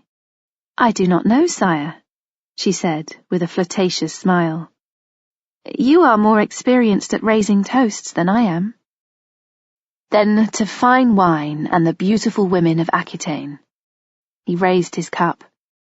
She frowned at him. "Beautiful women?" "To just one woman," he amended. "To the Queen's most perfect sister." "Say my name," she said. "Petronella." The timbre of his voice made her shiver. She raised her own cup. "To fine wine and strong men," she said. "And to the King's most imperfect cousin." She swallowed with a long ripple of her throat. "Say my name," he responded. "I have said it time and again at night, with only my pillow to hear." She ran her index finger around the rim of her cup. "But if your head were on my pillow, you could hear it for yourself." He lowered his voice and glanced around at the servants. "That would be a very hazardous thing to do." She sent him a look filled with challenge. She desired this man, and she would have him, just as her grandmother, the aptly named Dangereuse, had had her grandfather. The risk only added spice. They would be together under everyone's nose, and no one would be the wiser, not even her sister, who thought she knew everything. "Yes, it would," she said. "It is very late, and you should escort me to my chamber." A deliberate look passed between them, and Petronella's loins liquefied. She was on fire with excitement and apprehension. A tiny part of her could not believe she was doing this. Another part wondered if Raoul would follow her lead or draw back. If they crossed the line, they could not go back. When she stood up, her legs almost gave way. Raoul moved to catch her. To the servants, it looked as if the King's constable was assisting the Queen's sister, who had been injudicious with the wine, and no one thought any more of it. Instead of taking Petronella to her chamber, Raoul drew her to the gardens. Petronella leaned against him, bumping her hip against his and giggling. The night breeze was like warm, feathered fingers scented with roses, and the salt tang of the ocean. Petronella thought she could hear the roar of the waves, or perhaps it was just the surge of blood in her veins. Above them, the full moon was a swollen silver disk in a sky of luminous dark blue. Raoul took her to an arbor seat, half concealed by roses and columbine, and drew her into his lap. Petronella curled her arms around his neck and angled her head, inviting Raoul to kiss her. He lowered his lips to hers, parted them, and showed her what to do. Desire wound through her blood like strong wine. She pressed herself against him, giving herself up to the delicious sensations he was creating with his mouth and fingers. But then he stopped. His hand was under her skirts, against the soft skin of her bare thigh, where he had been lightly stroking her in a way she could hardly bear. "Go on," she gasped, pushing her hips forward, rocking on him. "Go on." "If I do," he said, "you know there is no turning back. We are bound to whatever fate deals us from this." Petronella felt swollen with lust, but hollow too, desperate for his love and attention, for his hard male body. That was all that mattered. She would deal with the consequences later. "No one need know if we are careful," she gasped. Raoul knew all about being careful. He had had decades of practice during the various affairs he had conducted. He had a slight conscience about Petronella, but it wasn't enough to subjugate his lust or his drive as a sexual predator. She was beautiful, desirable, wild, but innocent and full of a hunger he well recognized because it was a part of himself. He lifted her to straddle him. "Gently," he said. "Go gently, my heart. A little, and then a little more." Petronella closed her eyes and bit her lip. There was pain, but it was bearable. And there was pleasure, which wasn't because it was so exquisite that it was like pain. She knew Louis and Eleanor would never experience anything like this. This was hers alone, and that made it all the more wonderful.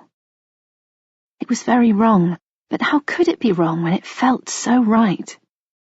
And then she didn't think at all, and let the moment carry her, each of them inside the other as she had imagined.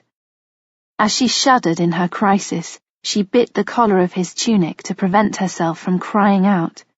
Raoul gripped her, gave 3 more strong thrusts, and lifted her up on the next surge to spill himself outside her body.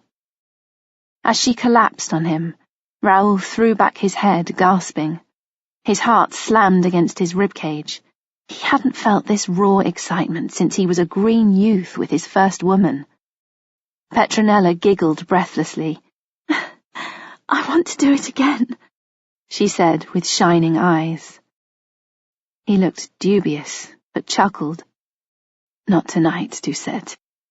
People will be wondering where we are. A stroll for some fresh air should not take until dawn, and we are probably already at the limit. Besides, I need time to recover, even if you do not. But tomorrow—" She leaned forward and kissed him, proving how fast a learner she was. He cupped his hand at the back of her head and returned the kiss with slow thoroughness. "We'll see what can be arranged." He had a napkin with him from the feast, and he used it to wipe away the evidence of their lovemaking from her thighs and between her legs. "Give it to me," Petronella said. "I will put it on the fire." He handed it to her and assisted her to her feet. She shook out her gown before turning to kiss him again, loving the feel of his stubble against her tender skin and the firmness of his hands at her waist. "Come," he said. "Time to be a demure young lady in the eyes of the court." Petronella gave a mock yawn. "The fresh air has done me good. I think I shall sleep well tonight. Very well indeed." Raoul saw her as far as the stairs to her chamber door. Having glanced round to make sure no one was looking, he kissed her again, and, with final salute, melted away into the night. Petronella sighed softly, and, still marvelling, entered her chamber. Floretta was waiting for her in a state of high anxiety. "Where have you been?" she cried. "I have been beside myself." Petronella twirled round in the centre of the room. "I went for a walk. There's a lovely moon." "Alone?" Floretta looked horrified. "Don't fuss," Petronella said. "This is Talmont. Everyone knows me. I'm not a prisoner." "What's that in your hand?" Floretta pointed to the napkin, her eyes full of suspicion. "Nothing," Petronella said swiftly. "I felt sick and didn't want to spoil my gown." She made a gesture of dismissal. "My head is spinning. Go to your bed and leave me to mine. I can see to myself." Floretta hesitated, but eventually gave in, curtsied, and left the chamber. Petronella cast the towel onto the foot of the bed. The fire wasn't lit, so she couldn't burn the evidence tonight. Besides, in a strange way she did not want to, because it was proof of her wedding night, and the same as any bridal sheet. Raoul might be married, but that didn't matter. She would have him whatever it took. He was hers now. Removing her gown and shoes, she climbed into bed and blew out the lamp.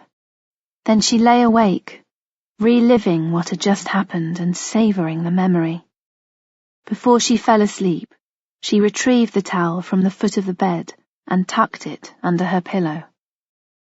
Having been to Mass and broken her fast, Eleanor went to talk to Petronella about the imminent return to Poitiers. As usual, her sister was still abed, although awake and sitting up.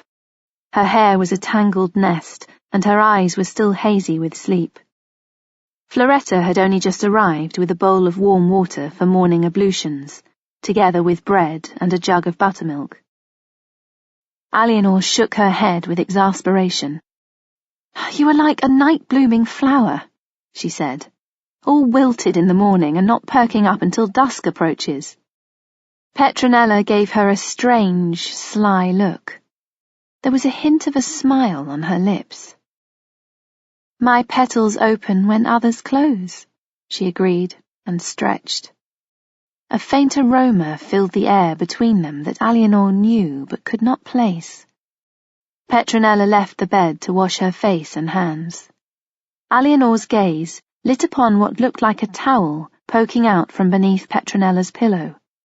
It wouldn't have caught her attention, except that it was blood-stained. Her stomach lurched with shock. "What's this?" she demanded. Petronella turned round and lunged for the towel, but Eleanor snatched it away. "It's nothing," Petronella said, her complexion scarlet. "I had a nosebleed last night, that's all." Eleanor opened up the cloth and noticed there were other stains too, and the cloth itself was slightly damp. She raised it to her nose, and the smell of a man's spilled seed was unmistakable. She turned to the wide-eyed Floretta. "Leave us," she commanded, "and not a word to anyone." Floretta draped Petronella's clothes over the foot of the bed and left the room with a worried look over her shoulder. Eleanor waited until she heard the latch click, and then fixed her sister with a furious stare. "What do you think you are doing, you fool? This could ruin us both. Who is it? Tell me." Petronella folded her arms under her breasts. "No one," she said. "Do not lie to me. Tell me who it is." Petronella lifted her chin and stared back at Eleanor, her brown eyes made almost golden by the pink flush on her skin. "I will tell you nothing, because there is nothing to tell." Turning her back, she tore a piece off the loaf Floretta had brought and popped it in her mouth. Goaded by rage and hurt, Eleanor seized Petronella's arm and spun her round so they were face to face. "You silly child! I am trying to protect you. Do you know what danger you are courting?" "You are only trying to protect yourself. You know nothing. You don't care about me." Petronella shook her off, her chest heaving. "I care about you more than you will ever realize. Someone has taken advantage of you. I will find out, and when I do, it will go hard for him." Petronella did not answer. She broke off another piece of bread and ate it, her stare filled with insolent challenge. Feeling sick at heart, Eleanor turned to the door, the cloth in her hand, but immediately stopped. She dared not make a fuss outside this chamber, because it would bring Petronella into total disrepute with the court, and with her sister's shame would come her own.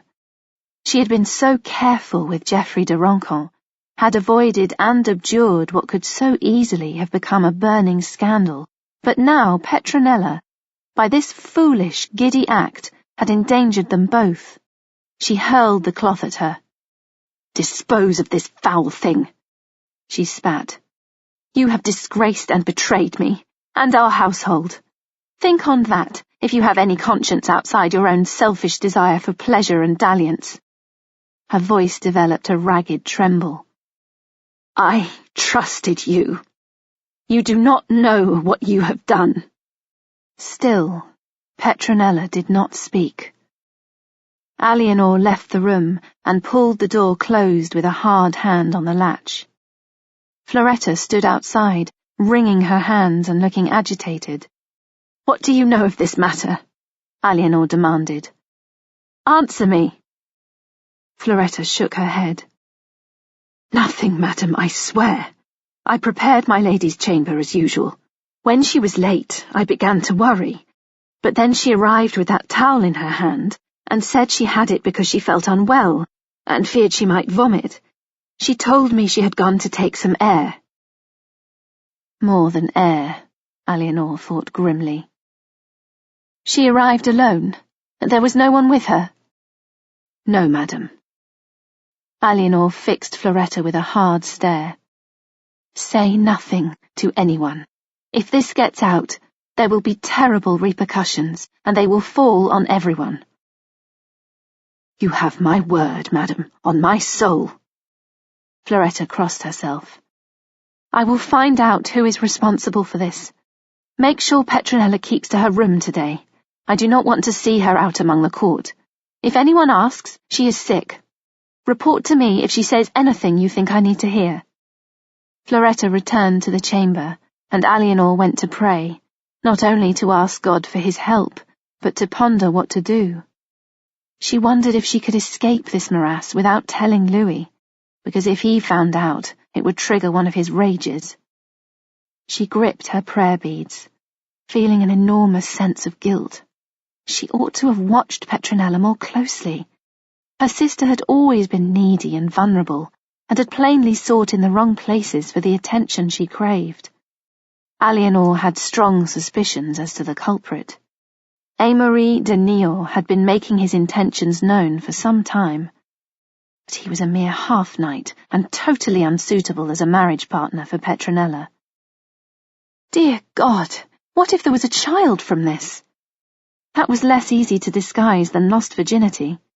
If Petronella was with child, she would have to enter a convent, at least for the duration of the pregnancy. It was of no consequence if a man sired bastards, but for a woman of their status it was a disgrace that reflected on her entire family.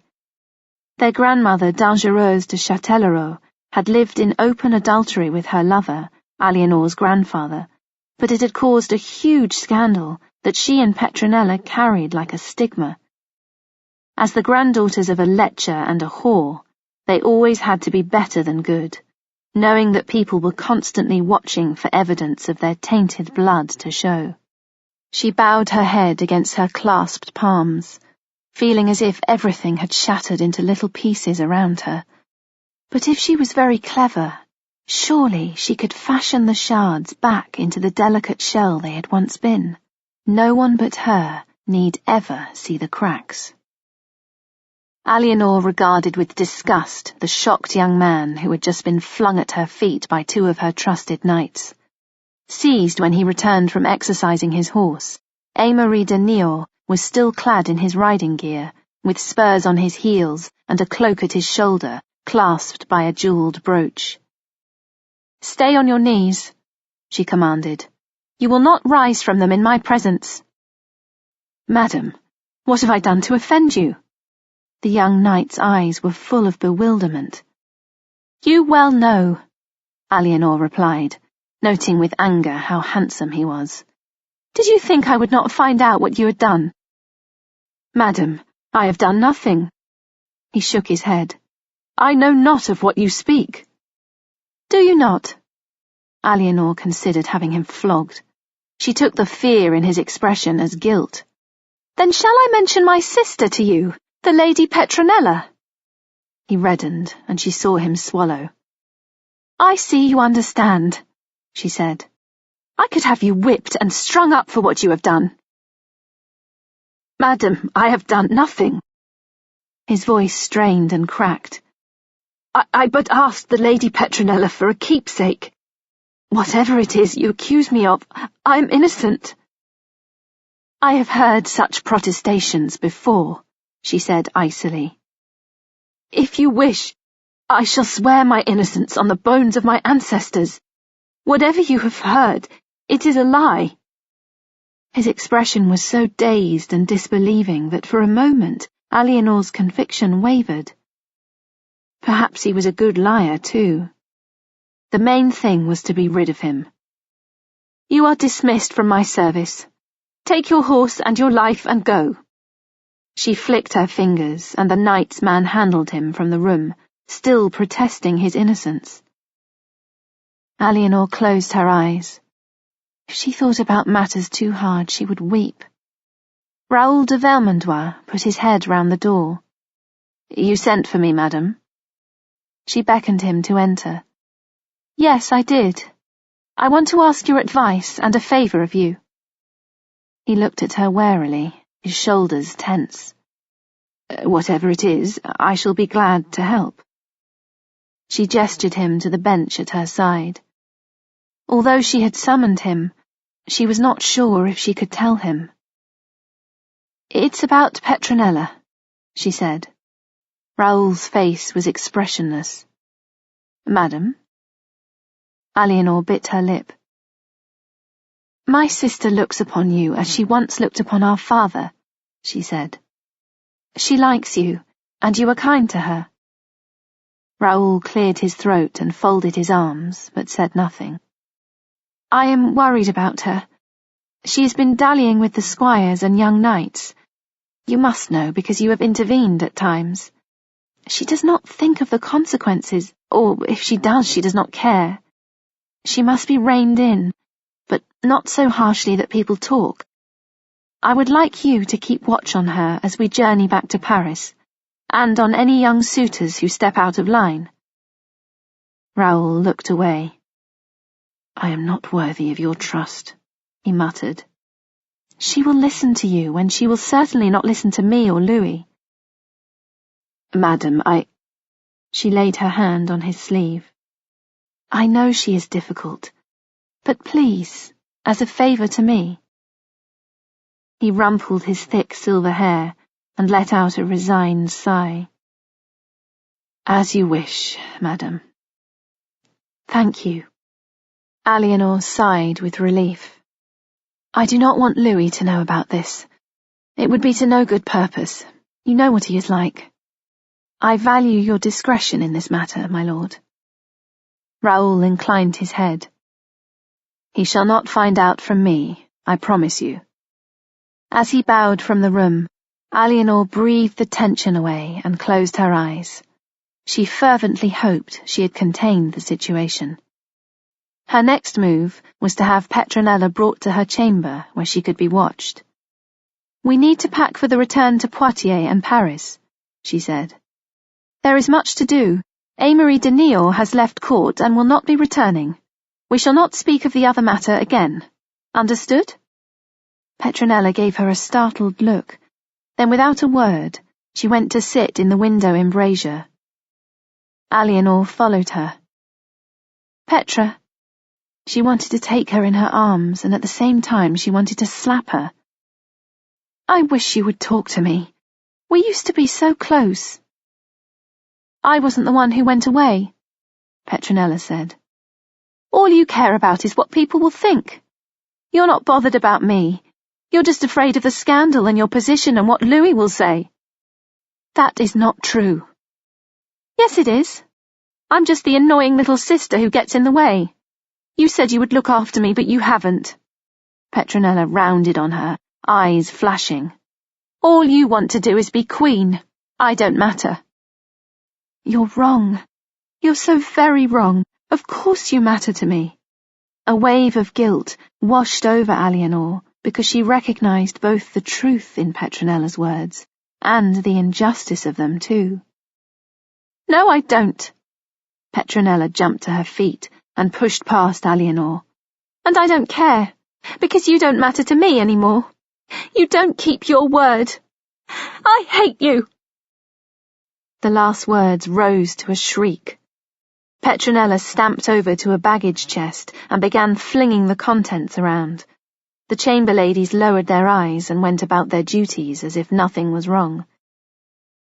Eleanor swallowed nausea. Petronella was exactly like their grandmother, Dangereuse, who had been so volatile that as children they had never known from one moment to the next how she was going to react. All ordinary emotion was intensified to passion, and Petronella seemed to be developing the same worrying traits as she became a woman. She would just have to keep her occupied and try to diffuse some of that raw intensity before it did any more damage. But she loved her, and the rejection was pain.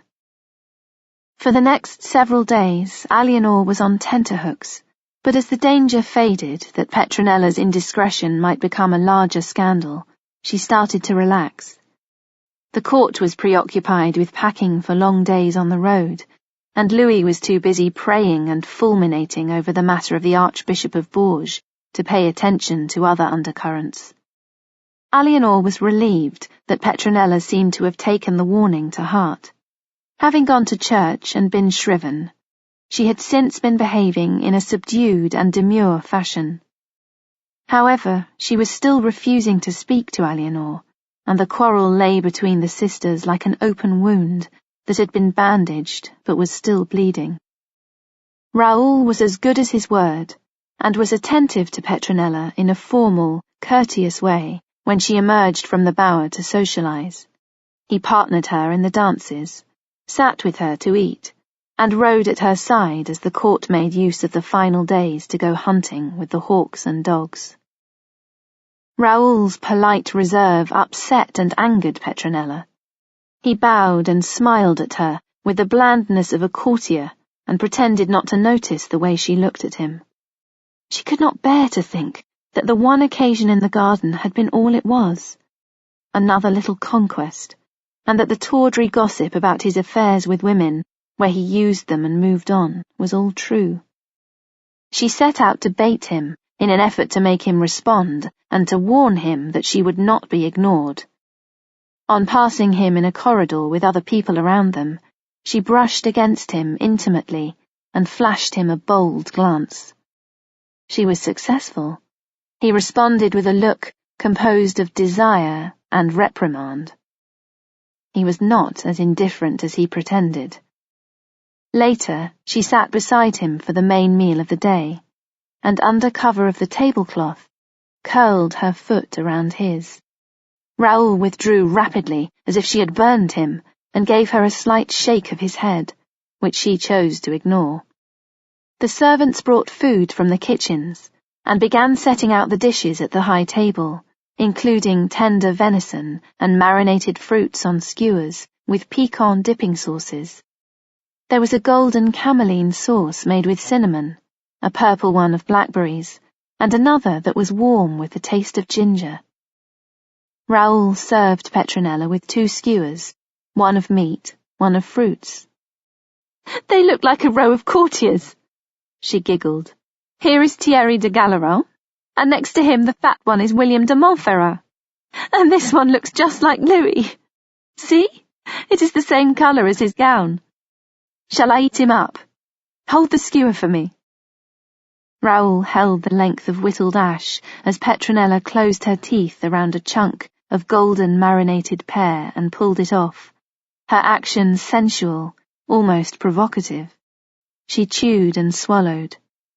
"Wouldn't it be good if we could be rid of all our enemies like that?" she said. "I hope you do not mean that the king is your enemy." Petronella shrugged. "I meant all enemies in general. Come, I will hold yours for you now. Who are you going to eat? That one looks a bit like Theobald of Champagne, no?" Raoul shook his head, but he was chuckling. "You are a very naughty girl." Petronella gave him a measured look, smoky and dark. "No more naughty than you are," she said, and licked her lips. "Hush," He glanced round. This is neither the time nor the place for such behaviour. He wanted to grab her and silence her, but his fear was all knotted up in desire, and he imagined that silencing as a hard kiss, her body drawn tightly against his. He glanced round to see if anyone had noticed their whispered discussion, and saw one of Louis's chaplains observing them with neutrality that might at any moment become censure. "Then tell me, what is the time and place?" she retorted, breathing swiftly. "You keep me company, but you ignore me, and I'm left to wonder." "Doucette, you do not know what you do." She tilted her head. "The other day, you seemed to think I did know what I did." Raoul swallowed, feeling increasingly at a loss. "If you do not behave yourself, we shall be discovered here and now. Do you really want to face the consequences of that?" He grimaced at her. "We have to find a way to manage this. Now, let me help you to a piece of this fine salmon, my lady." He reached to a silver dish in front of them, his courtier's mask fixed firmly in place. "Perhaps, my Lord de Vermandois, you are discovering you have bitten off more than you can chew," she said with a narrow smile. He slowly shook his head, and knew that she was his nemesis. "Amory de Niort," Louis said to Aliénor. Aliénor ceased putting away her rings in her jewel coffer, and her heart leapt with fear. "What of him?" "His older brother has asked me for redress. He says you dismissed Amory without cause and treated him dishonourably when he had never done a dishonour to you. Are you going to tell me what this is about?" Aliénor fiddled with a ring set with small red stones like pomegranate seeds. "He was showing too much interest in Petronella, and I had to intervene." Louis arched his brows. Dismissing him sounds like more than just intervention. "It was necessary. Trust me." He gave her a brooding look. "Petronella must have encouraged him."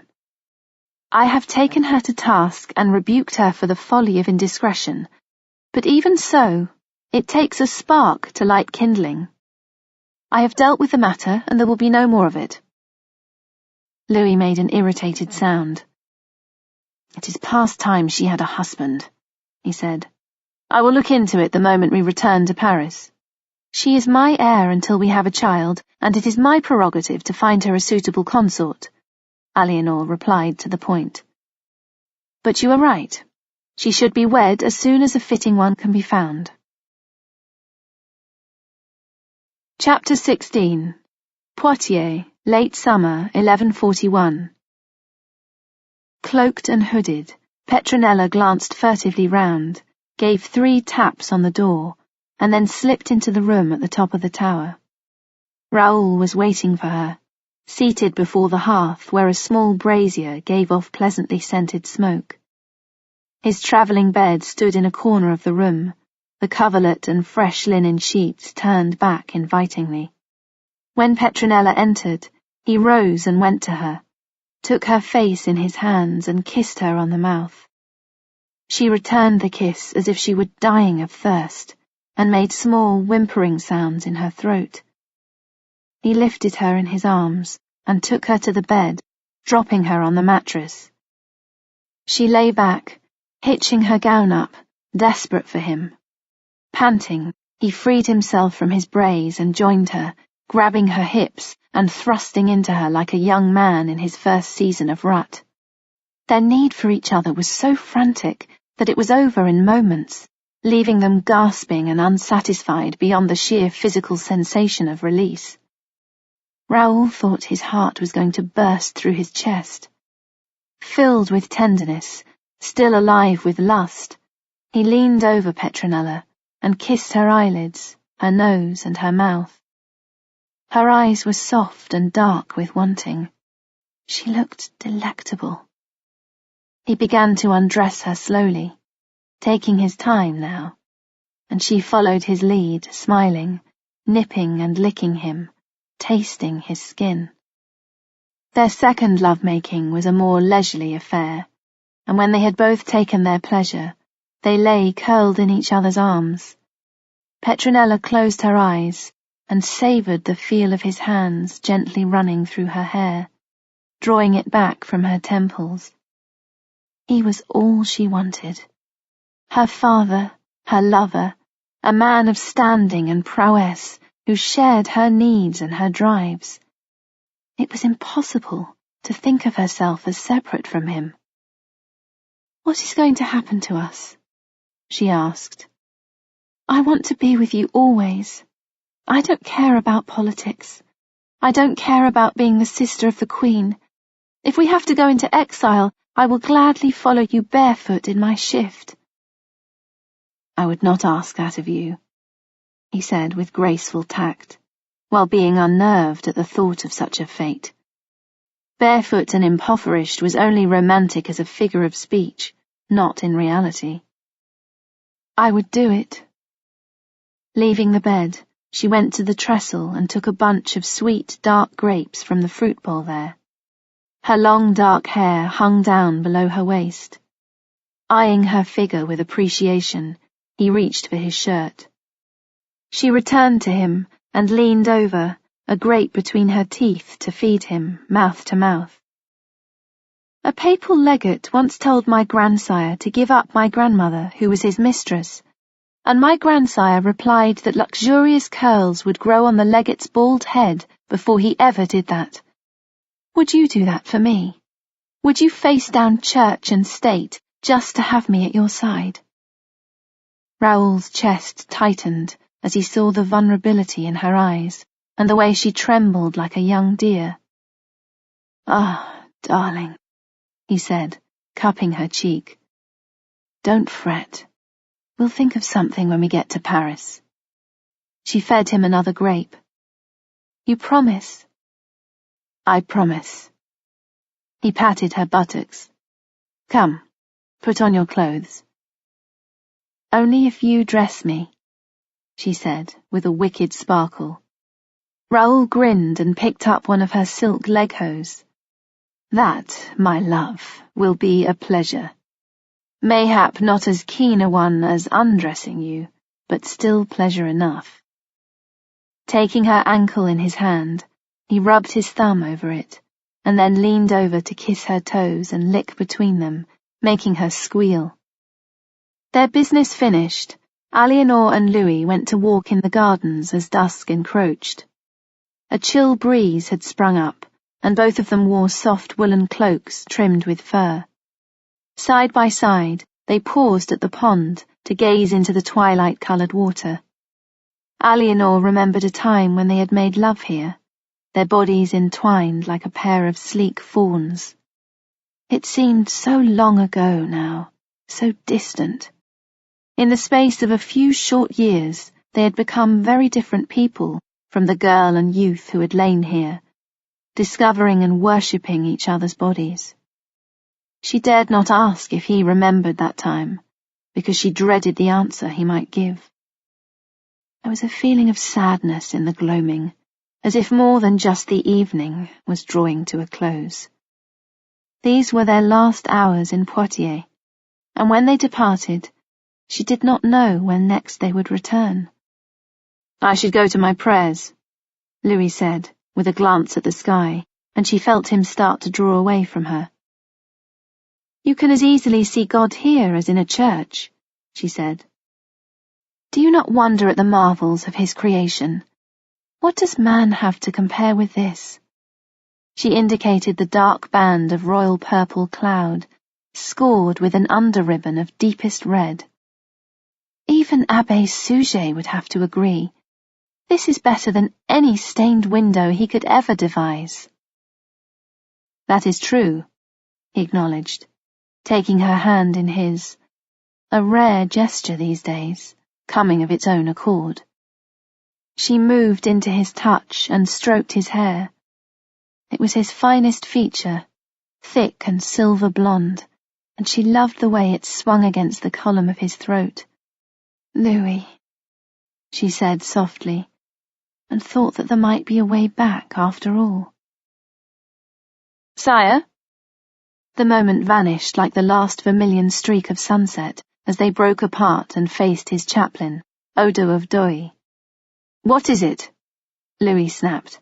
Why do you interrupt us? Looking uncomfortable, the priest cleared his throat. Sire, madam, I am sorry to be the bearer of ill news, but once it becomes common knowledge, there will be no containing it. What ill news? No containing what? Louis demanded. Don't speak in riddles, man, out with it. Father Odo said, with a glance at Alienor, Sire, it is a matter that touches on the Lady Petronella and her relationship to a man of the court. Louis threw up his hands in exasperation. Gossip again. I am sick of all the petty tittle-tattle. Alienor's heart froze. Dear God, what had Petronella done now? She had thought her sister safe with her women and the crisis averted. Which man? She demanded. Madam? It is the constable, the Sire de Vermandois. Louis exhaled hard, his eyes steely with anger. This is typical court gossip. The Queen and I are well aware of the matter concerning my sister and the Lord of Vermandois. A look of utter shock crossed the clergyman's face. Sire, madam, with due respect, I do not believe you are. Alienor lowered her eyes. Very well, Louis said, rubbing his forehead. But let this be an end to it. We have more important matters to deal with than this foolishness.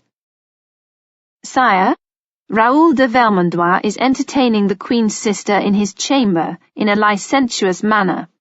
My scribe overheard them planning their tryst earlier and watched to see where they went. It is all true, I swear it.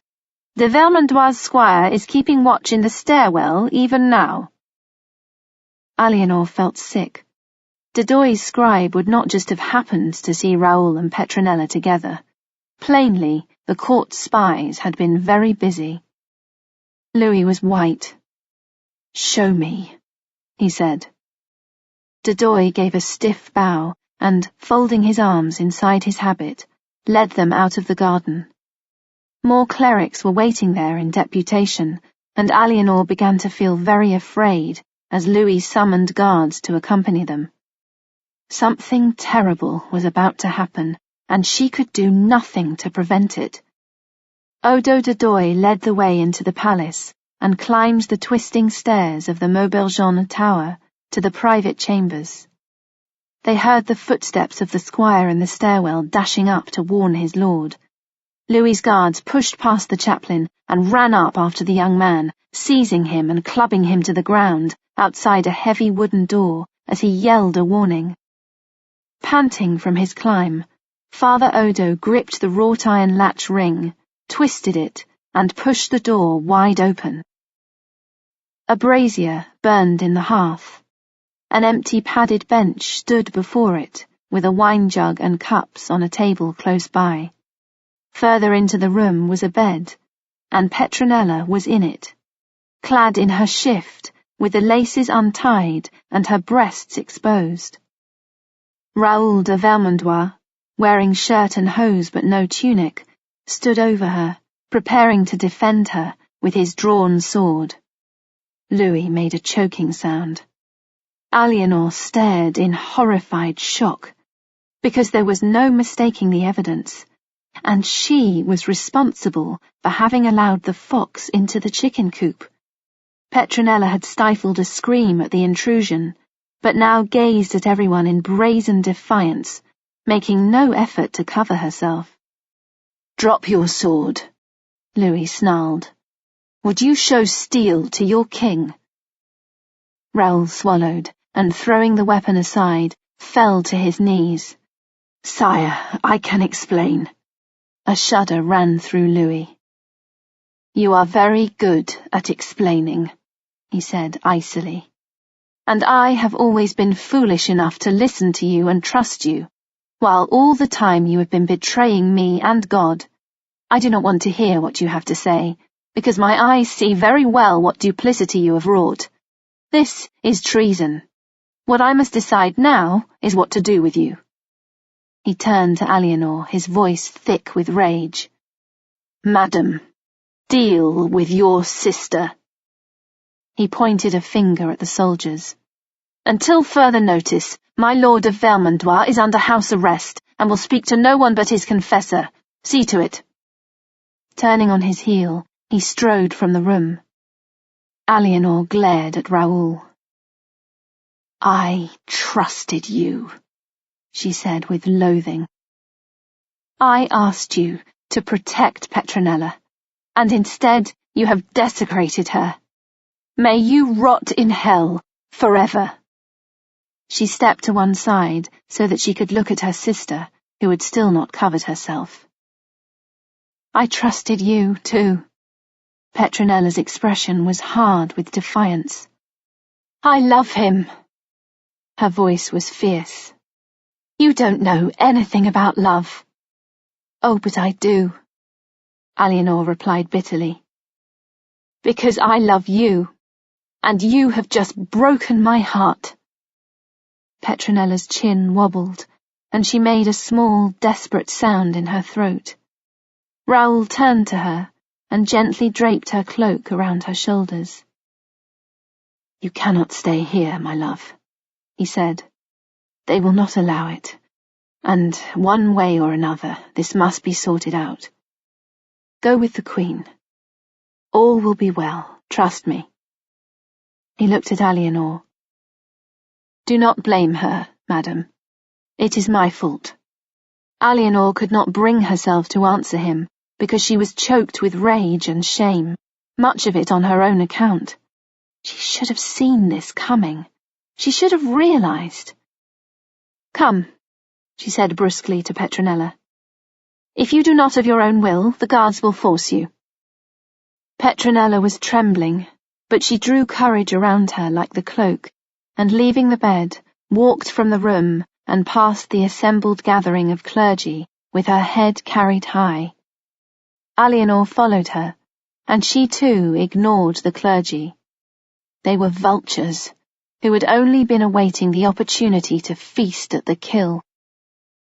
Do you know what you have done? Eleanor demanded of Petronella, once her chamber door had closed behind them. How are we ever going to mend this scandal? I could shake you until your teeth rattle. I love him, Petronella said again, and folded her arms inside the cloak, hugging herself. Her voice cracked. And he loves me. You only think you love him, Eleanor said harshly.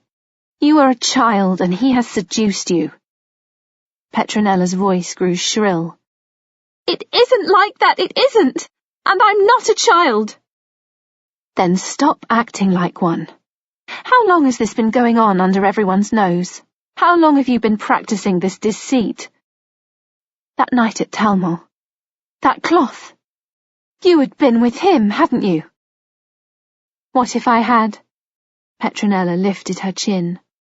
It was the best night of my life. He cares about me. You don't. You only care about your own reputation as queen. Each statement of Petronella's struck Eleanor like a blow.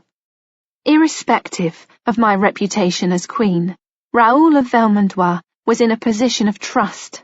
He violated that trust and broke his honour and yours. He's old enough to be your grandsire, let alone your father. You allowed Amory de Niort to be your scapegoat and to be punished for something he did not do. Eleanor's voice burned with disgust. What do you think our father would have said if he knew about this? Do you think he would approve? He went away and left us. If you are talking of ancestors, then our grandparents did not stop to worry what anyone would think. They lived and made love as they chose. And others have paid for it ever since, including you for following their example. Better I should be like them than that my juices should dry up for want of use. Eleanor's hand cracking against Petronella's cheek was a shocking punctuation to the exchange. The feel of the blow tingled through Eleanor's palm, as the mark turned from white to red on Petronella's face. Shaking, Petronella stared at her with eyes full of hatred, misery, and furious bravado. In that moment, Eleanor saw a wounded creature run to bay and doing its utmost to take its slaughterers down with it. "Have we come to this as sisters?" Eleanor whispered. "To be enemies? Surely we have enough of those already, without ripping each other apart." The battle light died from Petronella's eyes. She gave a wrenching sob, then another and another, as if small pieces were being torn from her body. Petra. Eleanor could not bear to see her sister in such pain. She drew her into her arms and held her tightly, tears running down her own face as Petronella sobbed. Her sister was so damaged, so vulnerable. Gelding was too merciful a punishment for Raoul de Vermandois. Once the worst of the storm had passed, Eleanor drew Petronella to the hearth, gave her a napkin to wipe her eyes, and poured them both wine. "What were you thinking?" she asked. "It was bound to surface sooner or later. You could not keep something as great as this a secret."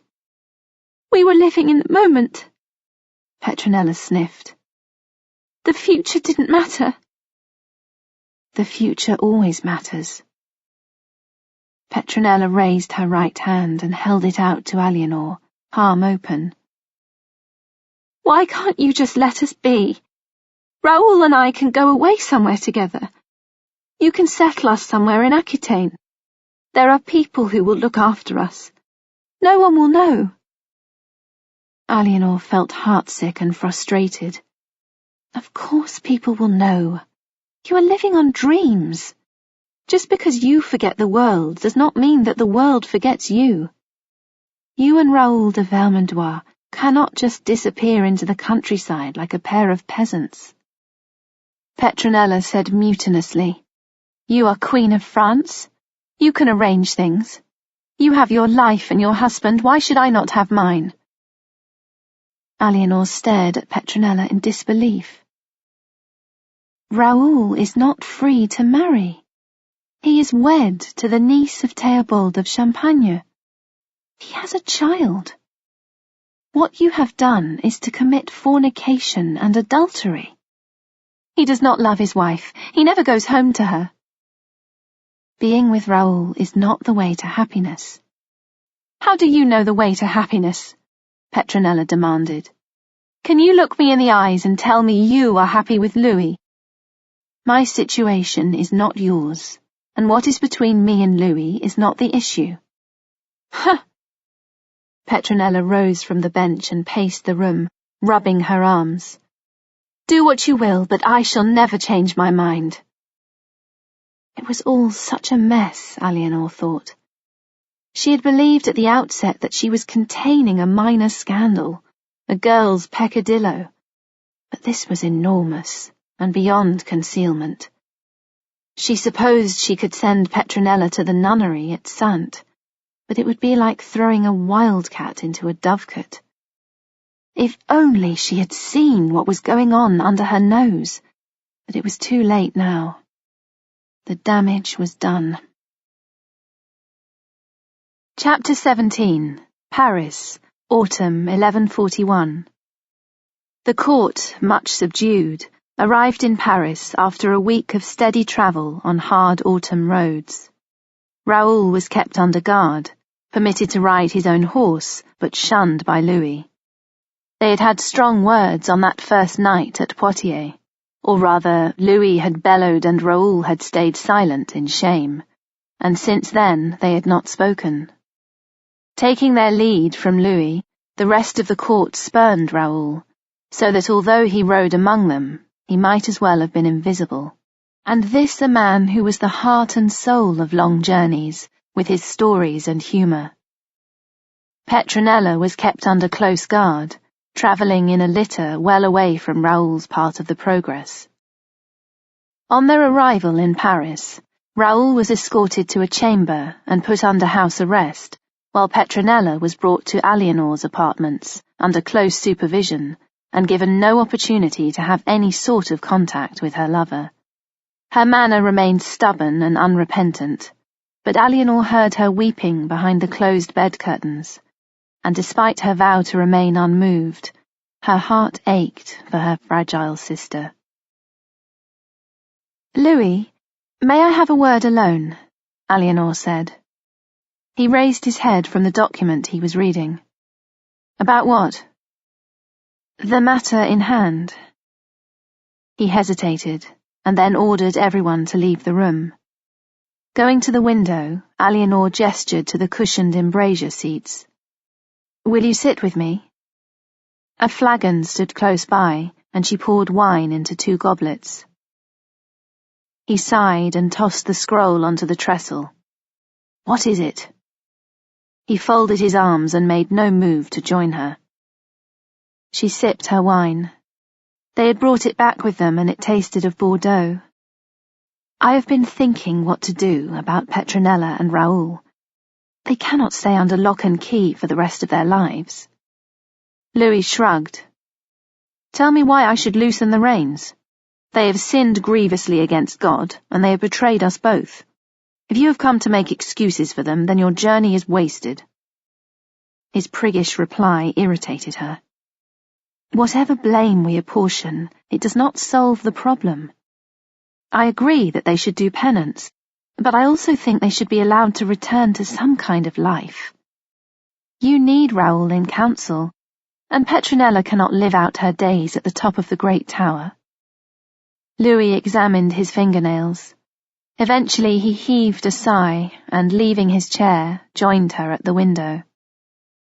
"If Raoul and your sister will shrive themselves and spend time in repentance and contemplation of their sin, I will see what can be done." "Thank you."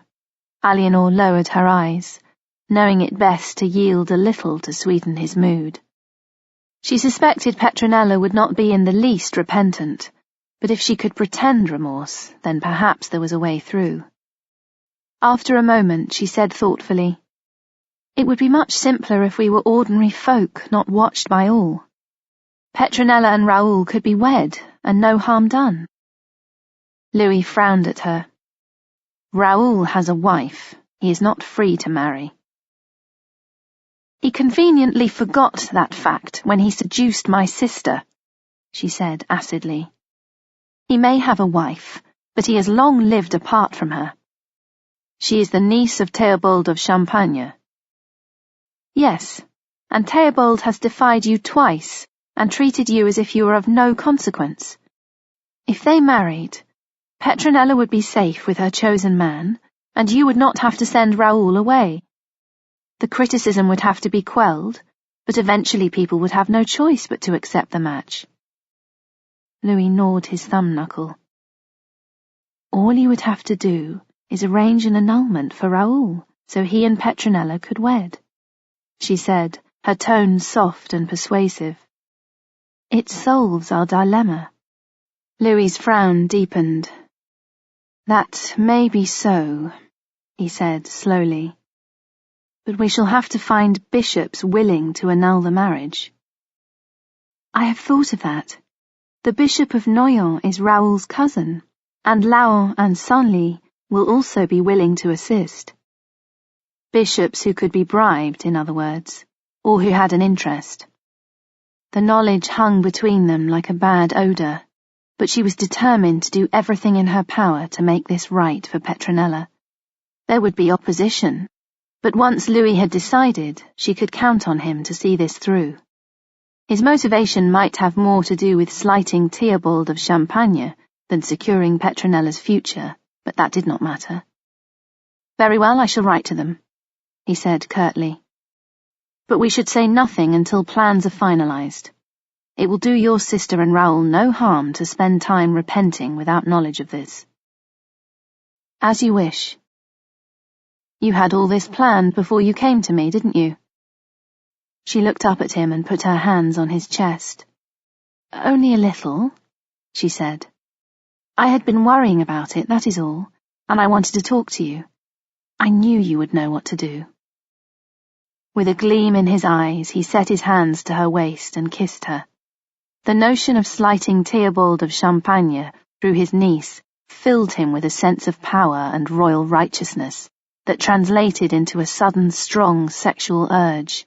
And besides, he needed to put his wife in her place.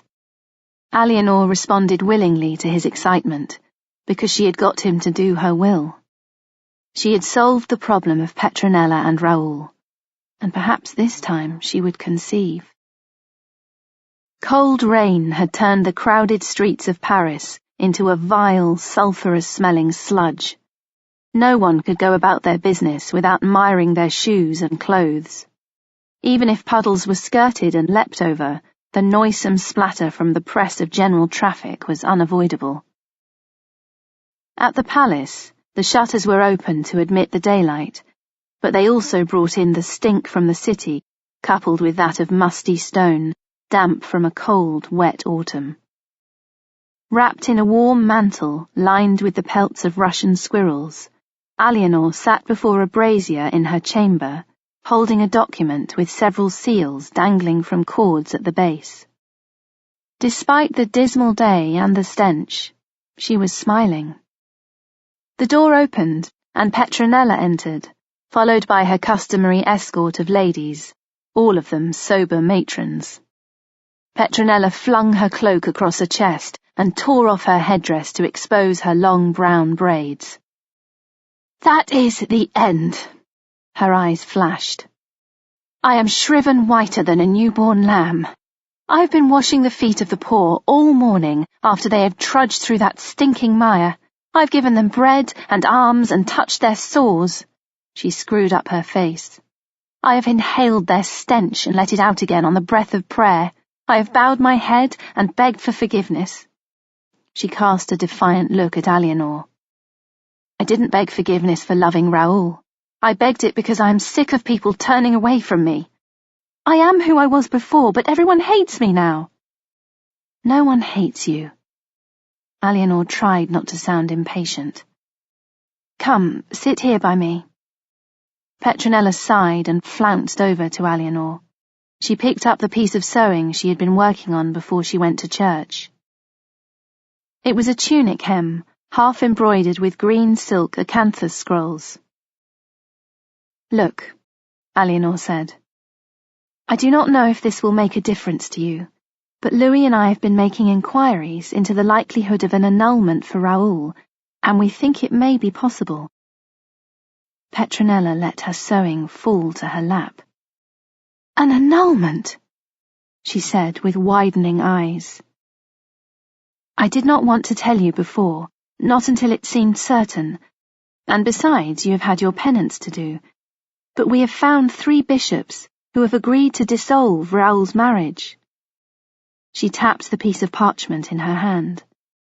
"If matters go well, you and Raoul can wed as soon as we can arrange matters." Petronella clutched her breast as if holding her heart inside her body and gasped. When Eleanor leaned towards her in concern, she shook her head and laughed exultantly.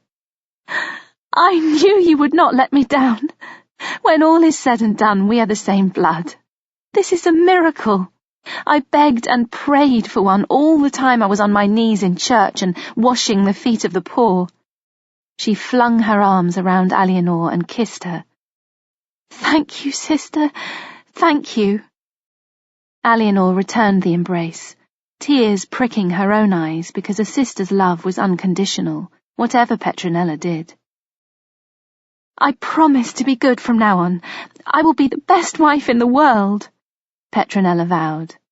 "We can be sisters just as we were before all this happened." But Eleanor knew they could never go back. She was wise enough to see that too much had changed, too much had been said and done. Yet it was so good to feel Petronella's arms around her, and to know that at least some of the ties between them, frayed though they were, remained fast. "What about Raoul?" asked Petronella. "Does he know?" "Louis will tell him. We were waiting for this news from the bishops." Eleanor raised a warning forefinger. "I tell you now there will be great opposition. Theobald of Champagne will not accept it, because he will take it as a personal insult to his bloodline. He and Louis are already on bad terms over the matter of Toulouse, and this will only sour their relationship further. I suspect he will call on clergy of his own to refute what we put forward. They won't succeed, Petronella said with a vehement shake of her head. She hugged Eleanor again. I promise I will never ask for anything else in my life now that I have this. It means everything to me. Eleanor's smile did not reach her eyes, because having something that meant everything was a double-edged sword. It meant you had so much more to lose. Raoul entered Louis's chamber with trepidation. A swift glance showed him that the servants had all been dismissed. Abbé Suger, Louis's brother Robert of Dreux, and his uncles William de Montferrat and Amédée de Maurienne, however, were in close attendance. Sire. Raoul knelt and bowed his head. This was the first time he had seen Louis in several days. He was still being kept under close watch, although no longer strict house arrest. He had felt the weight of disapproval at court. Instead of being welcomed into the royal inner circles, he had been forced to the outer edge, and knew how vulnerable he was. Men who were out of favour were easily picked off. Louis ordered him to rise. You are here to answer on the matter of your conduct with the Queen's sister, he said icily. Raoul bowed his head. Sire, my life is in your hands. I do not expect to receive clemency. I will do whatever I must do to make amends. Louis looked contemptuous. Indeed you shall. You have ever had a glib tongue, but let us hope this time your words and deeds are a match for each other. Raoul cleared his throat. Sire. This is family business, as well as a matter of state, Louis said. Whatever I decide will have repercussions far beyond this chamber. To set this right, you must marry the Queen's sister. Raoul stared at Louis in dumbstruck silence. I have found 3 bishops, including your cousin, willing to declare your marriage to Leonora null and void, which leaves you free to wed the Lady Petronella. Louis's mouth twisted. I could wish it otherwise, but this seems the best decision. Raoul swallowed. I do not know what to say, sire. That has to be a unique experience for you, Robert of Dreux said nastily. Louis shot his brother a warning look. The wedding will take place as soon as the bishops have pronounced the annulment, and as swiftly as the nuptials can be arranged.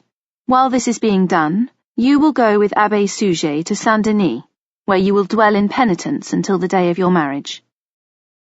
Raoul's stomach clenched. He did not want to enter Saint-Denis, lest he didn't come out again. But what other choice did he have? His life was forfeit anyway, and Louis could easily have had him killed long before now. The older men were looking at him with ill-concealed scorn. Sire, you are gracious, he said. I am not, Louis retorted. I am acting out of expedience and necessity. There is no grace about this scandalous matter at all. Raoul left Louis's chamber in a daze, but slowly began to realize and rationalize what the annulment meant. He and Leonora barely saw each other from year to year, and when they did, they seldom spoke. She would probably be pleased to be rid of him. The only reason for her fight would be the diminishing of her status. He felt a slight qualm about that, but it couldn't be helped. He thought of Petronella instead. He truly did love her, and beyond the physical attraction, it did no harm that she was Eleanor's sister, and, while Eleanor remained childless, Petronella was heiress to Aquitaine. Should he make her pregnant, their offspring would stand in line to succeed to the duchy. In truth, despite the rough road he had recently been forced to travel and the difficulties still to come, things might just work out rather well.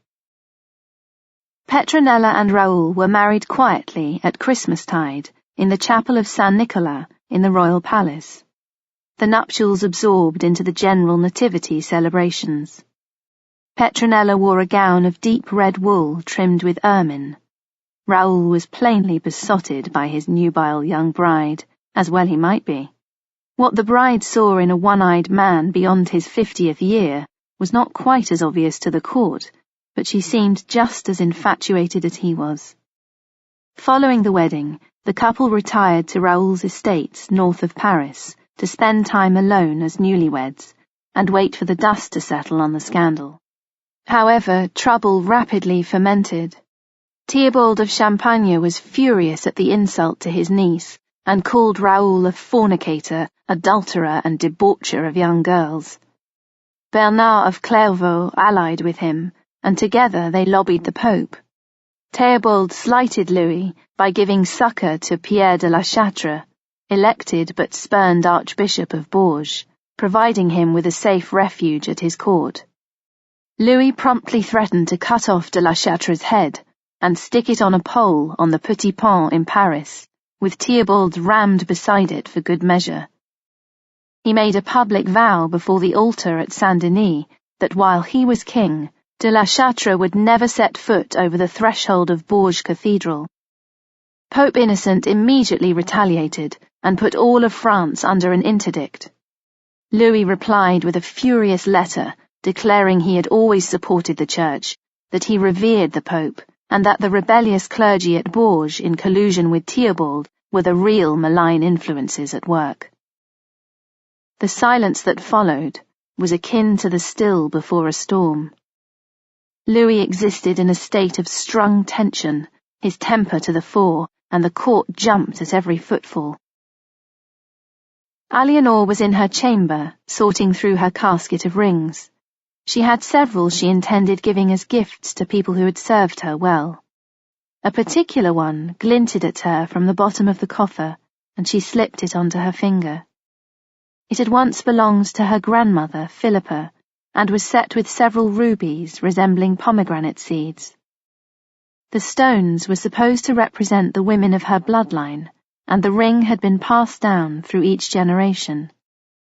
Eleanor held out her hand to study the ring on her finger, and wondered if she would ever pass it on to her own child. Louis continued to lie with her in his intermittent way, but without success.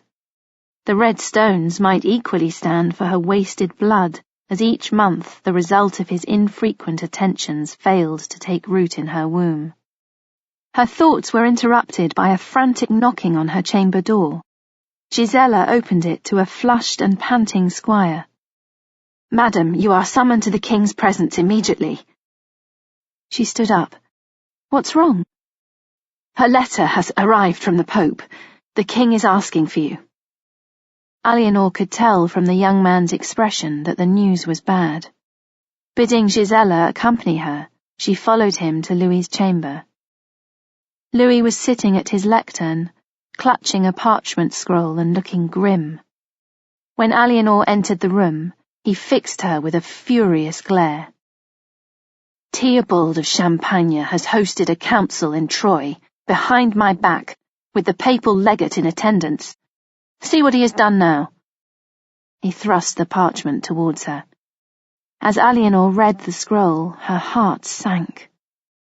The Pope had upheld Theobald of Champagne's protest on behalf of his niece. He had declared Raoul and Petronella's marriage invalid and suspended the bishops who had agreed to the annulment of Raoul's first match. Furthermore, Innocent had ordered Raoul and Petronella to separate on pain of excommunication, and had expressed astonishment that Louis should condone such a union. "I will not be dictated to by meddling prelates," Louis snarled. "Their words do not belong to God, and I will brook no more interference from Theobald of Champagne or the Pope." "You must do something about it," Eleanor said, wondering whom they could influence in Rome to lobby the Pope on their behalf. "I intend to. I shall root out this wasp's nest in Champagne. If an insect stings you, then you squash it underfoot." Later, in their chamber, Louis took her with all the vigour his fury lent him, uncaring that he hurt her, expending his temper on her body as if it was all her fault. Eleanor endured the pummelling, because she knew that once he was spent, his rage would dissipate and she would be able to deal with him. He was like a child having a tantrum. Finished, he adjusted his clothes and, without a word, strode from the room. She knew he was going to pray, to spend the night on his knees doing penance and exhorting God to strike down his enemies. Sore from his aggression, glad he was gone, Eleanor hugged her pillow and tried to think of solutions to the dilemma of the papal opposition. There seemed no way out.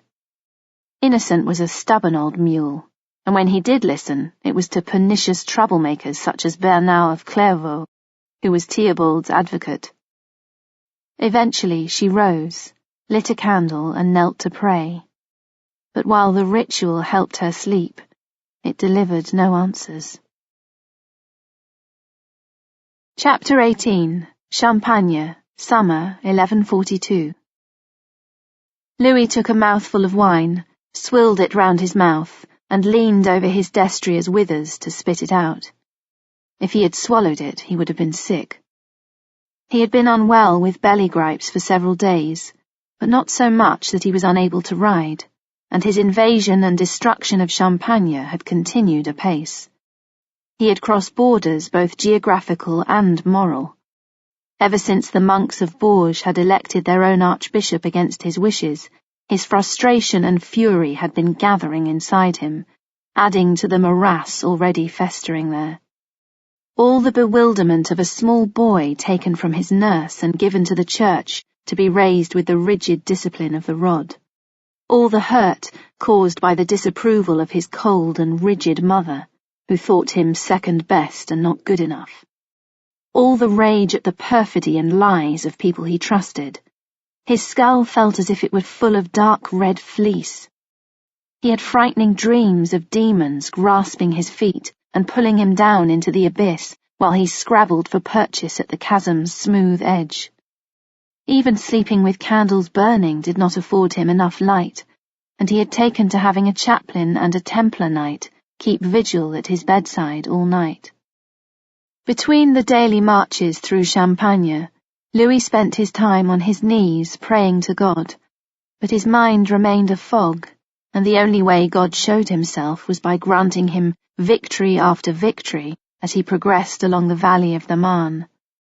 His army encountered no resistance, and they plundered and looted as they rode, trampling the vines, burning the fields, leaving a trail of destruction in their wake. Each town Louis took and ravaged was a triumphant blow upon the backs of Count Theobald and the monks of Bourges. He felt as if he was striking back for the honour of his family and all the old slights visited on his house by the Counts of Champagne. He had ridden so far from the path that he had lost his bearings, his only compass that of knowing he was king with a divine right to rule, and everyone must bow their heads to his yoke. Ahead of his army lay the town of Vitry, close upon the river Sceaux.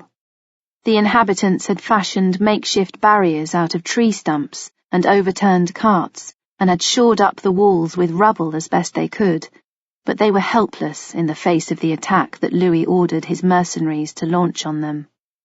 The assault was fierce and vicious. Fire blossomed along the roof lines and took hold in barns, swiftly spreading from house to house, fanned by a hot summer wind. Louis reined in his stallion on a high vantage point and watched his troops wreak destruction. Battle cries and the clash and scrape of weapons rose amid gouts of smoke and twists of flame. A dull ache throbbed at his temples, and the leaden sensation in his belly made him feel as if all the foulness inside him was going to spew out in a glistening, dark mass. He imagined that his mail shirt was a burden of sin, weighting his body. His brother Robert joined him, sitting easily in the saddle, but holding his destrier on a tight rein. The sun glittered on his hauberk and helm, reflecting polished stars of fire. The way the wind is veering, there will be naught left of the town come morning. Theobald of Champagne has brought it on himself, Louis replied grimly. Robert shrugged. But I do wonder what we are bringing down on ourselves by this. A grim silence stretched between the brothers. Abruptly, Louis reined away from Robert and rode back to the tent that his attendants had set up to provide respite and shade while Vitry was devoured. The canvas dissipated some of the sun's punishing strength. Louis dismissed everyone and knelt to pray at his small personal altar. The cold gold and marble, concealing various saintly relics, gave him a momentary respite from the pounding red darkness inside his mind. Bernard of Clairvaux had warned him that God could stop the breath of kings, and he was intensely conscious of each inhalation, and of the weight of his hauberk, his coat of sins. He counted his prayer beads through his fingers, trying to find calm in the cool, smooth agates while he recited the Lord's Prayer. The tent flaps flurried open, and Robert ducked inside. "The church is on fire," he said. "Most of the townspeople are inside, including the women and children." Louis stared at him, and as comprehension dawned, so did the horror. While the monks of Bourges deserved all that came their way, the wider church was still the house of God. Even if he was laying waste to Theobald's lands, it was with the expectation that the people would have opportunity to flee or seek refuge. "I gave no such order." He jerked to his feet. "It was wind-borne from the houses." "Well, give the people space to flee." Louis had removed his sword belt to pray, but now he buckled it on again. "Tell the men to stand back." "It is too late for that, brother." Feeling sick, Louis followed Robert from the tent back to the vantage point. The church was indeed ablaze. The roof, the walls, everything. The wind had veered, and the flames surged towards heaven like the ravenous tongues of 1,000 demons. No one could survive such a conflagration. "Douse it," Louis commanded. Emotion twitched across his face like raindrops in a pool. "Organize buckets from the river." He fancied he could feel his mail shirt becoming as hot as a griddle and see the flame-light dancing on weapons, leaving an indelible stain. Robert eyed him askance. "It will be like a child trying to quench a bonfire by pissing on it. We won't be able to get near." "Just do it." Robert turned away and began snapping orders. Louis called for his horse, and the moment his squire brought the sweating grey from the lines, he grabbed the reins and swung into the saddle. His men scrambled to follow as he galloped down the path and entered the town. Around him the dwellings were ablaze and drifts of choking smoke obscured his vision. He rode through the arches of fire. Ragged whips of flame swept out at him as if striving to drag him in and devour him. His stallion balked and began to plunge until it was all Louis could do to stay in the saddle, and he was forced to pull back. The wellheads and buckets had been destroyed by fire, and even with access to the river, the church and its occupants were doomed. Louis returned to camp, with his head thrown back and tears streaming down his reddened cheeks. His eyebrows were singed. A raw, stinging burn shone at the back of his head like a stigma, and his mind was a red conflagration. He spent the night kneeling at his altar and refused to let anyone tend his injuries. In the pale light of dawn, with smoke rising from the ashes and mist curling off the river, he visited the smouldering ruins of the church. A pyre for more than 1,000 men, women, and children. Although the fire had died, the charred timbers were still too hot to touch. From the corner of his eye, although he tried not to look, he could see twisted, blackened shapes sticking up like the limbs of bogwood trees rising out of a swamp. The stench of burned flesh, timber, and stone made him gag. Falling to his knees in the hot cinders, He wept, and in between sobs raised his voice to God in remorse and fear. His rage towards Theobald of Champagne and the monks of Bourges only intensified, however, because this desecration was entirely their fault. Chapter 19. Paris, Summer, 1142. Eleanor glanced round the chamber prepared for Louis's triumphant return from Champagne. Water had been heated and the tub made ready for a bath. The best sheets had been aired and laid on the bed. Curtains of gold brocade hung from the canopy poles, and tawny nuggets of frankincense burned in the braziers. Servants had set out dishes of food on trestles covered with fine white napery. There were crisply roasted songbirds, cheese tarts, almond balls dampened with honey, pastries and fritters, fragrant white bread, and bowls of blood-red cherries. During Louis's absence, she had received sporadic messages of a general nature. The campaign was progressing well. They had encountered little opposition from Count Theobald, and despite all the latter's posturing, Champagne's underbelly was soft, and the defences had not stood against the French. Naturally, the Church had condemned Louis's actions. Letters had flown between Bernard of Clairvaux and the papal court on Theobald's behalf, and Louis had been ordered to cease his attacks on Champagne on peril of his soul. He had obeyed in person and turned back, but his troops had remained in Champagne and continued their ravages. As far as Eleanor knew, Louis was doing what he must to bring Theobald of Champagne to heel, and doing it well. She was anticipating a victorious return and had dressed carefully for the occasion. Her gown was embroidered with golden fleur-de-lis, her hair was twisted into elaborate braids, and she wore a coronet set with pearls and rock crystals. When her chamberlain announced Louis's arrival, Eleanor's heart began to pound. Part of her was desperate to see him, his tall, athletic body and glorious silvery hair. She imagined flinging herself into his arms and welcoming him with kisses. Perhaps they could start afresh, pretend they were meeting for the first time as man and woman instead of boy and girl. Her women in tow, she left the chamber and processed to the great hall to welcome her husband home. Louis and his retainers entered the chamber on a flourish of trumpets. Eleanor looked for him, but there was no sparkle of flaxen hair, no flicker of gold silk, no sense of his presence. All that met her eye in the space where she expected to see him was a bedraggled, travel-stained monk with stooped shoulders. For a moment she thought he was one of the minions of Bernard of Clairvaux. But then the monk raised his head and looked at her, and she realized with a jolt of absolute shock that she was looking at her husband. Dear God! Dear God, what had happened to him? He was an old man. Drawing on all her reserves, she curtsied to him and bowed her head. He shuffled forward to raise her up and kiss her lips, and it was like being touched by death.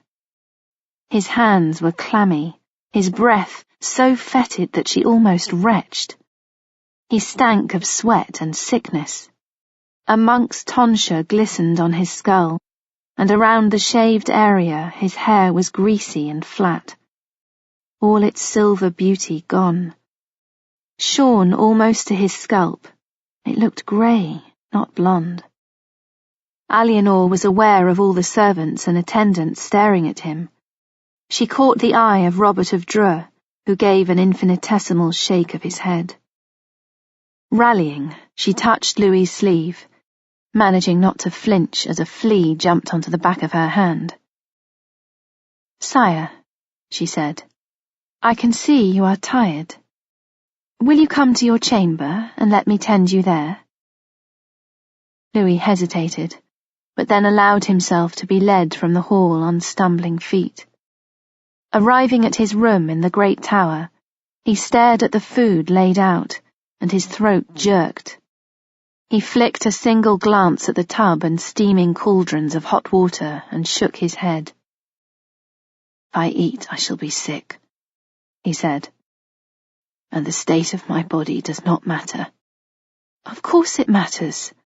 You must eat after your journey and wash for your ease and comfort." "I must neither." Louis sat down in a chair and put his face in his hands. Eleanor knelt to remove his boots and recoiled at the stench from his feet. They were filthy beyond belief, black between the toes and the skin peeling off. His toenails were long and rimed with dirt. She almost gagged. In her peripheral vision, she was aware of Raoul de Vermandois and Robert of Dreux exchanging glances. "Bring me a bowl of warm rosewater and a cloth," she snapped to a staring maid. "I have told you, I do not need tending," Louis said stiffly. "But it is a sacred task to wash a wayfarer's feet," Eleanor replied. "Would you have me shirk that duty?" He made a fatigued gesture of capitulation. When the maid returned with the water, Eleanor steeled herself to the vile task of cleaning his feet. She wondered what had happened to him. He had set out as a great prince at the head of his army, proudly flaunting his banners, determined to grind Theobald of Champagne underfoot, and had returned, looking like a wild holy man who had been starving and mortifying himself to the point of madness. He continued to refuse all offers of food and wine until she brought him some plain spring water in a chalcedony cup. "It will purify your blood," she said. He raised the cup to his lips with trembling hands and sipped while she knelt to finish her task. She rose and touched his brow to see if he was feverish, but he pushed her away. Immediately he was contrite. "I need rest," he said. "That is all." "You cannot do so like this. At least change into clothes more suited to the chamber than the stable." "I care not," Louis replied, but allowed the maids to remove his soiled garments. Once more Eleanor was horrified. If his outer robes were dirty and dusty, then his shirt and brays were rancid. Insect bite marks pocked his body, and stinking black grime threaded every fold and crevice of his skin. He had lost muscle and bulk, and was as bony as an old man. She wondered when he had last eaten a decent meal, and felt a mixture of revulsion, compassion, and deep anxiety. "I will care for you now," she soothed, wiping the rosewater cloth over his emaciated body. He shook his head. "It is a waste of time." He refused to wear the fine linen shirt she had ready for him, insisting instead on a coarse chemise from the ones that her women had been stitching to give to the poor. At least it was clean, and Eleanor yielded to his whim. She eventually persuaded him to lie down on the bed. As well as keeping the light, he insisted on having chaplains sit either side of him to pray for his soul. Eleanor left the room in a state of anxiety. It was one thing to deal with enemies when you had a powerful husband to protect you, but if Louis lost that power, the implications for herself were terrifying. "What has happened to him?" she demanded of Raoul de Vermandois and Robert of Dreux. "Why is he like this? Tell me." Raoul rubbed a tired forefinger across his eye patch. "He had not been himself for some time, but Vitry was what tipped him over the edge. He has barely eaten or slept since, and as you see, he has to have his chaplains with him all the time." "What happened at Vitry? There has been nothing in the letters I have received." Robert said, "The church burned down with the townspeople inside it. Over 1,000 men, women, and children." He looked away and swallowed. "I never wish to witness or smell such a thing again. I fear it has turned my brother's mind. He blames Theobald of Champagne and the monks of Bourges, but still he sees his own hand upon the torch. "You should have warned me before he arrived," she said. "I could have been better prepared." "We thought he would recover and come to terms with it," Raoul replied. "Indeed, he may do so now he is back in Paris." He gave her a piercing look. "He called out in the night for you, and for his mother." Eleanor bit her lip. She had not been prepared for this, could never have imagined it happening. But she would have to bring Louis round. If she did not, others would seize the moment, and she had precious few allies at the French court. Chapter 20. Castle of Arras, October 1143. At Raoul's home in Arras, Eleanor sat in a window embrasure with Petronella. Outside, the leaves were turning russet and gold. Petronella was spending her confinement here, having conceived in the months following Raoul's return from Champagne. "There is no room for the child to kick now," Petronella said ruefully. "It surely cannot be long, or I will burst asunder." She laid her hand on her swollen belly. "I can barely walk as it is." "You look well," Eleanor said. Her sister's skin was blooming, and her hair as lustrous as brunette silk. Petronella preened a little. "Raoul says that too. Now that Pope Innocent has died, we might be able to resolve the matter of the Archbishopric of Bourges and your marriage. Pope Celestine is prepared to be more conciliatory. He has already said he will lift the interdict on France." Petronella jutted her chin. "It does not matter what the Pope says. I know I am married to Raoul." She picked up her sewing. "How is Louis?" Eleanor made a face. "Better than when he returned from Champagne, but so changed. He dresses like a monk, and he talks like one too." She waved her hand impatiently. "It's God wants this and God wants that. You could not begin to imagine how much God wants. Sometimes I do not see him for days on end, and when I do it is impossible to talk to him. You and Raoul, you are at ease with each other. You laugh and kiss. Yet you are under interdict and vilified by Rome and the Church. When I reach out to Louis, he draws away as if I am unclean. You are round with child, but how am I to bear an heir for France when I sleep alone? Since his return from Vitry, he has not lain with me once." "You should give him a love philter," Petronella suggested. "Slip some grains of paradise into his wine." "I have tried that, but it made no difference." "Then perhaps you should dress as a nun or a monk, or a Templar. Have you already tried that too?" Eleanor wagged her finger at her sister. "Enough. That is going too far." "Is it?" Petronella gave her a long look and rose to her feet, pressing her hands to the small of her back. "I would do those things if that was what it took. Who knows? You might both enjoy it." Eleanor bit her lip. Petronella was incorrigible, and yet there was a worrying truth in her sister's words. The delayed remark about the Templar was telling. Louis had been taking fiscal advice from a Templar knight called Thierry de Galeron, who had also been one of his father's advisers. He was a eunuch, but had been made so after manhood, and still exuded an aura of power and virility. Louis was unduly influenced by him, especially since Thierry had become one of the guardians at his bedside, dedicated to banishing the fear of demons that plagued his nights. Once she had come to see Louis early in the morning, and Thierry had been there, clad only in his shirt and braise, as he washed his face and hands in Louis's basin. She suspected that he and Louis shared the same bed, platonically or otherwise, but suspicion was not proof, and she could not bring herself to take that final step and find out. Eleanor gazed at the washed and swaddled baby girl lying in the crook of her arm. She was to be baptized with the Vermandois family name of Isabel. Her skin was softer than petals, The hair on the tiny skull had the glint of a gold coin, and she was utterly beautiful.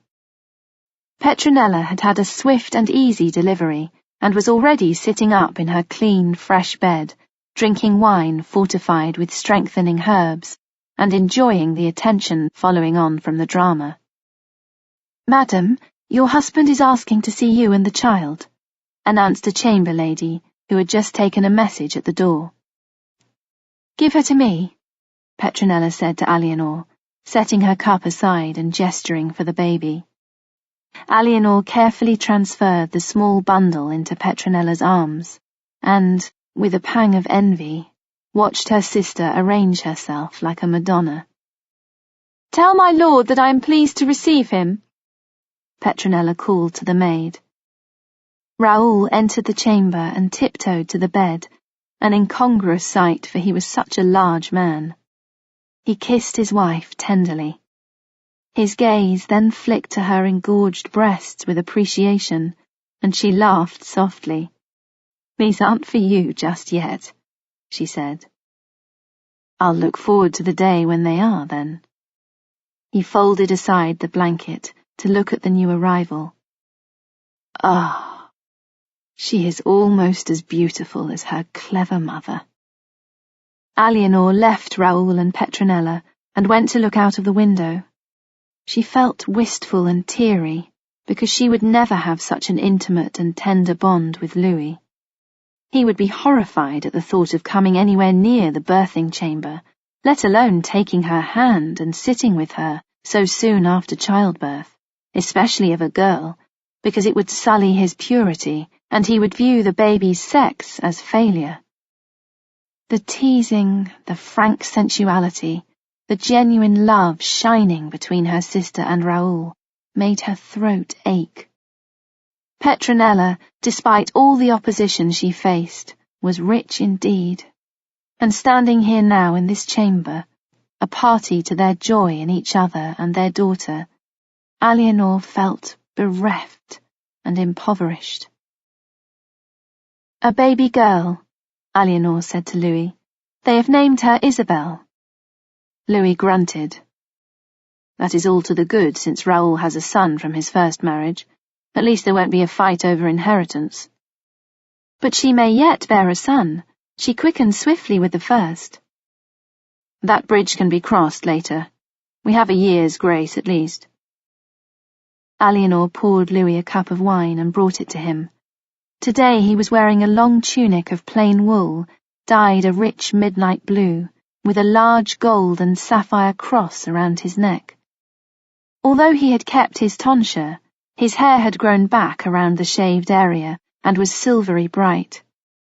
He had mercifully recovered some balance since his return from Champagne, and the grubby hermit now resembled an ascetic prince of the church.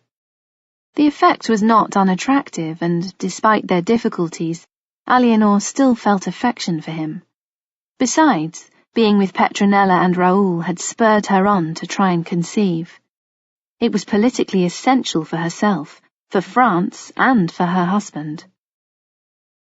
"I missed you while I was gone," she said, putting her hand on his sleeve. "And I missed you," he replied, with a wary note in his voice. "Will you come to me later?" He hesitated, and she could see him working through all the possible excuses not to do so. She swallowed her anger and impatience. Petronella would not have to ask it of Raoul even once. "We have to beget an heir," she said. "We have been wed for more than 6 years. I cannot give a child to France unless you give me the means. Surely it cannot be so difficult a thing to contemplate." Louis stepped away from her, and drinking the wine, went to look out at the river. She allowed him to stand alone for a while before joining him. "Let me rub your shoulders," she said in a soothing voice. "I can see how tense you are, and we have not talked in a while." He sighed and allowed her to lead him to the bed. She fetched a small vial of scented oil from a wall niche and bade him remove his gown and shirt. His skin was pale and smooth, cool as marble. She set about the task with slow sweeps of her palm. Will this new pope sanction Raoul's annulment, do you think? I do not know, he said into his folded arms. He has lifted the interdict, but there are factions who continue to press him to hold firm. There is a meeting tomorrow at Saint-Denis with Suger and Bernard of Clairvaux to discuss matters. And what of de la Châtre and Bourges? She felt him tense under her hands. There is no news on that. I swore my oath and they know where I stand. She continued to knead and smooth and said casually, If you accepted de la Châtre, it would take the wind out of their sails and we could go forward. You would have me go back on my sworn word. He twisted to look up at her, his eyes bright with anger. You would have me glide through all this like a false serpent. I have so sworn, and that is the end of it. Eleanor thought he was being foolish and stubborn, but she was trying to gentle his mood. Of course you must do what you think fit, she soothed. She kissed his ear and his neck, and worked her way down his back, under his shirt. He turned over, and with a groan put his arms around her and began to kiss her. She kissed him back, and loosened her braids, shaking them out in a tumble of golden twists. Her loins were heavy with a dull ache. She knew she would conceive from this. She could feel the seed within her body, ripe and waiting. Louis rubbed his face against hers, and she felt the prickle of his beard. He pressed himself against her and unfastened the laces at the sides of her dress to put his hands inside. They rolled on the bed, pulling clothing out of the way, gasping between kisses. Eleanor tugged off her gown and swiftly followed it with her chemise, so that she was naked except for her stockings, tied with blue silk garters. Louis, still in hose and brays, ran his eyes over her. He licked his lips. His pale complexion was flushed with lust. She lay back, parting her thighs for him. Louis, come to me, she said. Make us a child. He fell upon her, his hips bucking and thrusting. She reached down to free him and guide him home, felt him firm and hard as she stroked him. He groaned at her touch, but as she opened to him, he suddenly became flaccid and soft in her hand. Louis? He pushed her aside and rolled away. When she reached for him, he struck at her. Let me be with your whore's tricks. He stuffed his failure back into his brays and, almost weeping, threw on his tunic and strode from the room. Eleanor sat up and covered her face with her hands. She could smell him on her fingers. What was she going to do? How could she reach him? If this state of affairs continued, her position as queen would become untenable. And, as much as she loved Petronella, she wanted her own offspring to rule Aquitaine after her, not those sired by Raoul de Vermandois. Wearily, she sought her chemise and gown. Perhaps Petronella's jesting was right. Perhaps she ought to dress as a nun, or a Templar. God does not love me, but I have ever striven to obey him, Louis said to Suger, his voice echoing between the carved pillars of the new ambulatory in the Abbey Church of Saint-Denis. Behind him, the light from the magnificent stained glass arches strewed the tiled floor with jewelled luminescence. He sat down on a bench and rubbed his hands over his tonsure. Suger had come from contemplation in his cell to attend on Louis, who had arrived on a lathered horse in a state of agitation. Why do you say you do not have God's love, my son? Is it because of this meeting tomorrow? Is that what bothers you? Louis shook his head. No, he said bleakly. That will just be more talk of the kind I have heard many times over. He swallowed, struggling to say the words. It is because I cannot procreate with the Queen. I am cursed and robbed of my purpose as a king and a man." He raised a tormented gaze to Sujet. "I swore a public oath that de la Châtre would never cross the threshold of Bourges Cathedral as its archbishop. Do you think that oath is the reason for my failure? The Queen suggested I should rescind my vow, but how can I do that when I made it before God?" Sujet frowned at him. "What prevents you from procreating with the Queen?" Louis flushed. "I cannot perform the deed," he muttered. "When I go to her, it is with every intention of begetting a child, but my body refuses to obey my will. Sometimes in the final moment. It is God's punishment." Sujet laid a firm hand on Louis's shoulder. "Then you must ask for God's help and mercy, and so must the Queen. He will show you the way, if only you ask him with an open heart." "I have asked." Louis's voice grew querulous. "I have prayed and made offerings, but he has not answered."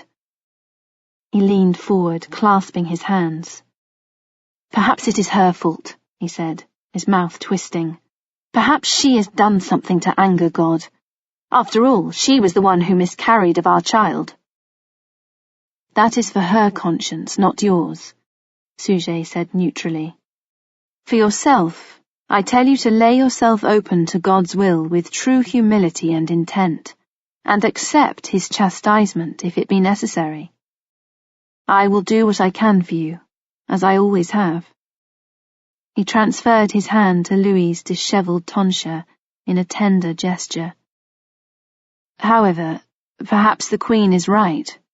If you show your humility by agreeing to let Pierre de la Châtre take his place as Archbishop of Bourges, it will ease the pressures on you and on France, and that in turn will lead to greater harmony in your life. I will pray for you, and ask God to look with favour upon you and the Queen." He added after a moment, "It will do no harm for you and the Queen to show humility and respect to Abbé Bernard. He is a terrible enemy, but a powerful ally, and it is in your interest to wean him away from Théobald of Champagne." Louis began to feel a little better. "You are right," he said. "I will think on your advice." He raised his gaze to the glorious windows. Their shining clarity gave him tenuous hope and inspiration.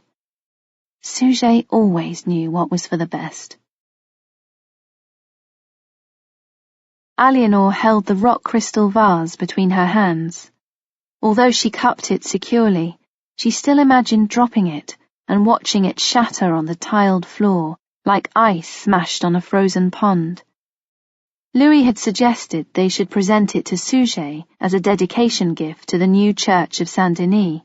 He was fired up with enthusiasm, and it was as if last night's tearful rage had never happened. "It will be a fitting place to keep it," he said. "And Sujet has long coveted it." "It was not his notion, but mine."